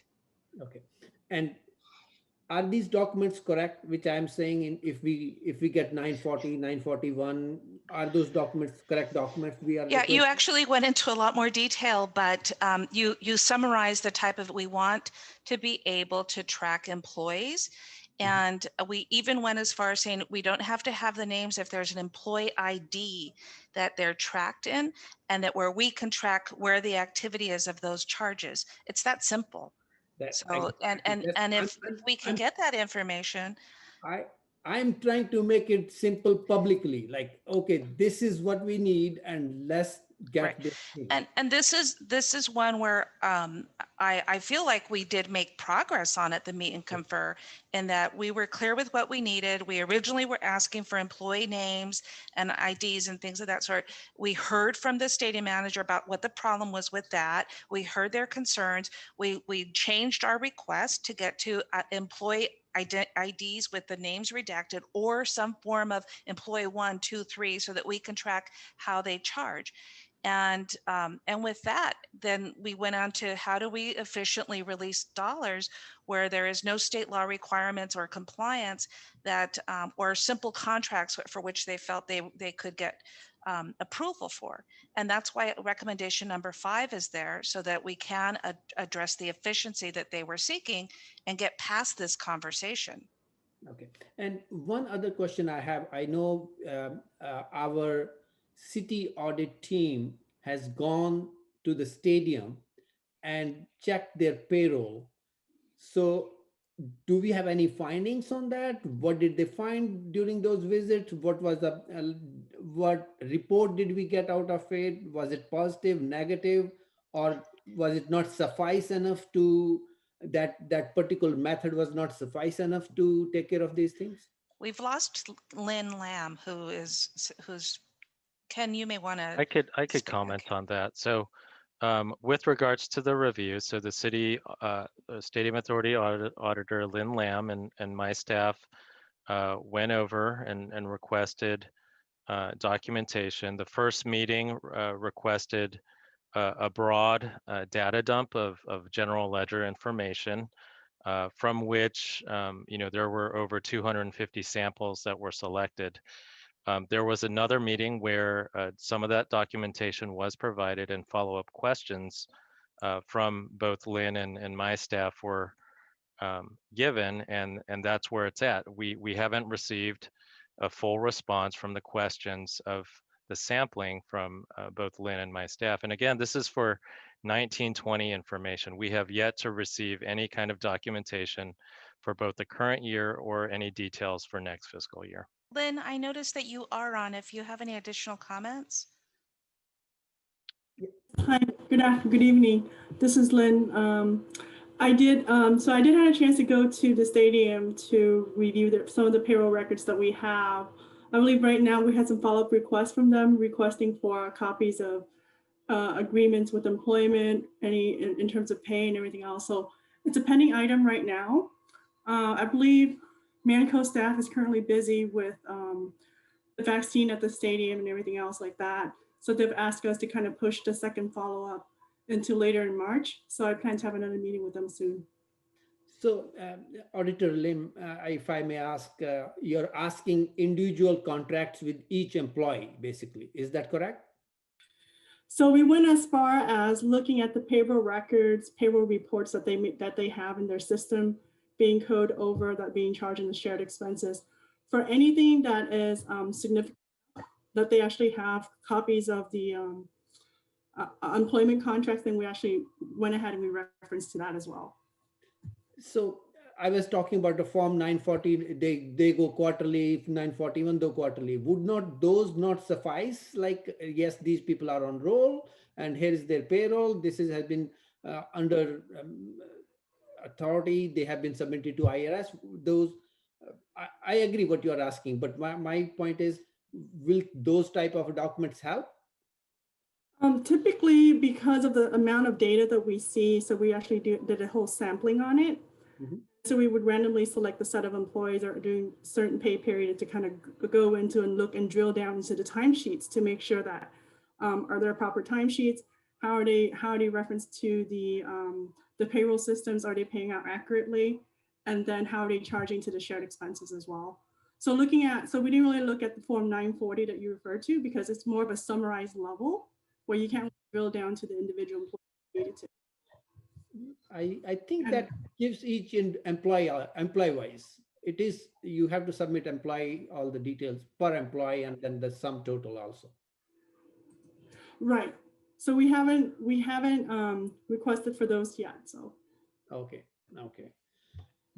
Okay. And Is that it, Vice Chair? you can continue. Maybe I have some other question. I'll come back. Thank you, Mayor. Okay. Yeah. Authority Member Watanabe. Thank you, Chair. Stadium Manager, I'm just thinking back to when we, as a previous administration, took this action to create the legal contingency because there were concerns about, like, prevailing wage has been mentioned, and other expenses that they were not being complied with properly, which put the stadium authority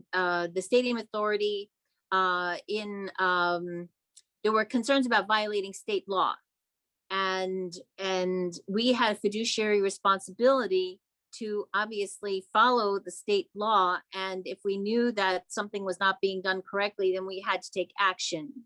Am I remembering that correctly? That's right. It was based on the request, do not disperse public funds where there is a demonstrated risk of being in violation of state laws. Correct. Okay, thank you very much. Okay, I just wanted to clarify that and make sure that was correct. Chair, I'd like to go ahead then and make a motion then to adopt the recommendations that have been put forth. I don't know if I need to read all of them, but it's recommendations 1 through 7 that have been presented by Director Kenley and the Executive Director. Authority Attorney Doyle, does she have to read all the 7 recommendations, or is that appropriate just for staff recommendation 1 through 7? I think it would be good if we brought up the recommendation, the screen, so the public knows what the recommendations are. Okay. You want to read them, Authority Member? I think for the public, I think it would be good to hear the recommendations. Want And me to to read have, them? have the screen, that slide put back up of the recommendations. What? Or Authority I have, do you want to read them, or would you like me to sure. read? No, I'm happy to read Go them. ahead. Go ahead, there. please. Yeah. Okay. So the recommendations, number 1, is to adopt the Santa Clara Stadium Authority fiscal year 2021-22 operating debt service and capital budget. Number 2 is to direct the stadium manager to provide a procurement plan and schedule of all the required repairs at the stadium. Number 3 is to direct the stadium manager to submit the budget to the trust that is inclusive of the SCSA G&A budget of 5.1 million. Number 4 is to direct the stadium manager to respond to the questions outlined in the December 1st, 2020 letter from Ken Lee. Number 5 is to delegate authority to the executive director to approve budget amendments that move the legal contingency to shared expenses after the review of adequate documentation for costs. Number 6 is to take no action on the 2021 marketing plan. And number 7, if the board wants to pursue an independent third-party consultant to review and assess the non-NFL events marketing plan, delegate authority to the executive director to conduct a competitive request for proposal, enter into an agreement for which such services, and approve any budget amendments associated with this action. Staff will report on all actions related to this recommendation to the board on a quarterly basis. That's the end. Okay, so that's the motion. Is there a second?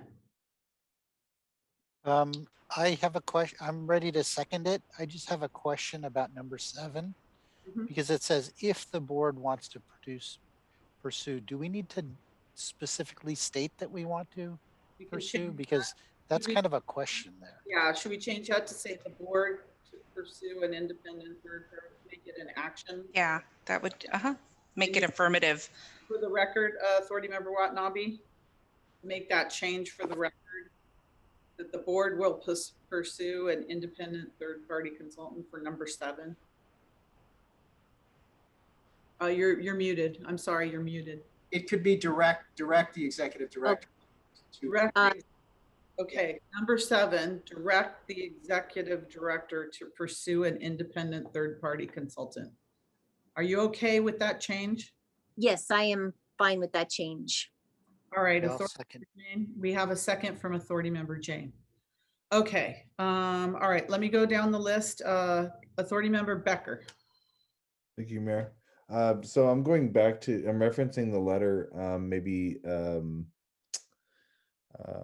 I'm sorry, it's getting late. I can't remember people's names over here. Jeff Fong or Charmaine can answer this.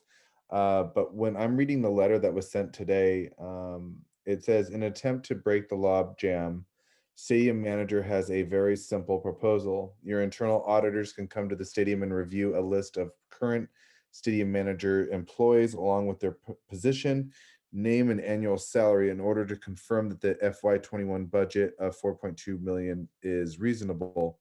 You can select a sample from that list and we will show you adequate documentation to support their current salaries. This entire process should take you less than 4 hours and be completed next week. Now, I heard Lynn say something about at the end of March, so this is the end of March, so I'm suspecting the end of, so next week they're saying, would that be possible for them to do that process next week, for Jeff and Charmaine to answer, as you stated in your letter? And then at the same time, I'm really curious, as in going into the future, if we ever had these issues. So let's say we have a situation like this where we do have to pay, let's say, a $4.2 million. My thought is, kind of a first of a trust, second, pay, third verify situation.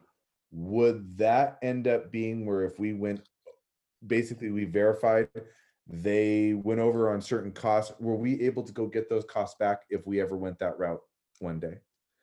That would be for something I guess the city manager would be able to answer. Might be able to answer both of those, so. Okay. And then lastly, I'm just, stating, things for just, I guess the public position is, I guess paying the bills is not really an admission of guilt or innocence. I guess it's just honoring a contract, and I'm hoping that, the Niners are going to be doing the same thing. So I just kind of have a little concern about that of, are they going to be able to come down there next week to look at this documentation so we could get this moving? And if city manager can answer that second question too. Executive Director. So as I understand, the question is if we release the funds, as if we trust them, and then if we find out something was wrong, and then how do we, if we get the funds back?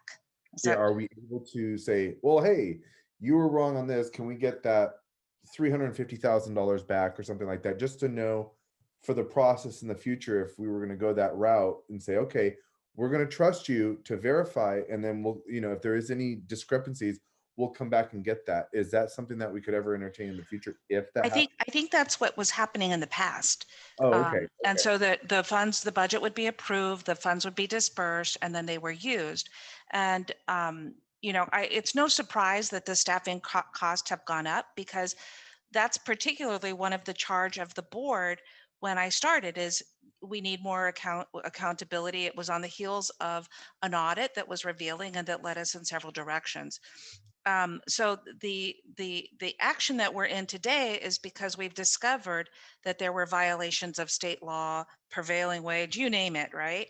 And so the problem with this is that validating is very difficult. Don't let it be lost on us that we are still validating fiscal year 1920, and we cannot yet get the documents to validate, to know why we lost 2.7 million in fourth quarter, right? Because 3 quarters were going really well, and then we lost 2.7. The issue of trust, if we were really following the lease, there would be a couple things that wouldn't happen since the lease compliance has come up, and or the agreements. I'll just leave it to lease and agreements. The stadium manager would have come to the board in the fourth quarter and said, there's a budget variation. We're losing 2.7 million. Here's how it's happening. We want to disclose to the board. That didn't happen. We're still trying to look through the fourth quarter to understand exactly what happened and put the pieces together. And then the, I lost track of the second issue.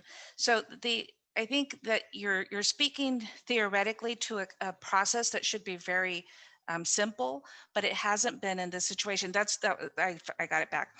So it's happening way too late when the grabbing back those funds is an elaborate delayed process. If we would have, so I just can't answer that. Yes, they can be retrieved, because look at where we are with fiscal year 1920, and we're already closing out 2021 this next week. And it's the same conditions going to start. We'll get documents at the end of July or August, and then we'll spend the remaining of the fiscal year trying to figure out, what happened and put pieces together and ask for additional documentation. That's been the story since I've been here of what happens. So I do think this is a good process because one, the board, should not put its officials in a position where if we take any form of administrative action, we're at risk of violating the law knowingly.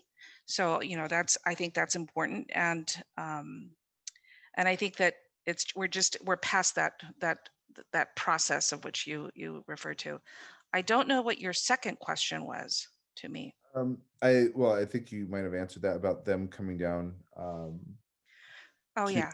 So that right I think we worked it all out. I mean, the letter, I didn't spend a lot of time on those letters, but I do think that last week's meet and confer was productive on this topic. It's unfortunate that our conversation didn't acknowledge that we had some productive conversation.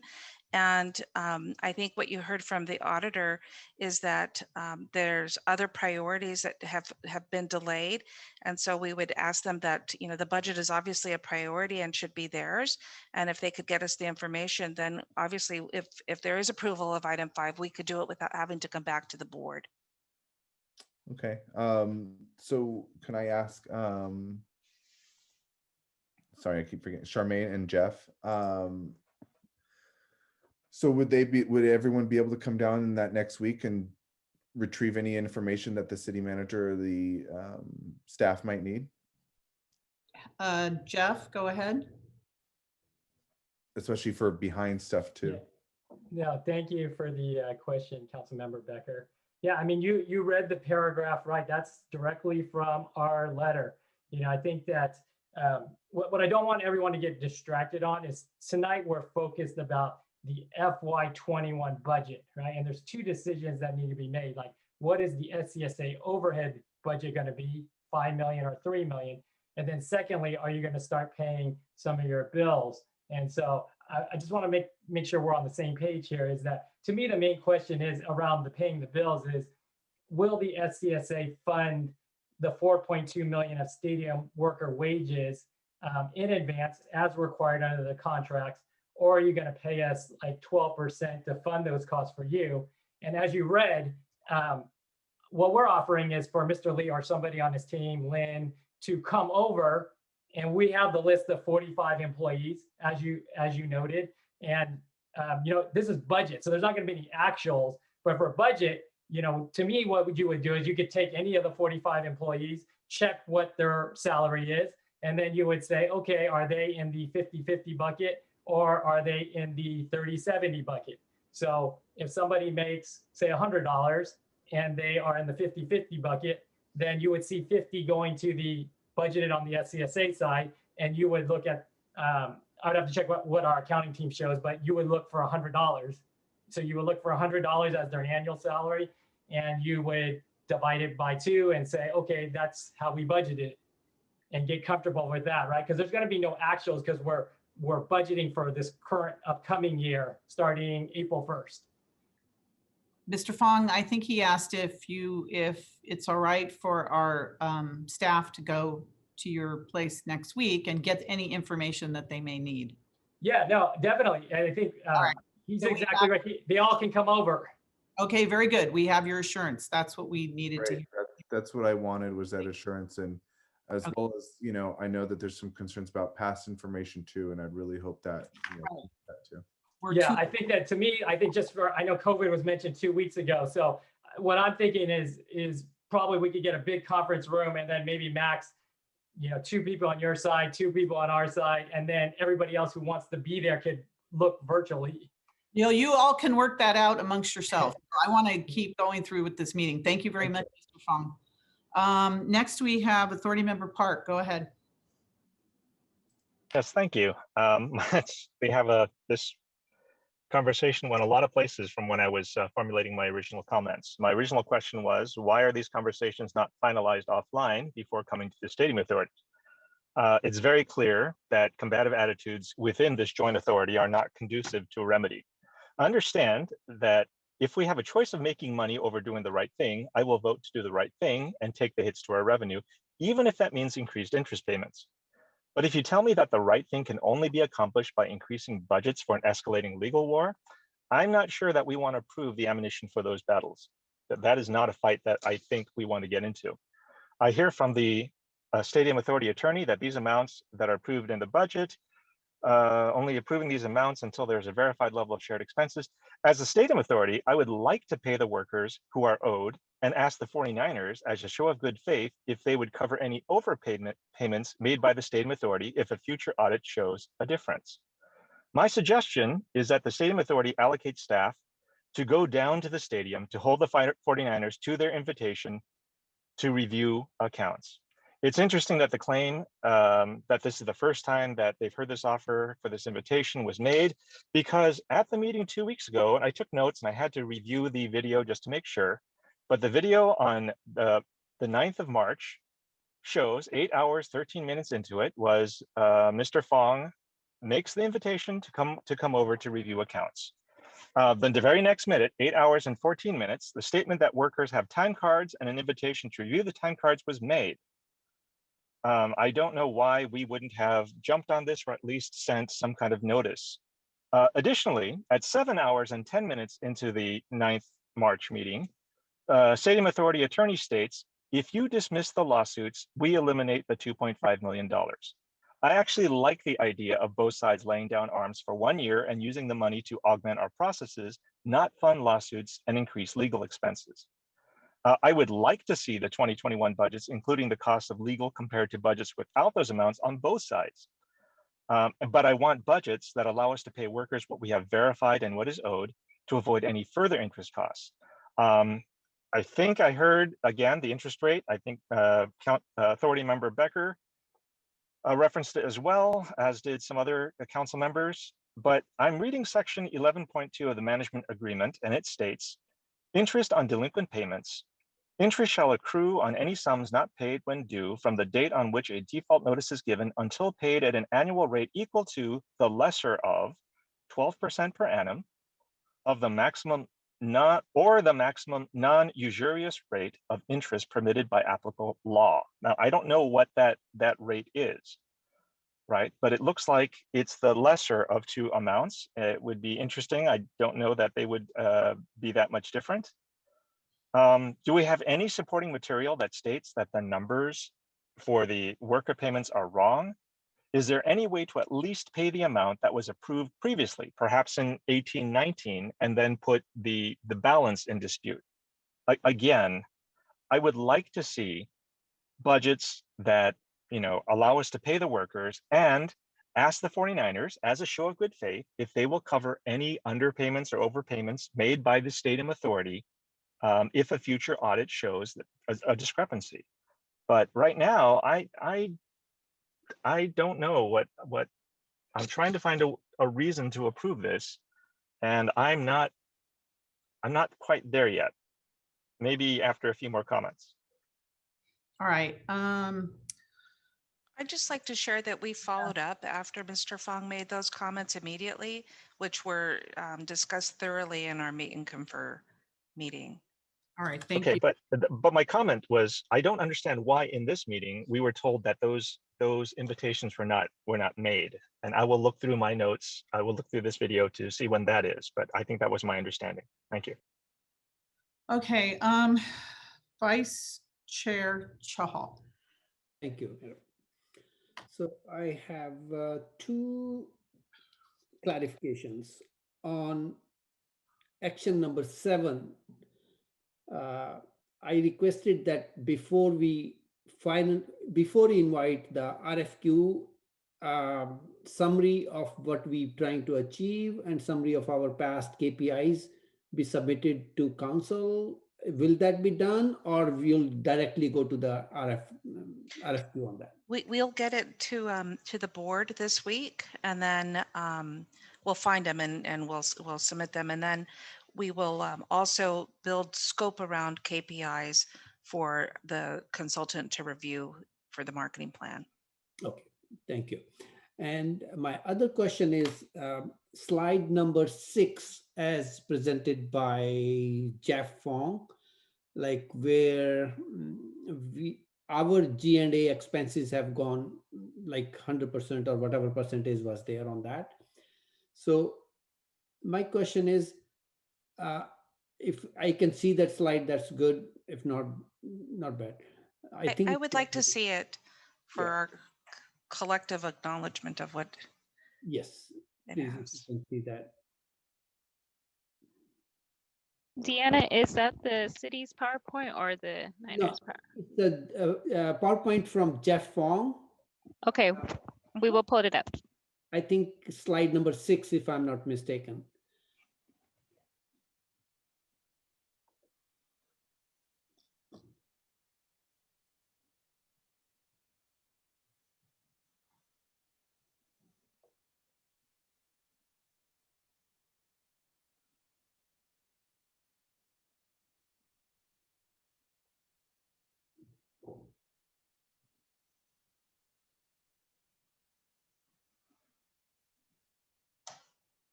Okay, go ahead. Okay. Okay, can you go one more? 7? Similar?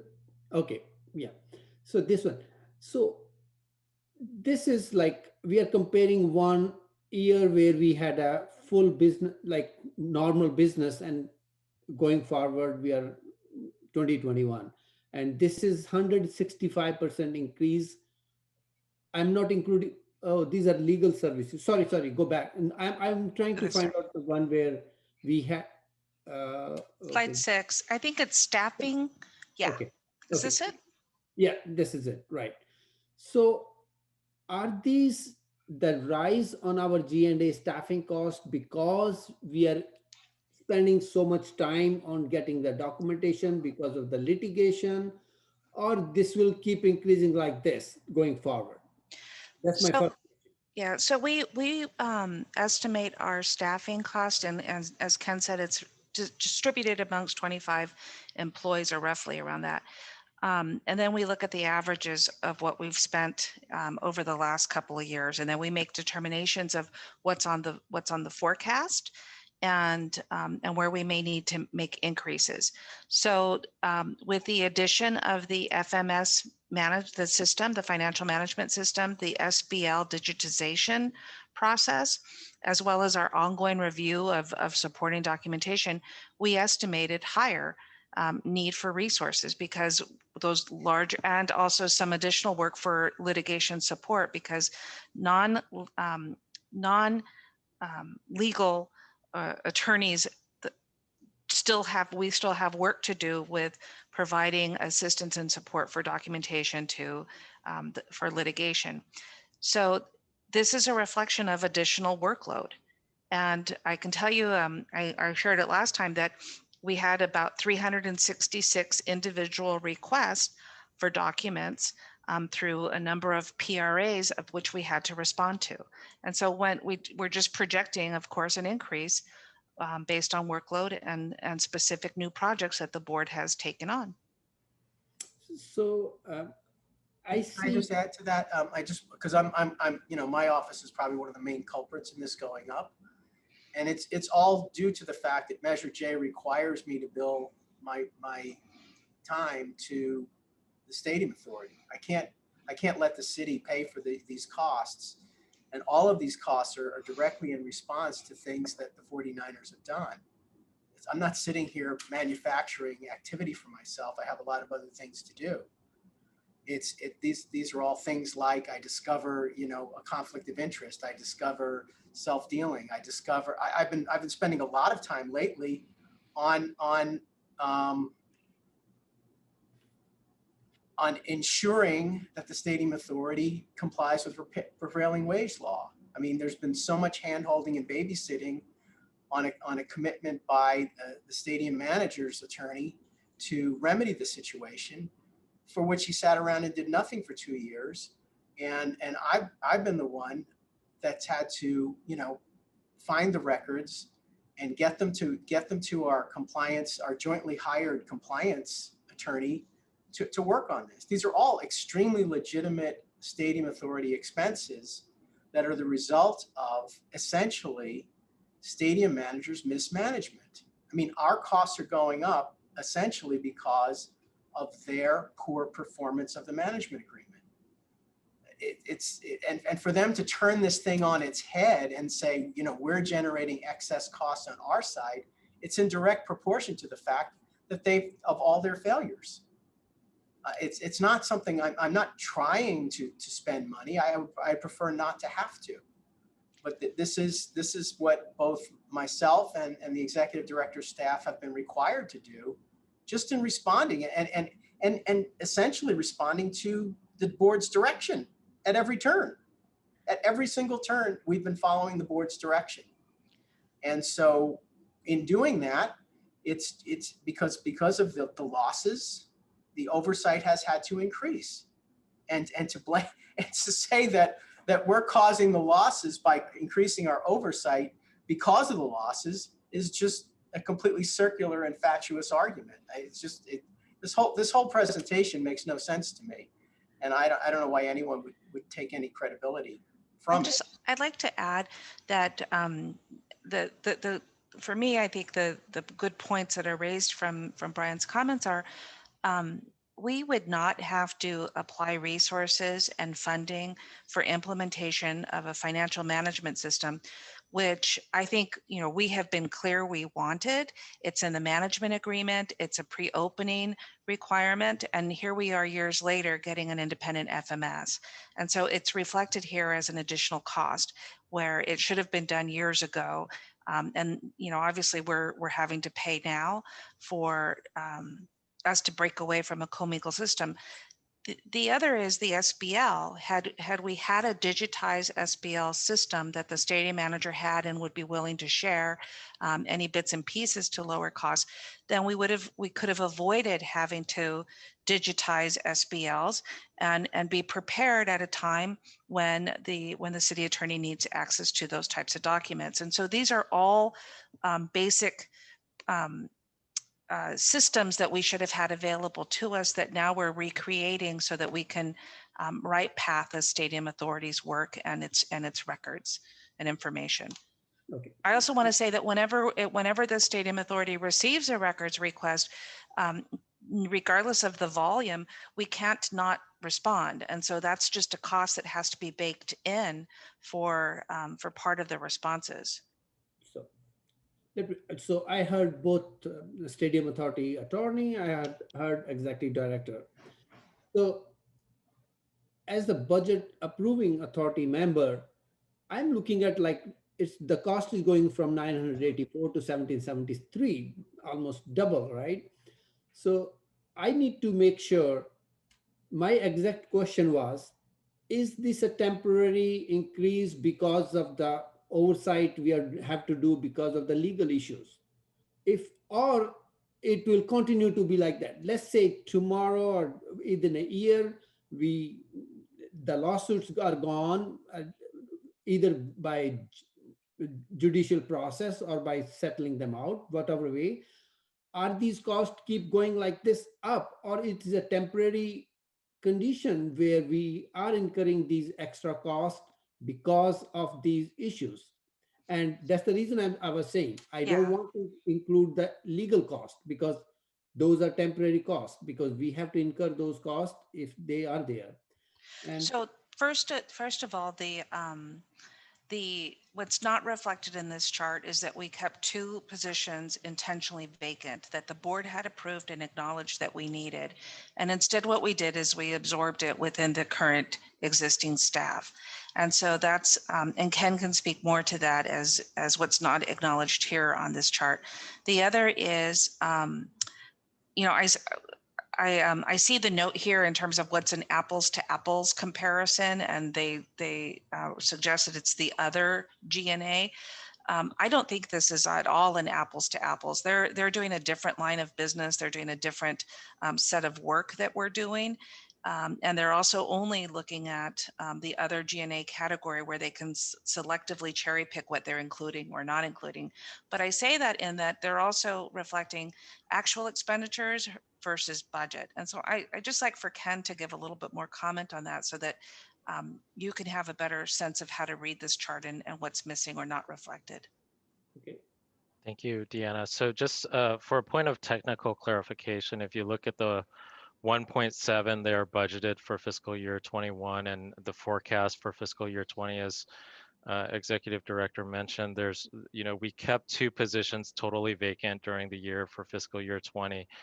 We also halted some of the initiatives because of COVID, knowing that revenues were going to decrease due to fewer activities. And so I just want to point out, from an apples to apples comparison, a budget to budget view would be more appropriate, just because, we're forecasting based on a survey of 25 or 30 staff working on stadium items in order to comply with Measure J. And then whatever actual charges happen, if there was a management decision to either keep positions or vacant or reduce activities, that's going to show up as one of the variances here. So I just want to highlight, the differences between the 1.1 and the 1.7 were directed in a climate where COVID-19 was occurring, and we've consciously kept positions vacant in order to meet some savings.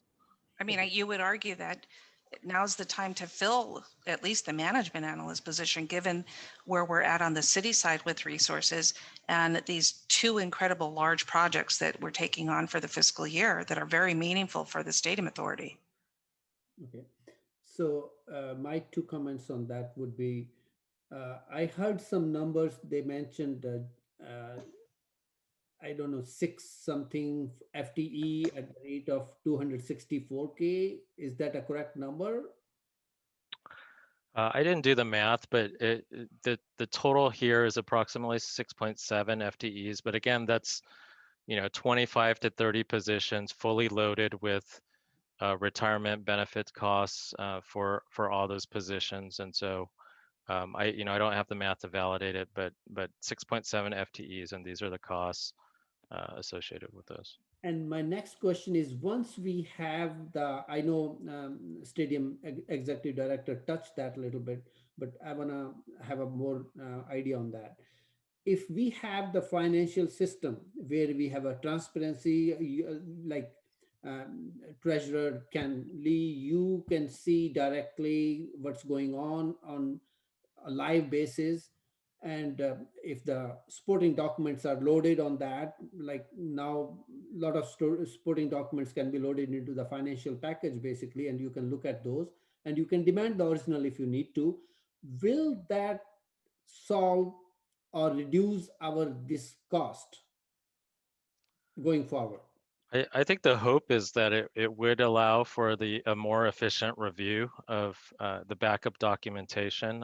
I would hope that it would reduce our costs, but I think to implement that system will require more of my staff's time as we work with the stadium manager to implement that system. But hopefully down the road that it would reduce it through more efficiencies. I do want to point out that we're still going through the scoping of that system, and to the extent all the costs are in that system, I think it would be very advantageous and efficient for our review. If there are costs that are left out of that system, then I think it would still require some staff time. Yeah, I would highly recommend that if we have to spend some extra money to make the system efficient and smooth going forward, I'm all for it. Yeah, we should be doing it. And my other comment on Executive Director, you mentioned about SBL workload. So I think we only have 5 SBL types and no more than 5 SBL types in whole of a stadium basically. So once we digitize that, and once we have all the agreement digitized, and after that, I know SBL team at the stadium, they do the marketing, they do the collection. What sort of workload are we thinking at our end for monitoring that thing?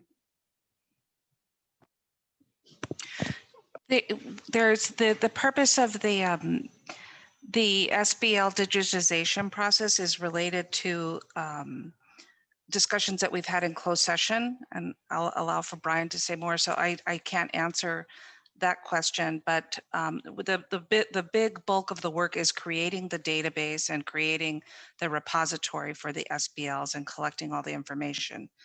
But then how it's used is needs to be discussed in closed session. The only reason I was saying, because there are 5 types of SBL licenses. It's not a database as not to be very like huge that we have hundreds of types of SBL licenses, and there are 5 types of SBL licenses with a defined number of seats.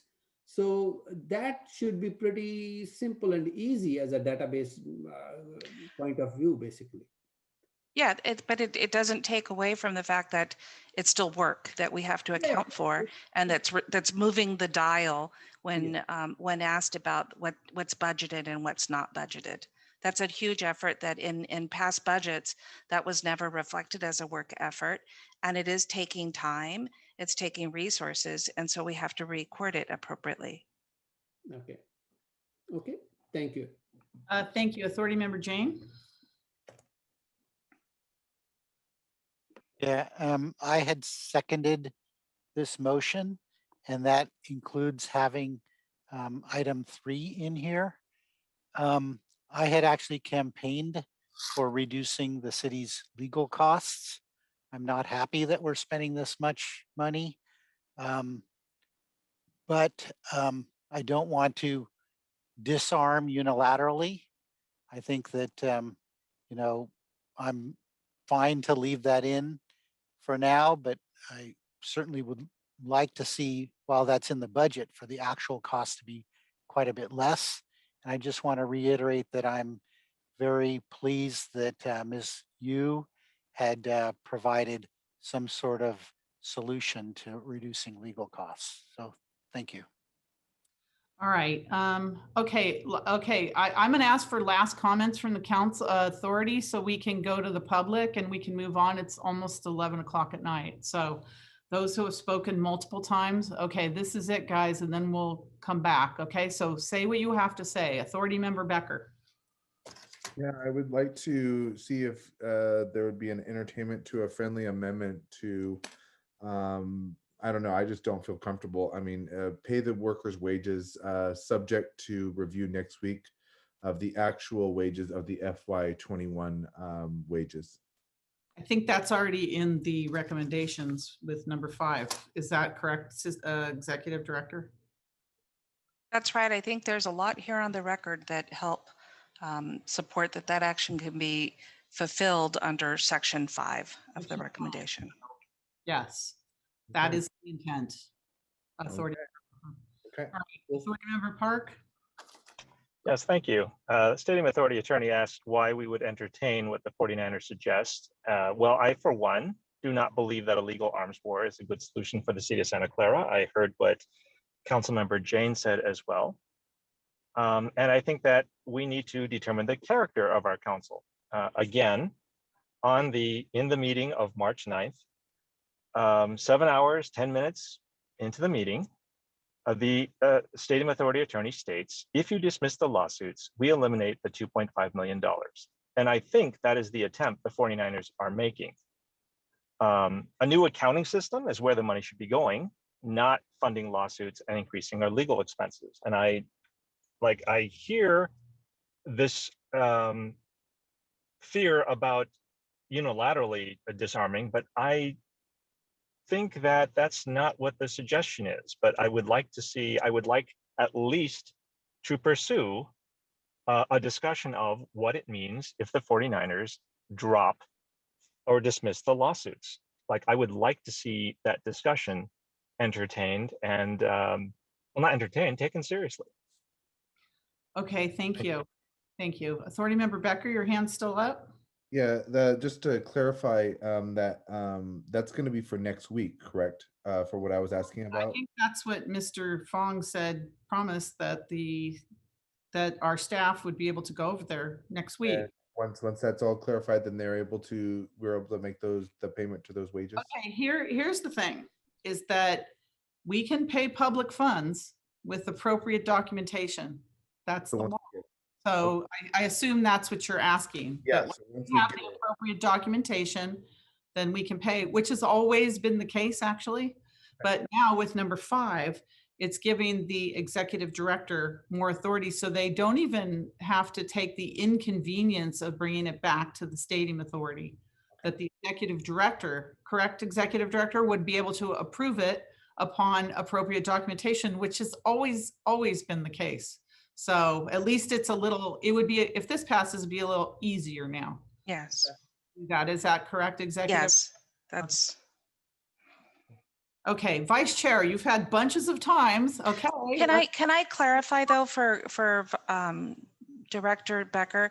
Yes. The disbursements are in 1/12 disbursements. So the $4.2 million would be dispersed if everything is appropriate over in what at its first appropriation would be 1/12 of cost.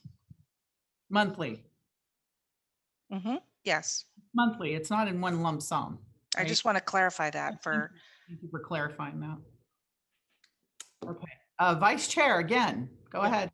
Thank you, Chair. Yes, this is last closing statement. First of all, I appreciate all the reporting and all the documents from the staff, as well as I support, I'm glad 49ers team is here, at least to start the dialogue. And I am very happy about recommendation number 5. That is giving us some leeway to proceed ahead and solve these issues on long pending issues, basically. And I have some reservations about number 3, as mentioned by Councilmember Sir's Jane, and hopefully we can cut those expenses down, because I see those are quite a lot of expenses to the stadium authority, and which can directly or indirectly can come to the city general fund if we save those dollars. But I will be supporting the motion as is. Thank you. Okay, I'm going to go to the public now, if it's okay with everyone. And we're going to go, Deborah, go ahead, you're on.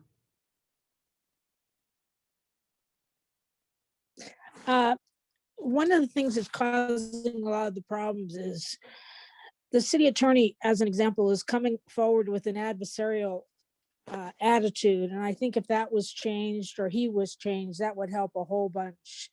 I applaud the 49ers attorney for coming forward and offering some suggestions. And I think a change of attitude for Brian would be really helpful. When you make your capital repairs on the 49er, on the Levi's Stadium, could you please make sure there are non-49er colors in case we get a new tenant? If someone could clarify, please, what's happening with the second locker room? Last I saw, it was full of all kinds of crap. And I want to know who's paying for it and whose crap's in there, because it should be absolutely pristinely empty, because there's no second team. And whose ever stuff is in there should be paying for it. And that should be a revenue opportunity for the city. Also, I believe the 49ers are still using the parking lot during non-NFL time, and they should be paying for that. So let's make sure we're getting well compensated for that. There's no mention in this budget on the San Tomas Aquino Creek Trail. Where's the budget to get that open and fixed? That keeps being pushed around, but nobody's got the kahunas to get that fixed. It needs to stop being brushed under the carpet. A marketing plan really needs to be done, and needs to be done by someone who knows how to do marketing. And it sure isn't anybody on city staff, and it sure isn't the 49ers. So it'll be interesting to see who hires and even who does an RFQ, because I don't think you have the staff or the expertise to even do the RFQ, because what you have for a marketing plan right now would get you laughed out of any private marketing group hysterically. They couldn't even read past page 1. What you have is not just pathetic. And for the record, would somebody please stop saying 1920 and correct for the record, you mean 2020 in case this goes to court, because we didn't have the toilet bowl in 1920. We got it. We do have it in 2020. So please start saying the right years. There's a lot that needs to be done for the corrections on the systems, the SPL licenses. There used to be copies of all those SPLs in the city manager's office, and the city manager had to co-sign every single one of those before it became legitimate. Why is that not being done now? And if all you need to do is scan it, then scan it and use a proper reader that takes in the information. It shouldn't take a brain surgeon. It shouldn't take an act of Congress, and shouldn't take a lot of money either. Deanna, you're creating a hell of a lot of work and spending a lot of our money foolishly. Okay, thank you. And making up excuses. Excuse me, let me finish, please. Time is up. You're making a lot of excuses to spend a lot of money. Thank you. Miss Yu, go ahead, and maybe you can, no, I'm not going to have you answer those questions. Miss Yu, go ahead. Hi, thanks. No, I realized there were a lot of questions that I did want to weigh in on, but I think it's past that point now. I do just want to say that what the contracts require is a system that Councilman Becker actually described at one point, which is to say that the contracts require for the budget to be appropriately funded at the beginning of the year. And then at the end of the year, there is a true-up process by which money may go back and forth once the parties have an opportunity to look at the actual revenues and actual expenses. And that's the process that is contemplated by and required by the management agreement and by the lease, which is why you have those provisions in there saying no obligation to advance funds, and that the parties have the obligation to provide those funds in advance of them being incurred. So I'll leave my comments at that with regard to what the contracts actually require. And then I also do want to make a clarification and make sure that the council is clear on what I was referring to, and I was talking about extending that olive branch. And what we're not talking about here is a unilateral disarmament, because I think that nobody would take us up on that. What I'm talking about is a bilateral disarmament. That is a pause on the litigation to allow for some fresh air in the room. And allow for some actual peaceable discussions, which I think that when you are in the hurly-burly of litigation is difficult to accomplish. And obviously there are the litigation fee expenses that have been expressed by many of the council members. And I'm happy to answer any other questions, but those are my comments. Thank you very much. I just wanted to say I'm going to go ahead and support the motion. I think that it's appropriate and reasonable in many cases. I know that we can't disarm ourselves, whether it's by staff or by the legal contingency fund. I'm concerned. I know there's been a lot of talk concerned about the Manco employees being paid, but I'm concerned about the prevailing wage contracts where other employees over the term of the stadium have not been paid. And there's some of the issues with our ongoing litigation that need to be addressed and need to be solved. And wage theft and non-payment of those workers is one of those issues. Self-dealing is another issue. Those things just don't go away. And you say, okay, let's all just, shelve everything and move aside. But there's been a lot of issues that have violated the law. And those, again, don't go away. So I think that the recommendations that are on hand will keep it above board. The Stadium Authority Executive Director will issue payments, and the treasurer, when the proper documentation is given. I don't think anybody wants to withhold any payments, but this board has to stay above the law. We have to follow the law. And I think with this budget and going forward, we're on the right track. I really like the fact the 49ers representatives are here and they're allowing us to come next week. I think that's great progress. They're allowing us to come and review the documentation. And, you know, when we talk about the management agreement, there was a lot of things in the management agreement, and 49ers having an accounting system was part of the management agreement, and that never happened, but it's going to happen soon. And I think somebody mentioned a comment that, you know, will things get better when there's a management agreement? Yes. And a management system, yes. And you can upload all the supporting documents and other things. Yes. All those things will make it better. When we have professional management, yes, our costs should go down. I mean, it's just that you all know, even new council members, you see the amount of time that our staff has to spend on stadium authority issues. We don't want that to happen. We have a lot of other city business we have to deal with. So I'm going to call, I see Councilmember Parker. I'm going to call for the question. Everybody's had multiple chances to discuss. So Assistant Stadium Authority Clerk, please roll call.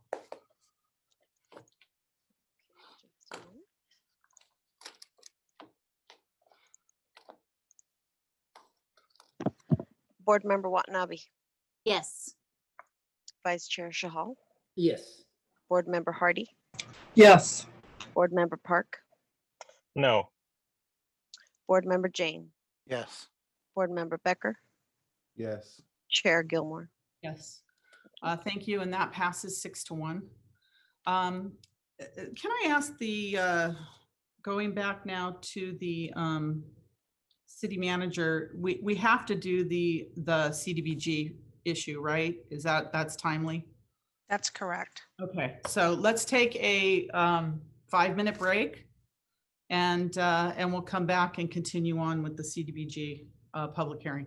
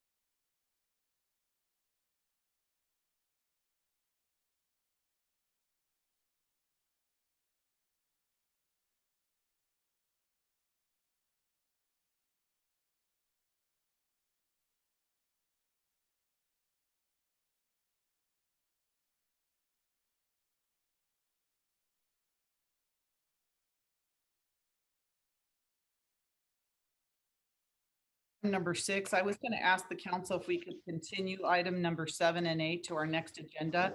I don't want the people to have to wait through item number 6. So move. Mayor, Second. item number 8 due to Mayor? Yes. I'm sorry, I was trying to speak. Item number 8 is due to the state by April 1st. Happy to just answer questions and not do a presentation, or Okay, we'll keep that on then. I was just worried about people waiting for item number 7, I guess. So can we just make a motion to continue 7 to the next agenda? I move to continue. I'll second that. Thank you. I have a motion and second. Any other discussion on that? Roll call vote, please, Assistant City Clerk.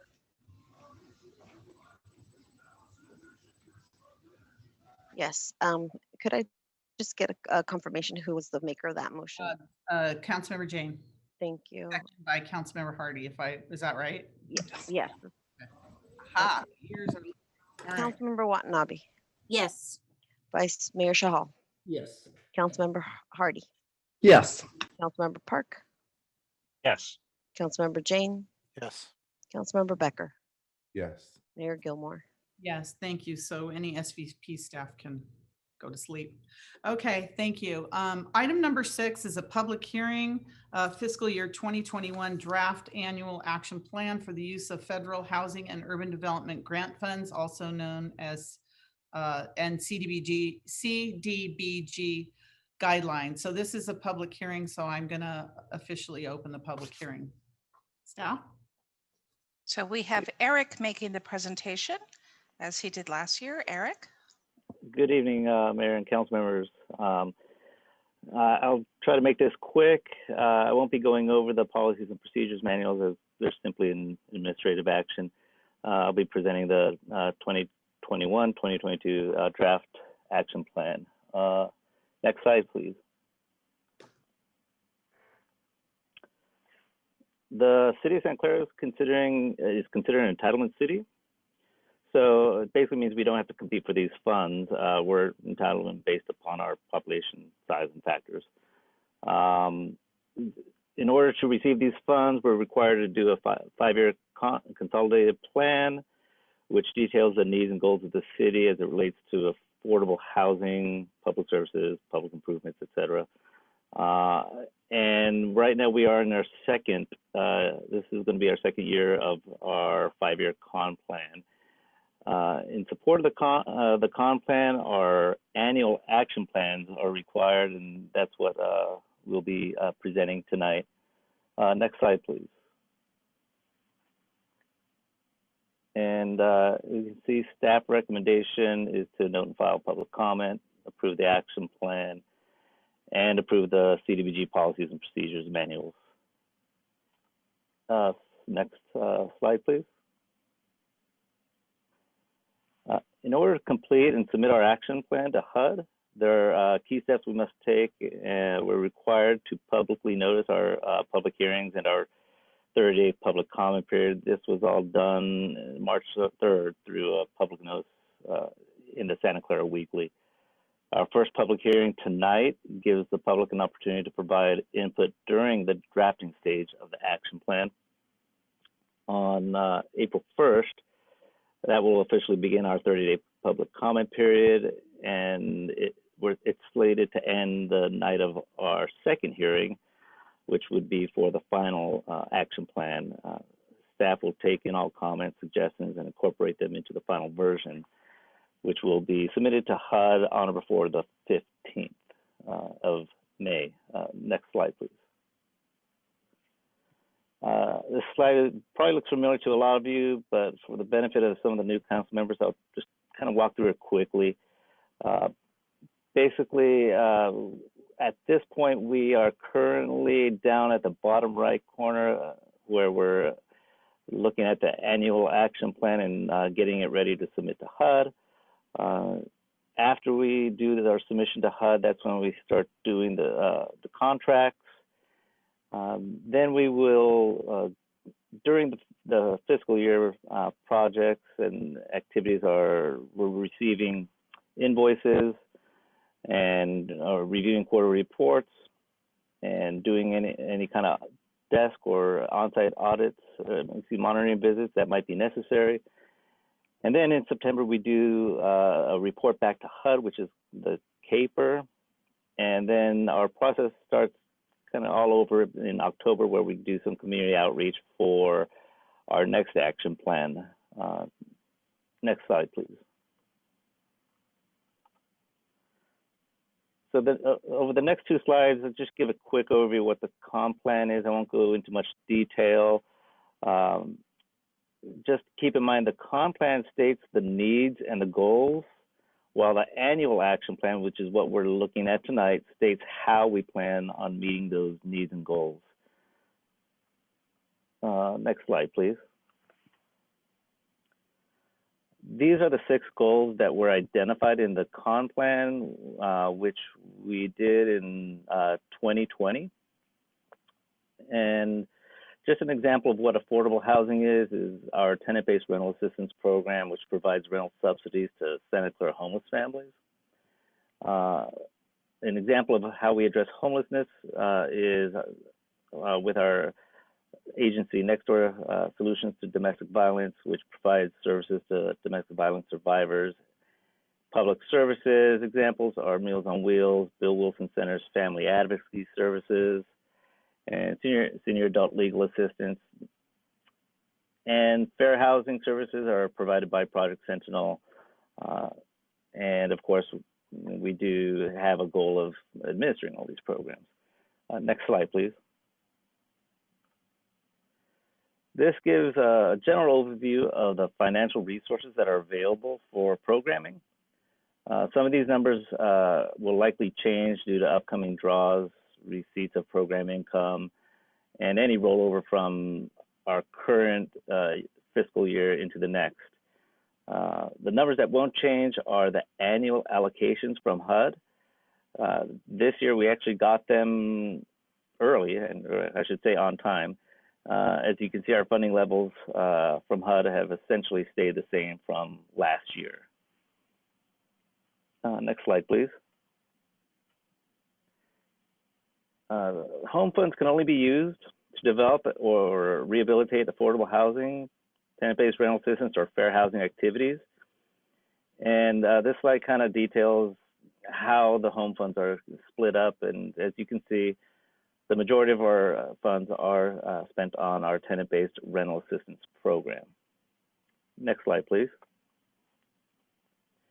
And this slide details CDBG funds, which are a bit more flexible than our home funds. The bulk of our CDBG funds goes to our Neighborhood Conservation and Improvement Program, which is our NCIP program. It's our homeowner housing rehabilitation program. Other capital improvements like Rebuilding Together, Silicon Valley, they run our minor repair program. They fall into this category of what's called capital improvements. And this is where the majority of our CDBG funds go to. Then we have our CDBG cap for the amount of funds we can use on public services is 15% of our allocation and our prior year program income. And as you can imagine, these funds are competitive, and they typically run about $220,000 to $250,000 is what's set aside for our public service agencies. And finally, of course, we have our CDBG administration cap at 20%, and that's what our other portion is spent on. Next slide, please. And just to kind of give you a quick update, I think Lisa gave an update on our emergency rental assistance program earlier. Again, we're going to be reopening the program come April 5th for our phase 3. And in our phase 1 program, we started off assisting residents at 60% of area median income and lower by paying 85% of their rental arrears. And right now we're in phase 2, where we are assisting those at 85% of area median income and below. To date, we've helped about 166 households with about $4,000 average subsidy.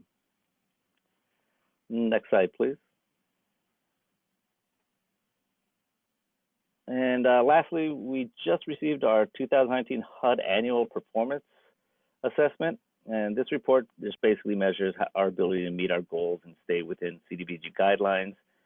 And a couple of highlights of the report are that we achieved the majority of our 5-year comp plan goals from the 2015-2020 comp plan cycle. We met our homelessness prevention goals. And one other thing is that HUD requires that 70% of all our CDBG dollars go to assist persons of low, moderate income. We actually ended up assisting, using 100% of our CDBG dollars to assist that population. So we actually exceeded HUD's requirement. And our timeliness requirement, we've accomplished that as well. We're not allowed to have more than 1.5 times our annual allocation on hand every April 30th. So we try to get these monies out as quickly as possible, and we've been able to accomplish that over in 2019. Next slide, please. So our recommendation, again, note to file to to approve our draft annual action plan and direct staff to incorporate all public comments, approve the CDBG policies and procedures manuals, and any other council direction. And that concludes my presentation. I'm available for any questions or follow-up, as well as Jonathan Beaches is here as well.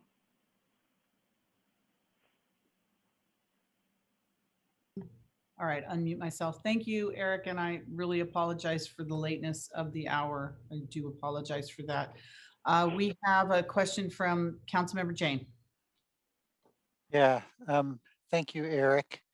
This is a question that you and I have discussed before, but I just wanted to raise it in public. There's a proposal for it's the AP 35 slide. It's on page 514 of the packet. And it lists the charities that would receive funds. And this is, as I believe you said, this is a proposal. Correct. Yeah. And so my concern is that some of these disbursements are fairly small. They're 15,000 or 10,000. And I just want to read for the public the response when I asked about the administrative cost for each of these charities. And I believe the reply was the administrative cost is comparable for each PSA. City staff, housing, finance, and legal spend roughly 60 hours per calendar year administering the PSA agreements. This includes 12 hours to prepare and execute an agreement for each PSA, 12 hours per quarter to process invoices and conduct audits required by HUD. At an average staffing cost of approximately $125 an hour, this results in an administrative cost of $7,500 per PSA. So the example of Catholic Charities, we're only planning to give them 10,000, but the overhead is 7,500. And HUD will only give us 20% overhead. So that balance has to come from general funds. So I don't know where we provide guidance, but it seems like we should be giving larger grants because the fixed cost of administration is 7,500. That we could stay below the 20% required by HUD. And the amount of money that's coming from general funds, we could just give to other charities if we so decide. We wouldn't be paying it for all this administration. So it just seemed like it would be a more efficient use of our funds. And I don't know where in the process that information may be used. Can someone please explain the oversight of federal funds for these kind of programs? It's pretty immense. City manager or Jonathan or Eric?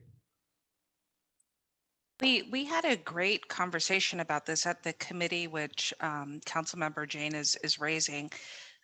This is a common issue with state and federal grants. You can look at the Coupa as one example where either the state or the federal government put a lot of reporting requirements and oversight requirements that the cost burden is then applied to us in order to fulfill and make these grants available.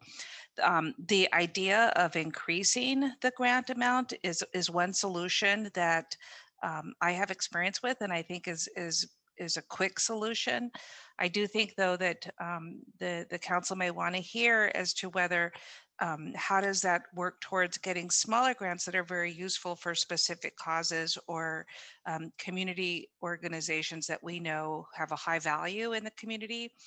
So those are the pros and cons that would need to be weighed. But again, the reporting requirements and oversight is very, it's relatively common in terms of this, and it's not just unique to CDBG. But Eric, I'd like for you to comment more in terms of just the trade-offs that larger grants might have, or Jonathan, if you want to comment on what type of policy considerations the council may want to have on that.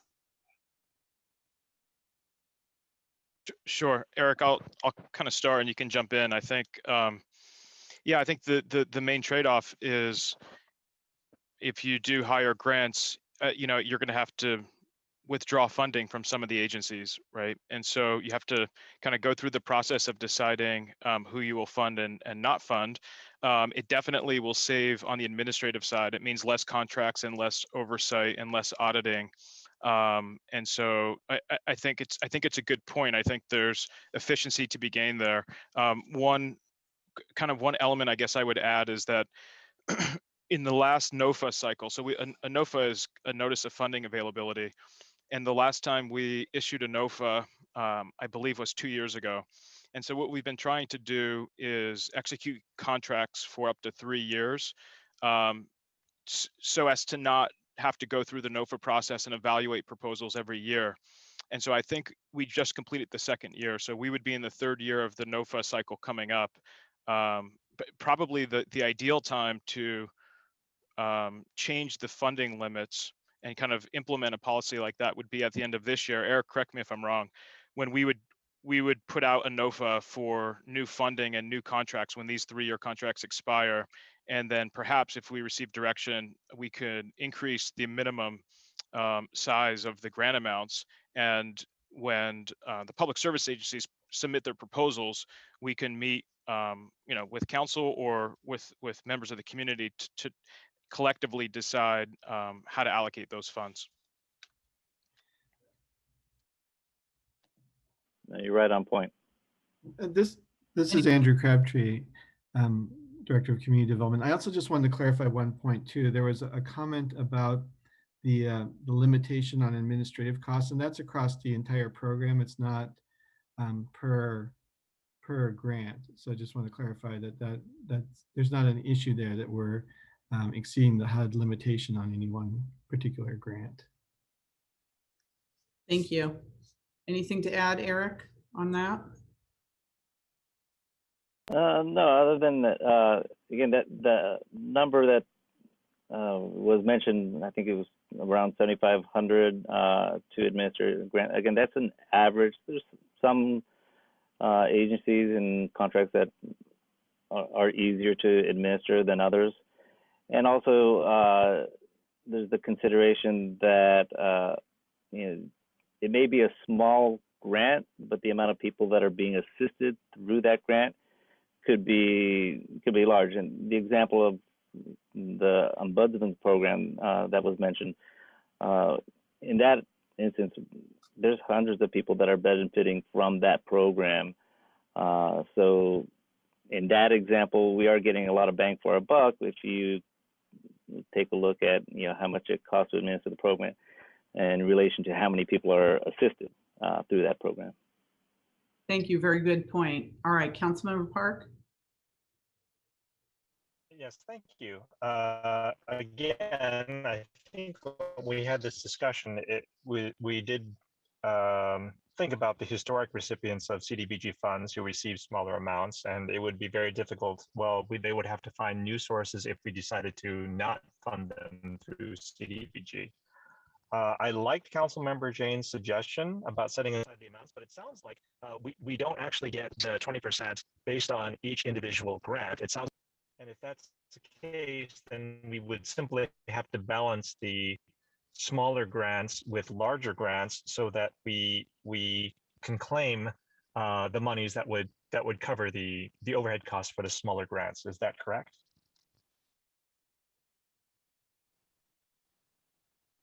Somebody want to answer that? Thanks. Yeah, I'm not sure if I understood the question. And it's so It was breaking up a little bit.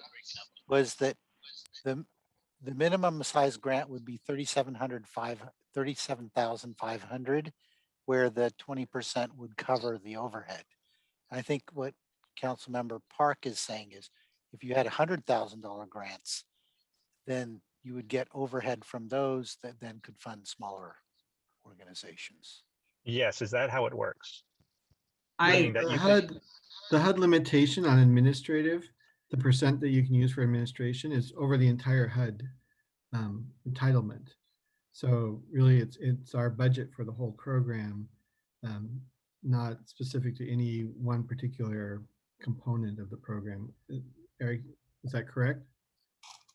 Correct. Yeah, we're able to set aside 20% of our allocation and our prior year program income that we receive for administrative costs. So there isn't a need to dip into general fund monies for administration of a particular program, because we're able to stay within our administrative costs overall. Okay, and I think that was the clarification that was missing during our study session. So I thank you very much for answering the question. Thank you, Vice Mayor Chahal. Thank you, Mayor. So can it be like, I know now the question has been clarified, it's the 20% overall. So it's not that we are spending $7,500 for each smaller grant. Is that true? Even if let's say we make a grant for 15,000, are we spending $7,500 on that for managing that? Again, that's an average number. So, for example, if one of the larger grants requires me to go out and after a risk analysis to do some a monitoring visit, and maybe their invoices are more detailed than others, then it could cost more to administer that grant, as opposed to maybe a smaller grant that after doing a risk analysis, it doesn't necessitate me going out there. I can do a lot of stuff on a desk audit. The invoices are simpler. The contracts, the scope of work could be simpler. So, that number of about $7,500 per contract, again, that's an average number that we use. Okay, so basically for smaller grants, we are not spending $7,500. Otherwise, I had a solution like we can do, let's say in a 3-year cycle, if we have to give the smaller grants to some of these organizations, we distribute to a particular community where we need to do a lot of. So we can do 3 times in a year, and next 2 years we do it in cycle, so that we don't do smaller grants, which are hard to manage. But first year we give 3 times, the next year we pick different organizations and give them 3 times and skip the other 2 for 2 years. That can be other option if you want to save on these overhead charges, basically. We also want to hear from the groups that receive the money, because I think you're looking at a very small segment of this. You're not looking at the big picture, which is the people that this serves and the people that it helps. So I think you have to look at the big picture and get that information. They will get the money, but instead of getting money every year, they get 3 times the money in 1 year, and then they will get the same amount of money.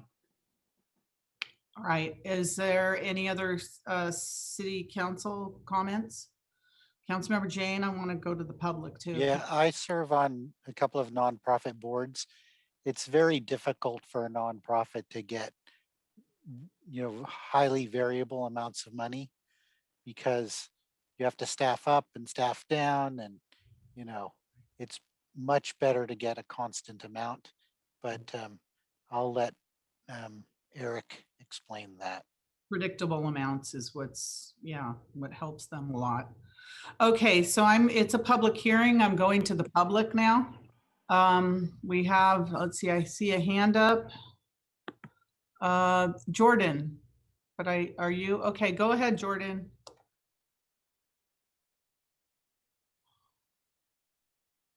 We have a lot of our agencies on here now. So Jordan, do you want to Jordan, speak? you're muted. There we go. Hi. Hi, Jordan. Hi, I'm the grants manager for Next Door Solutions to Domestic Violence. We're an autonomous nonprofit based in San Jose that serves the needs of victims and survivors of domestic violence here in the county. And this year we're celebrating our 50th anniversary. Domestic violence is a human rights violation. It's gender-based violence, and it's prevalent in every community and affects all people. Those whose lives are characterized by domestic violence face very unique and difficult obstacles to achieving safety, stability, and self-sufficiency. Per the Public Health Department's Small City Report, 13% of your city's adults have been physically abused by an intimate partner sometime in their lifetime. We have a very long history of collaboration with the City of Santa Clara, most notably the city's investment along with other community investors in the Home Safe Santa Clara housing community. It provides 24 units of shared permanent affordable housing for survivors and their children. We provide the case management and other support services to the residents, working in collaborations with Charities Housing and Life Moves. In addition to residents at Home Safe, additional survivors can receive services via our community office. During the pandemic, we've been able to provide services remotely via phone, email, and video conferencing. And while the numbers of clients dipped slightly early in the pandemic, by May, they had been back up to normal and began even climbing more. Many survivors reported escalating abuse, and that having to shelter in place with their abuser made it difficult to seek services. So having remote services provided the opportunity to connect while they were away from home, like when they were shopping for groceries. Even when safe distancing mandates have been lifted, which we hope are soon, we will continue to offer a selection of our services remotely because it works best for a number of our clients. The coming year, we propose to serve 69 survivors, and this will be through self-sufficiency case management and other support services, through our community and systems advocacy program, and or through our support groups. And besides the proposed services, survivors can also access other NDS services, such as our 24/7 crisis hotline, and also our shelter next door. If you have any questions, I'd be happy to answer them. Thank you. Thank you, Jordan. We're gonna go to Pilar now. Pilar. Hi, good evening. I'm Pilar Furlong, and I'm with Bill Wilson Center. So we're a Santa Clara-based nonprofit that's been providing counseling and housing support to homeless and extremely low-income residents of Santa Clara since 1973. We're currently funded through CDBG to support both a counseling program and a homelessness prevention program for students and their families. The counseling program, which has been funded by the city for 12 years, benefits Santa Clara residents who might not otherwise have access to mental health counseling services. We're currently on track to meet our goal of helping 140 residents through individual or group counseling sessions. The sessions are led by master level interns and supervised by BWC clinical staff. And it's through these regular counseling sessions that individuals and families gain the skills they need to work through trauma and grief, including what they've been facing now with COVID-19. Then 3 years ago, Bill Wilson Center brought our Family Advocacy Services Homelessness Prevention Program to Santa Clara Unified School District. With funding of $35,000 from CDBG, we hired a part-time case manager that's dedicated to serving students and families in Santa Clara. We've been working in partnership with district staff, And the case manager that we hired identifies students and conducts in-person case management with families to help them establish a stability plan and to access resources for basic needs. Now, CDBG funding doesn't pay for the client support or rental assistance, but Bill Wilson Center is able to leverage funding that we receive from other sources. We've been really lucky to get funding from the Santa Clara Unified School District PTA associations. We've referred our clients to the city's tenant-based rental assistance program, and we actually receive in-kind support from the school district, and they allow us space in their office to meet with the families. So by piecing together resources and leveraging other BWC housing programs, we help families stabilize so the students can attend school and have a better chance of academic success. So Bill Wilson Center is also a recipient of home funds, and we're an administrator for the city's tenant-based rental assistance program, or TBRA. So it was really unfortunate. This coming year, you'll see in the report, the amount of home funds is actually reduced, and therefore the number of families that will be able to help will also be reduced. I would just say, as we move into the coming year, if the city receives additional funding, maybe through the American Rescue Act, I would just urge you to augment the home funds to maybe increase your tenant-based rental assistance program. Thank you very much. And again, I'm happy to answer questions. Thank you, Pilar. Anne, you're next. Go ahead, Anne.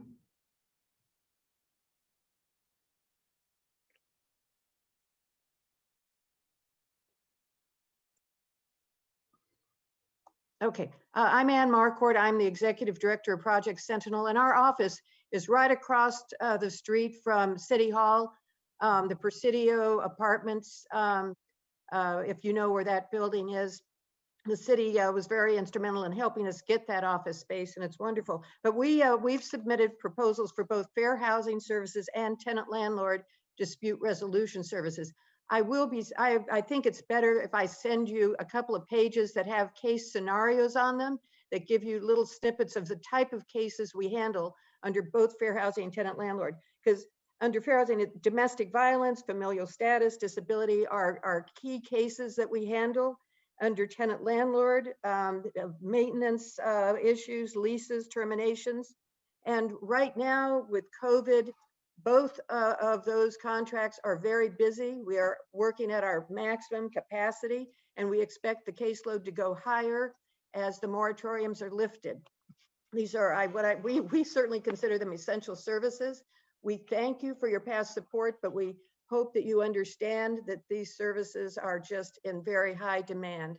And I do hope you'll read the correspondence when I send it out to you in my effort to keep this presentation short. So anyway, thank you very much. Thank you, Anne. And I want to say I do refer a lot of people to you. So thank you for your services to Santa Clara. Georgia, you're up, Georgia. Good evening. Georgia Basile, Directing Attorney of Senior Adults Legal Assistance. You know us as SALA. We provide free legal services to Santa Clara residents 62 or older, targeting clients that are low income or at risk of abuse, isolation, or loss of independence. We've been serving Santa Clara seniors for over 40 years now. Last year, 67% of the Santa Clara seniors we served were very low income, and 53% were age 75 or older, making them highly vulnerable. Our current funding from Santa Clara partially supports our services to you, and we thank you very much for that. We are pleased the action plan includes funding for SALA to continue our services next year. During times covered by COVID health orders, we will continue to provide our legal services to seniors remotely and primarily by telephone per California Department of Aging protocols for legal aid programs like ours. When in-person services can be safely reinstated at senior centers, it is our hope that our appointments will be available once again at the Santa Clara Senior Center, which has been an amazing partner of ours for over 40 years. Legal assistance is a critical need for seniors, and even more so during the pandemic. So we continue to assist clients with legal problems involving public benefits they rely on to shelter in place and meet basic needs. These are benefits such as Social Security, SSI, Medicare, and Medi-Cal. Agencies administering these benefits are closed for in-person assistance during COVID, making it very difficult if seniors don't have internet access or attorneys to assist them with virtual or online appeals, basically. We're also seeing clients worried about evictions, even during the COVID eviction moratoriums, and clients whose housing is otherwise in jeopardy, such as seniors needing reasonable accommodations for a disability. We continue to assist victims of elder abuse, primarily physical abuse. Many of our cases involve abusers living in the homes of our clients that are sheltering in place with them during COVID. Abusers such as adult children, grandchildren, caregivers, even tenants renting out rooms in our clients' homes. When warranted, our attorneys provide a full scope of legal representation for clients in court proceedings. Yes, we are going to court in person with our clients for restraining orders to prevent elder abuse. And lastly, we're continuing to see clients that need basic legal planning for incapacity or end stages of life with powers of attorney or advanced healthcare directives. This kind of planning is even more important during COVID if they're gravely ill and their family members can't be with them. So we can't charge fees for our services. The primary way we support our services is through grants like CDBG. CDBG for us pays only for staff time related to delivering expanded services there in Santa Clara. So every dollar that we receive from you is a dollar of service. Every dollar that we don't receive is a dollar of service that is lost. We do appreciate your funding very much. It helps us provide the highest level of service possible. So we hope you will approve funding for us in the action plan. Thank you so much. Thank you so much, Georgia. Teresa, you're up.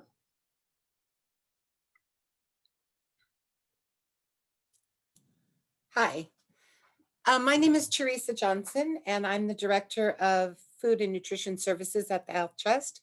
We very much appreciate your current support from the City of Santa Clara for our Meals on Wheels program. Just to give you an idea of how the last year has been for us, prior to the start of the shelter in place a year ago, we were serving 1,700 meals a week to residents throughout Santa Clara County. Within 3 weeks, we were serving 9,000 meals a week. And by the end of June, we were serving 12,000 meals a week. We've balanced out to about 6,000 meals a week right now, but the need in our community continues to really, really grow. The funding that we're asking for and that we hope you approve tonight will just partially support only about 20 clients and pay for the food services that we need for them. However, in the last 12 months, March to March, we served 380,000 meals in Santa Clara County, and about 12,000 of those meals went to 51 residents in the city of Santa Clara. We do leverage your funding with other federal dollars, other local family grants, as well as individual donations. We provide not only meals for these clients, but we're an important part of the social fabric. We also have a Friends for Meals on Wheels program. We also make sure that our clients are checked on and they get a wellness check. We contact their emergency contacts if we can't reach them so they can be checked on constantly.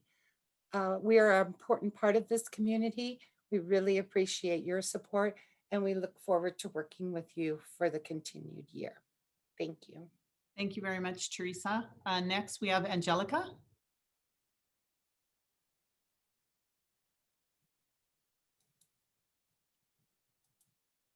There you go, Angelica. Good evening, Mayor Gilmore, City Council members, and housing staff. My name is Angelica Holguin, and I'm the Director of Programs for Silicon Valley Independent Living Center, which has been providing peer support, independent living skills, training, and advocacy for Santa Clara County residents with disabilities since 1976. Thank you for the opportunity to speak a bit about our housing program. Housing assistance is the most requested service that SVILC offers. Of the over 1 dozen services we provide to Santa Clara County residents with disabilities, including older adults with chronic health conditions, COVID-19 has only exacerbated the need for affordable housing search and rental assistance over the past year.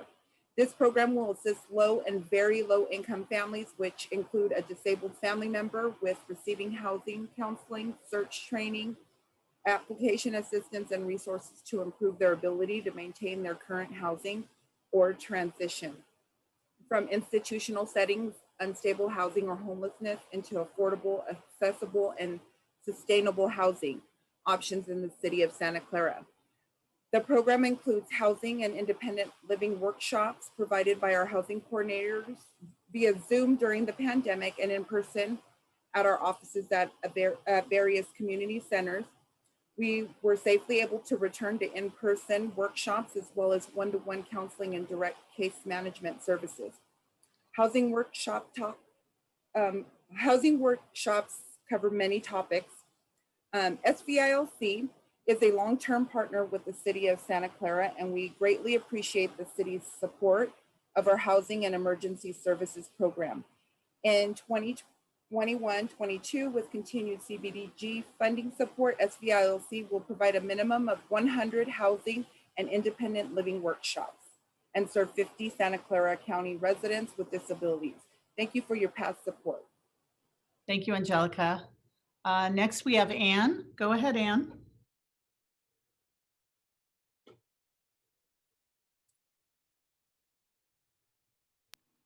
There you go. Okay, great. Hi, I'm Ann Peterson. I'm the Executive Director at Live Oak Adult Day Services. I want to thank the mayor and the council members and the housing staff for sticking around so late tonight.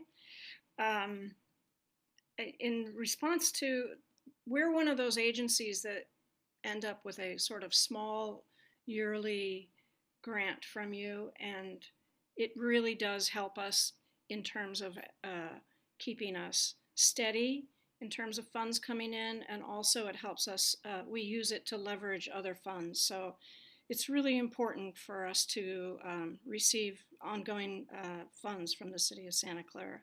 So Live Oak is one of the only nonprofit adult daycare centers in Santa Clara County. We have 4 different sites. We have a structured day program 5 days a week for folks who are, for seniors who have a variety of age-related illnesses, including dementia, Alzheimer's disease, dementia, Parkinson's disease, stroke, depression. What we do is we have a structured day program for them that includes music, art, cognitive stimulation, meals. We're trying to, our goal is to help them to stay in their homes for as long as possible, and also to provide respite for their caregivers. Once the pandemic started, we were able to start a remote services and even a Zoom program for some of the seniors who were able to use a computer, or whose caregivers were able to get them on the computer. It's important to continue these services, even though we take on a small number of folks. We do provide daily service for them for the whole year. So thank you very much for your past contributions and support, and I really hope that you'll be funding us again in the future. Thank you. Thank you, Anne, and thanks for hanging in there with us at this late hour. We appreciate you being here with us. All right, is there any other member of the public that would like to speak? If not, Councilmember Watanabe. Thank you, Mayor. I would like to make a motion to close the public hearing, please. All right, it's a motion to close the public hearing. Is there a second? Second. Motion second to close the public hearing. Assistant City Clerk, roll call vote, please, to close the public hearing. Councilmember Watanabe. Yes. Vice Mayor Chahal. Yes. Councilmember Hardy. Yes. Councilmember Park. Yes. Councilmember Jane. Yes. Councilmember Becker. Yes. Mayor Gilmore. Yes, thank you. That passes unanimously. Councilmember Hardy. I just want to say I did not hear in Councilmember Jane's question saying we should not fund. I heard the concern of the high overhead, And was there any way to lower that so that we can make those funds more available? I will say that it's been a hard year for everyone. And usually I'm taking piles of students to go over and help at Home Safe because we do the birthday party there, and the kids have missed it desperately. Bill Wilson, I work at the high school. I know the good work they do. 30 years ago, I had to use Project Sentinel when I had a crazy landlord. So I know what you're doing, and I appreciate you're here. All I heard was Councilmember Jane not saying let's not fund this. Is there any way we can keep those costs as low as possible on the administrative side so that we could continue or maybe even raise what goes to all the great work that you do? Thank you. Councilmember Jane? Yeah, it wasn't clear to me from staff. Were they saying that no general fund money is going to support these programs? And my second question was, of these 18 items that I see on AP 35, I don't see Project Sentinel here.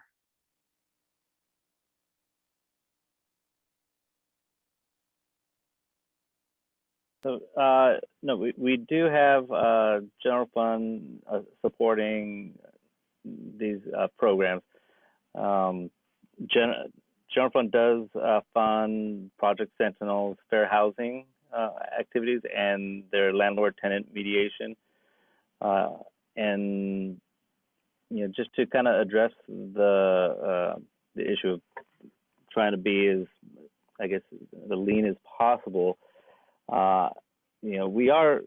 The staff is, as we're working as efficiently as we possibly can in comparison to, I know it's not an equal comparison, but like I came from San Jose where we had in the grants administration staff, there was 9 of us working on probably about the same amount of grants, I would say probably about a half dozen more.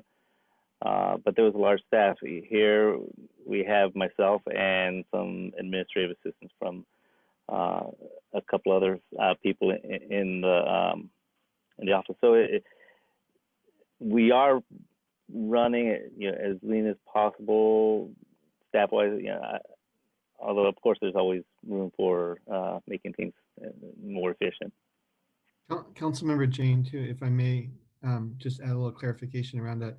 There was a prior cycle where the city council decided to commit general fund monies towards Project Sentinel because there is a cap on how much HUD money we can give out through the grants to PSAs. So in reviewing the applicants that we had in that point, the city council decided to add some general fund funding so that we could fund above what our HUD limitation, our HUD cap is on how much we can give to the PSAs.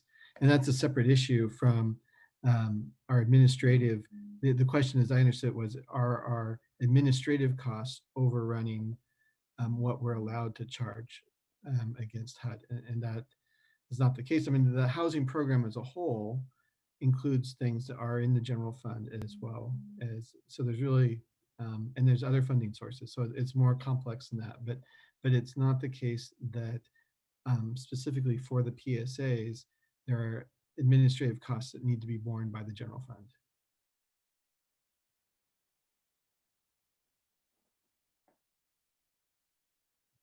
Okay. Councilmember Watanabe. Thank you, Mayor. And thank you, everybody, for the presentation. I'd like to go ahead, Mayor, and just move for staff recommendation to note and file the public comment on the 2021-22 draft annual action plan for U.S. Department of Housing and Urban Development Funds, CDBG and Home. Approve the 2021-22 draft annual action plan and direct staff to incorporate all public comments into the final version to be presented to City Council on May 4, 2021, prior to the submission to HUD by May 15, 2020. Should that be 2021? that it's in the recommendation. It says May 15, 2020. Yeah, that was a typo. It should be Oh. 2021. Okay, so, okay, say by May 15, 2021. Number 3 is approve the CDBG policies and procedures and monitoring manuals and any other council direction. I would second that. Thank you. Second by Councilmember Hardy. Any other discussion or questions from the council? Councilmember Park. So I'm looking at it, and I think the recommendations are note and file the public comment, but I guess the public comment is there. What is the public comment for? I mean, is it possible that the public comment would change what we would fund? If that's the case, noting and filing doesn't seem like it would do much in that regard. I guess what is the purpose of the public input in these public hearings? Is this a question of who? What's the purpose of public input in a public hearing? Is that your question?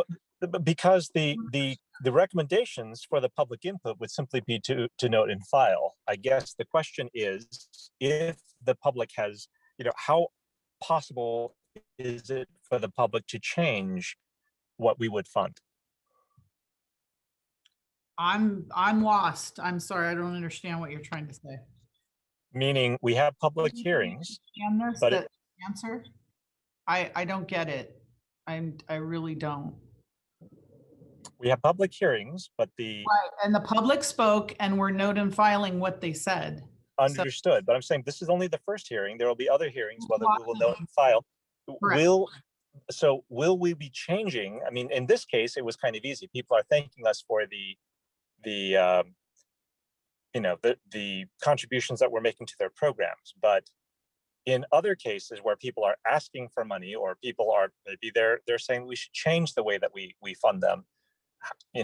If we note and file, if we simply note and file, will there be more than just a note and file action for those kinds of inputs? What kinds of inputs are we seeking if the recommendations are simply to note and file? Do you understand, City Attorney? Yeah, I think it's very simple. It's up to you. It's up to the council to decide whether the public comment that they receive influences whether they want to change the staff recommendation or not. Okay, so we will note and file the responses, but we can act on the public input as well. Okay, that's fine. Of course, that's the whole purpose. Yeah. Thank you. Councilmember Jane? That was my question. Thank you. Okay, all right. So we have a motion and a second. Assistant City Clerk, roll call vote.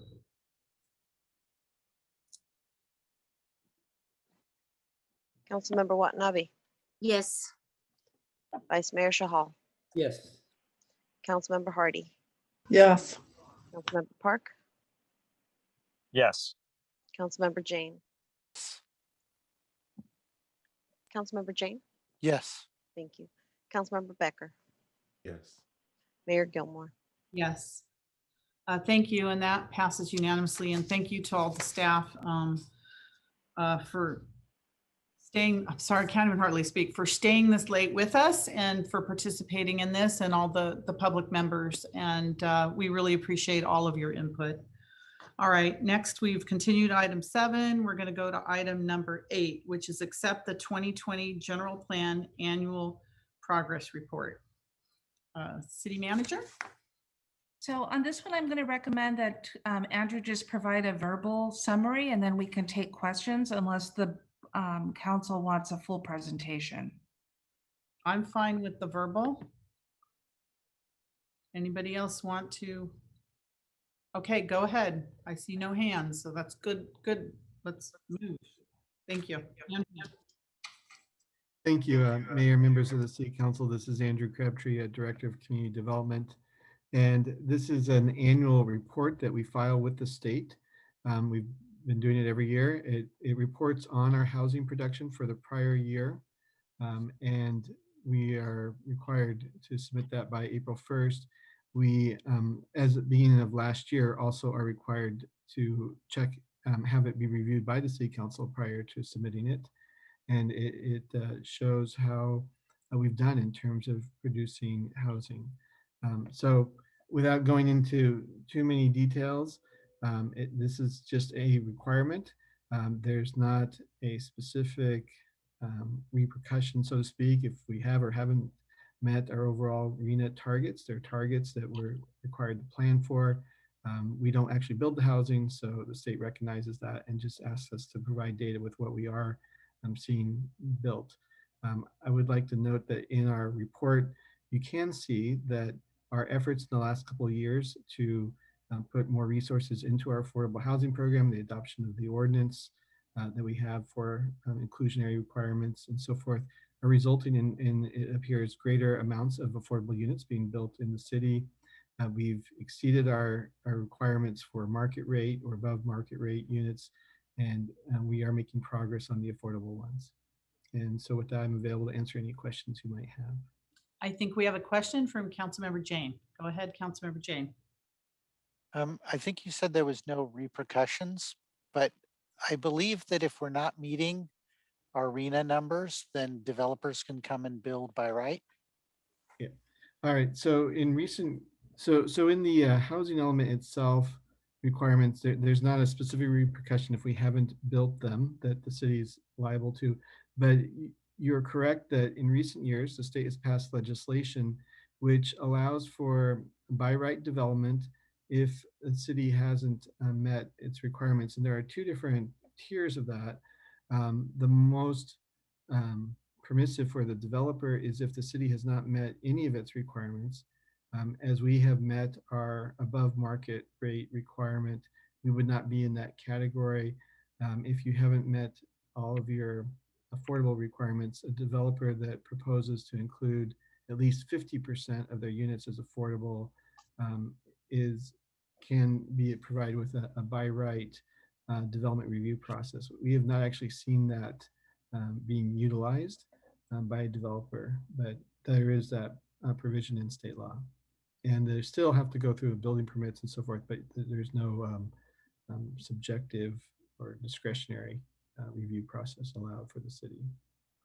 I heard from one developer who was thinking about using that SB 35. Right. Well, okay. Yeah, the most, the one that's gotten the most press around that is the in Cupertino, the Valco Fair Mall site, where the developer did propose a scheme, but most developers don't propose that 50% of their units be affordable. So I think that's a high barrier for many projects, and we haven't seen that utilized. As we do generally allow, there are ways to have projects entitled through the city. We're not putting up unreasonable barriers. So, it hasn't been as much of a concern with us, but, I certainly, the city is committed to doing what we can to support affordable housing being built within the city. I also would mention that the Measure A that passed for the county is, I think, also beneficial, right? Because these affordable projects generally do require some form of subsidy. Thank you. Okay, thank you. Do we have a motion to accept this report? Factual report? Motion. So move. Okay. Second, or it hasn't been. I'm not sure who made the motion. I didn't catch. It was me, Subs. Councilmember Jane, second by, I think it was Watanabe, Councilmember Watanabe. Okay, Assistant City Clerk, roll call vote, please. Councilmember Watanabe, Yes. Vice Mayor Shahal, Yes. Councilmember Hardy, Yes. Councilmember Park, Yes. Councilmember Jane, Yes. Councilmember Becker, Yes. Mayor Gilmore. Yes, thank you. And that passes unanimously. Thank you very much, Andrew, for staying so late with this. Okay, next we have reports of members and special committees. Do we have anybody that has a short report? Okay, City Manager, Executive Director report? Nothing to report. All right, do I have a motion to adjourn? Motion to adjourn. Second. Motion to adjourn by Watanabe, second by Councilmember Jane. Assistant City Clerk? Councilmember Watanabe, Yes. Vice Mayor Shahal, Yes. Councilmember Hardy, Yes. Councilmember Park, Yes. Councilmember Jane, Yes. Councilmember Becker, Yes. Mayor Gilmore. Yes, Thank you. and that passes unanimously. This meeting is adjourned. Thank you, everyone. Have a good evening.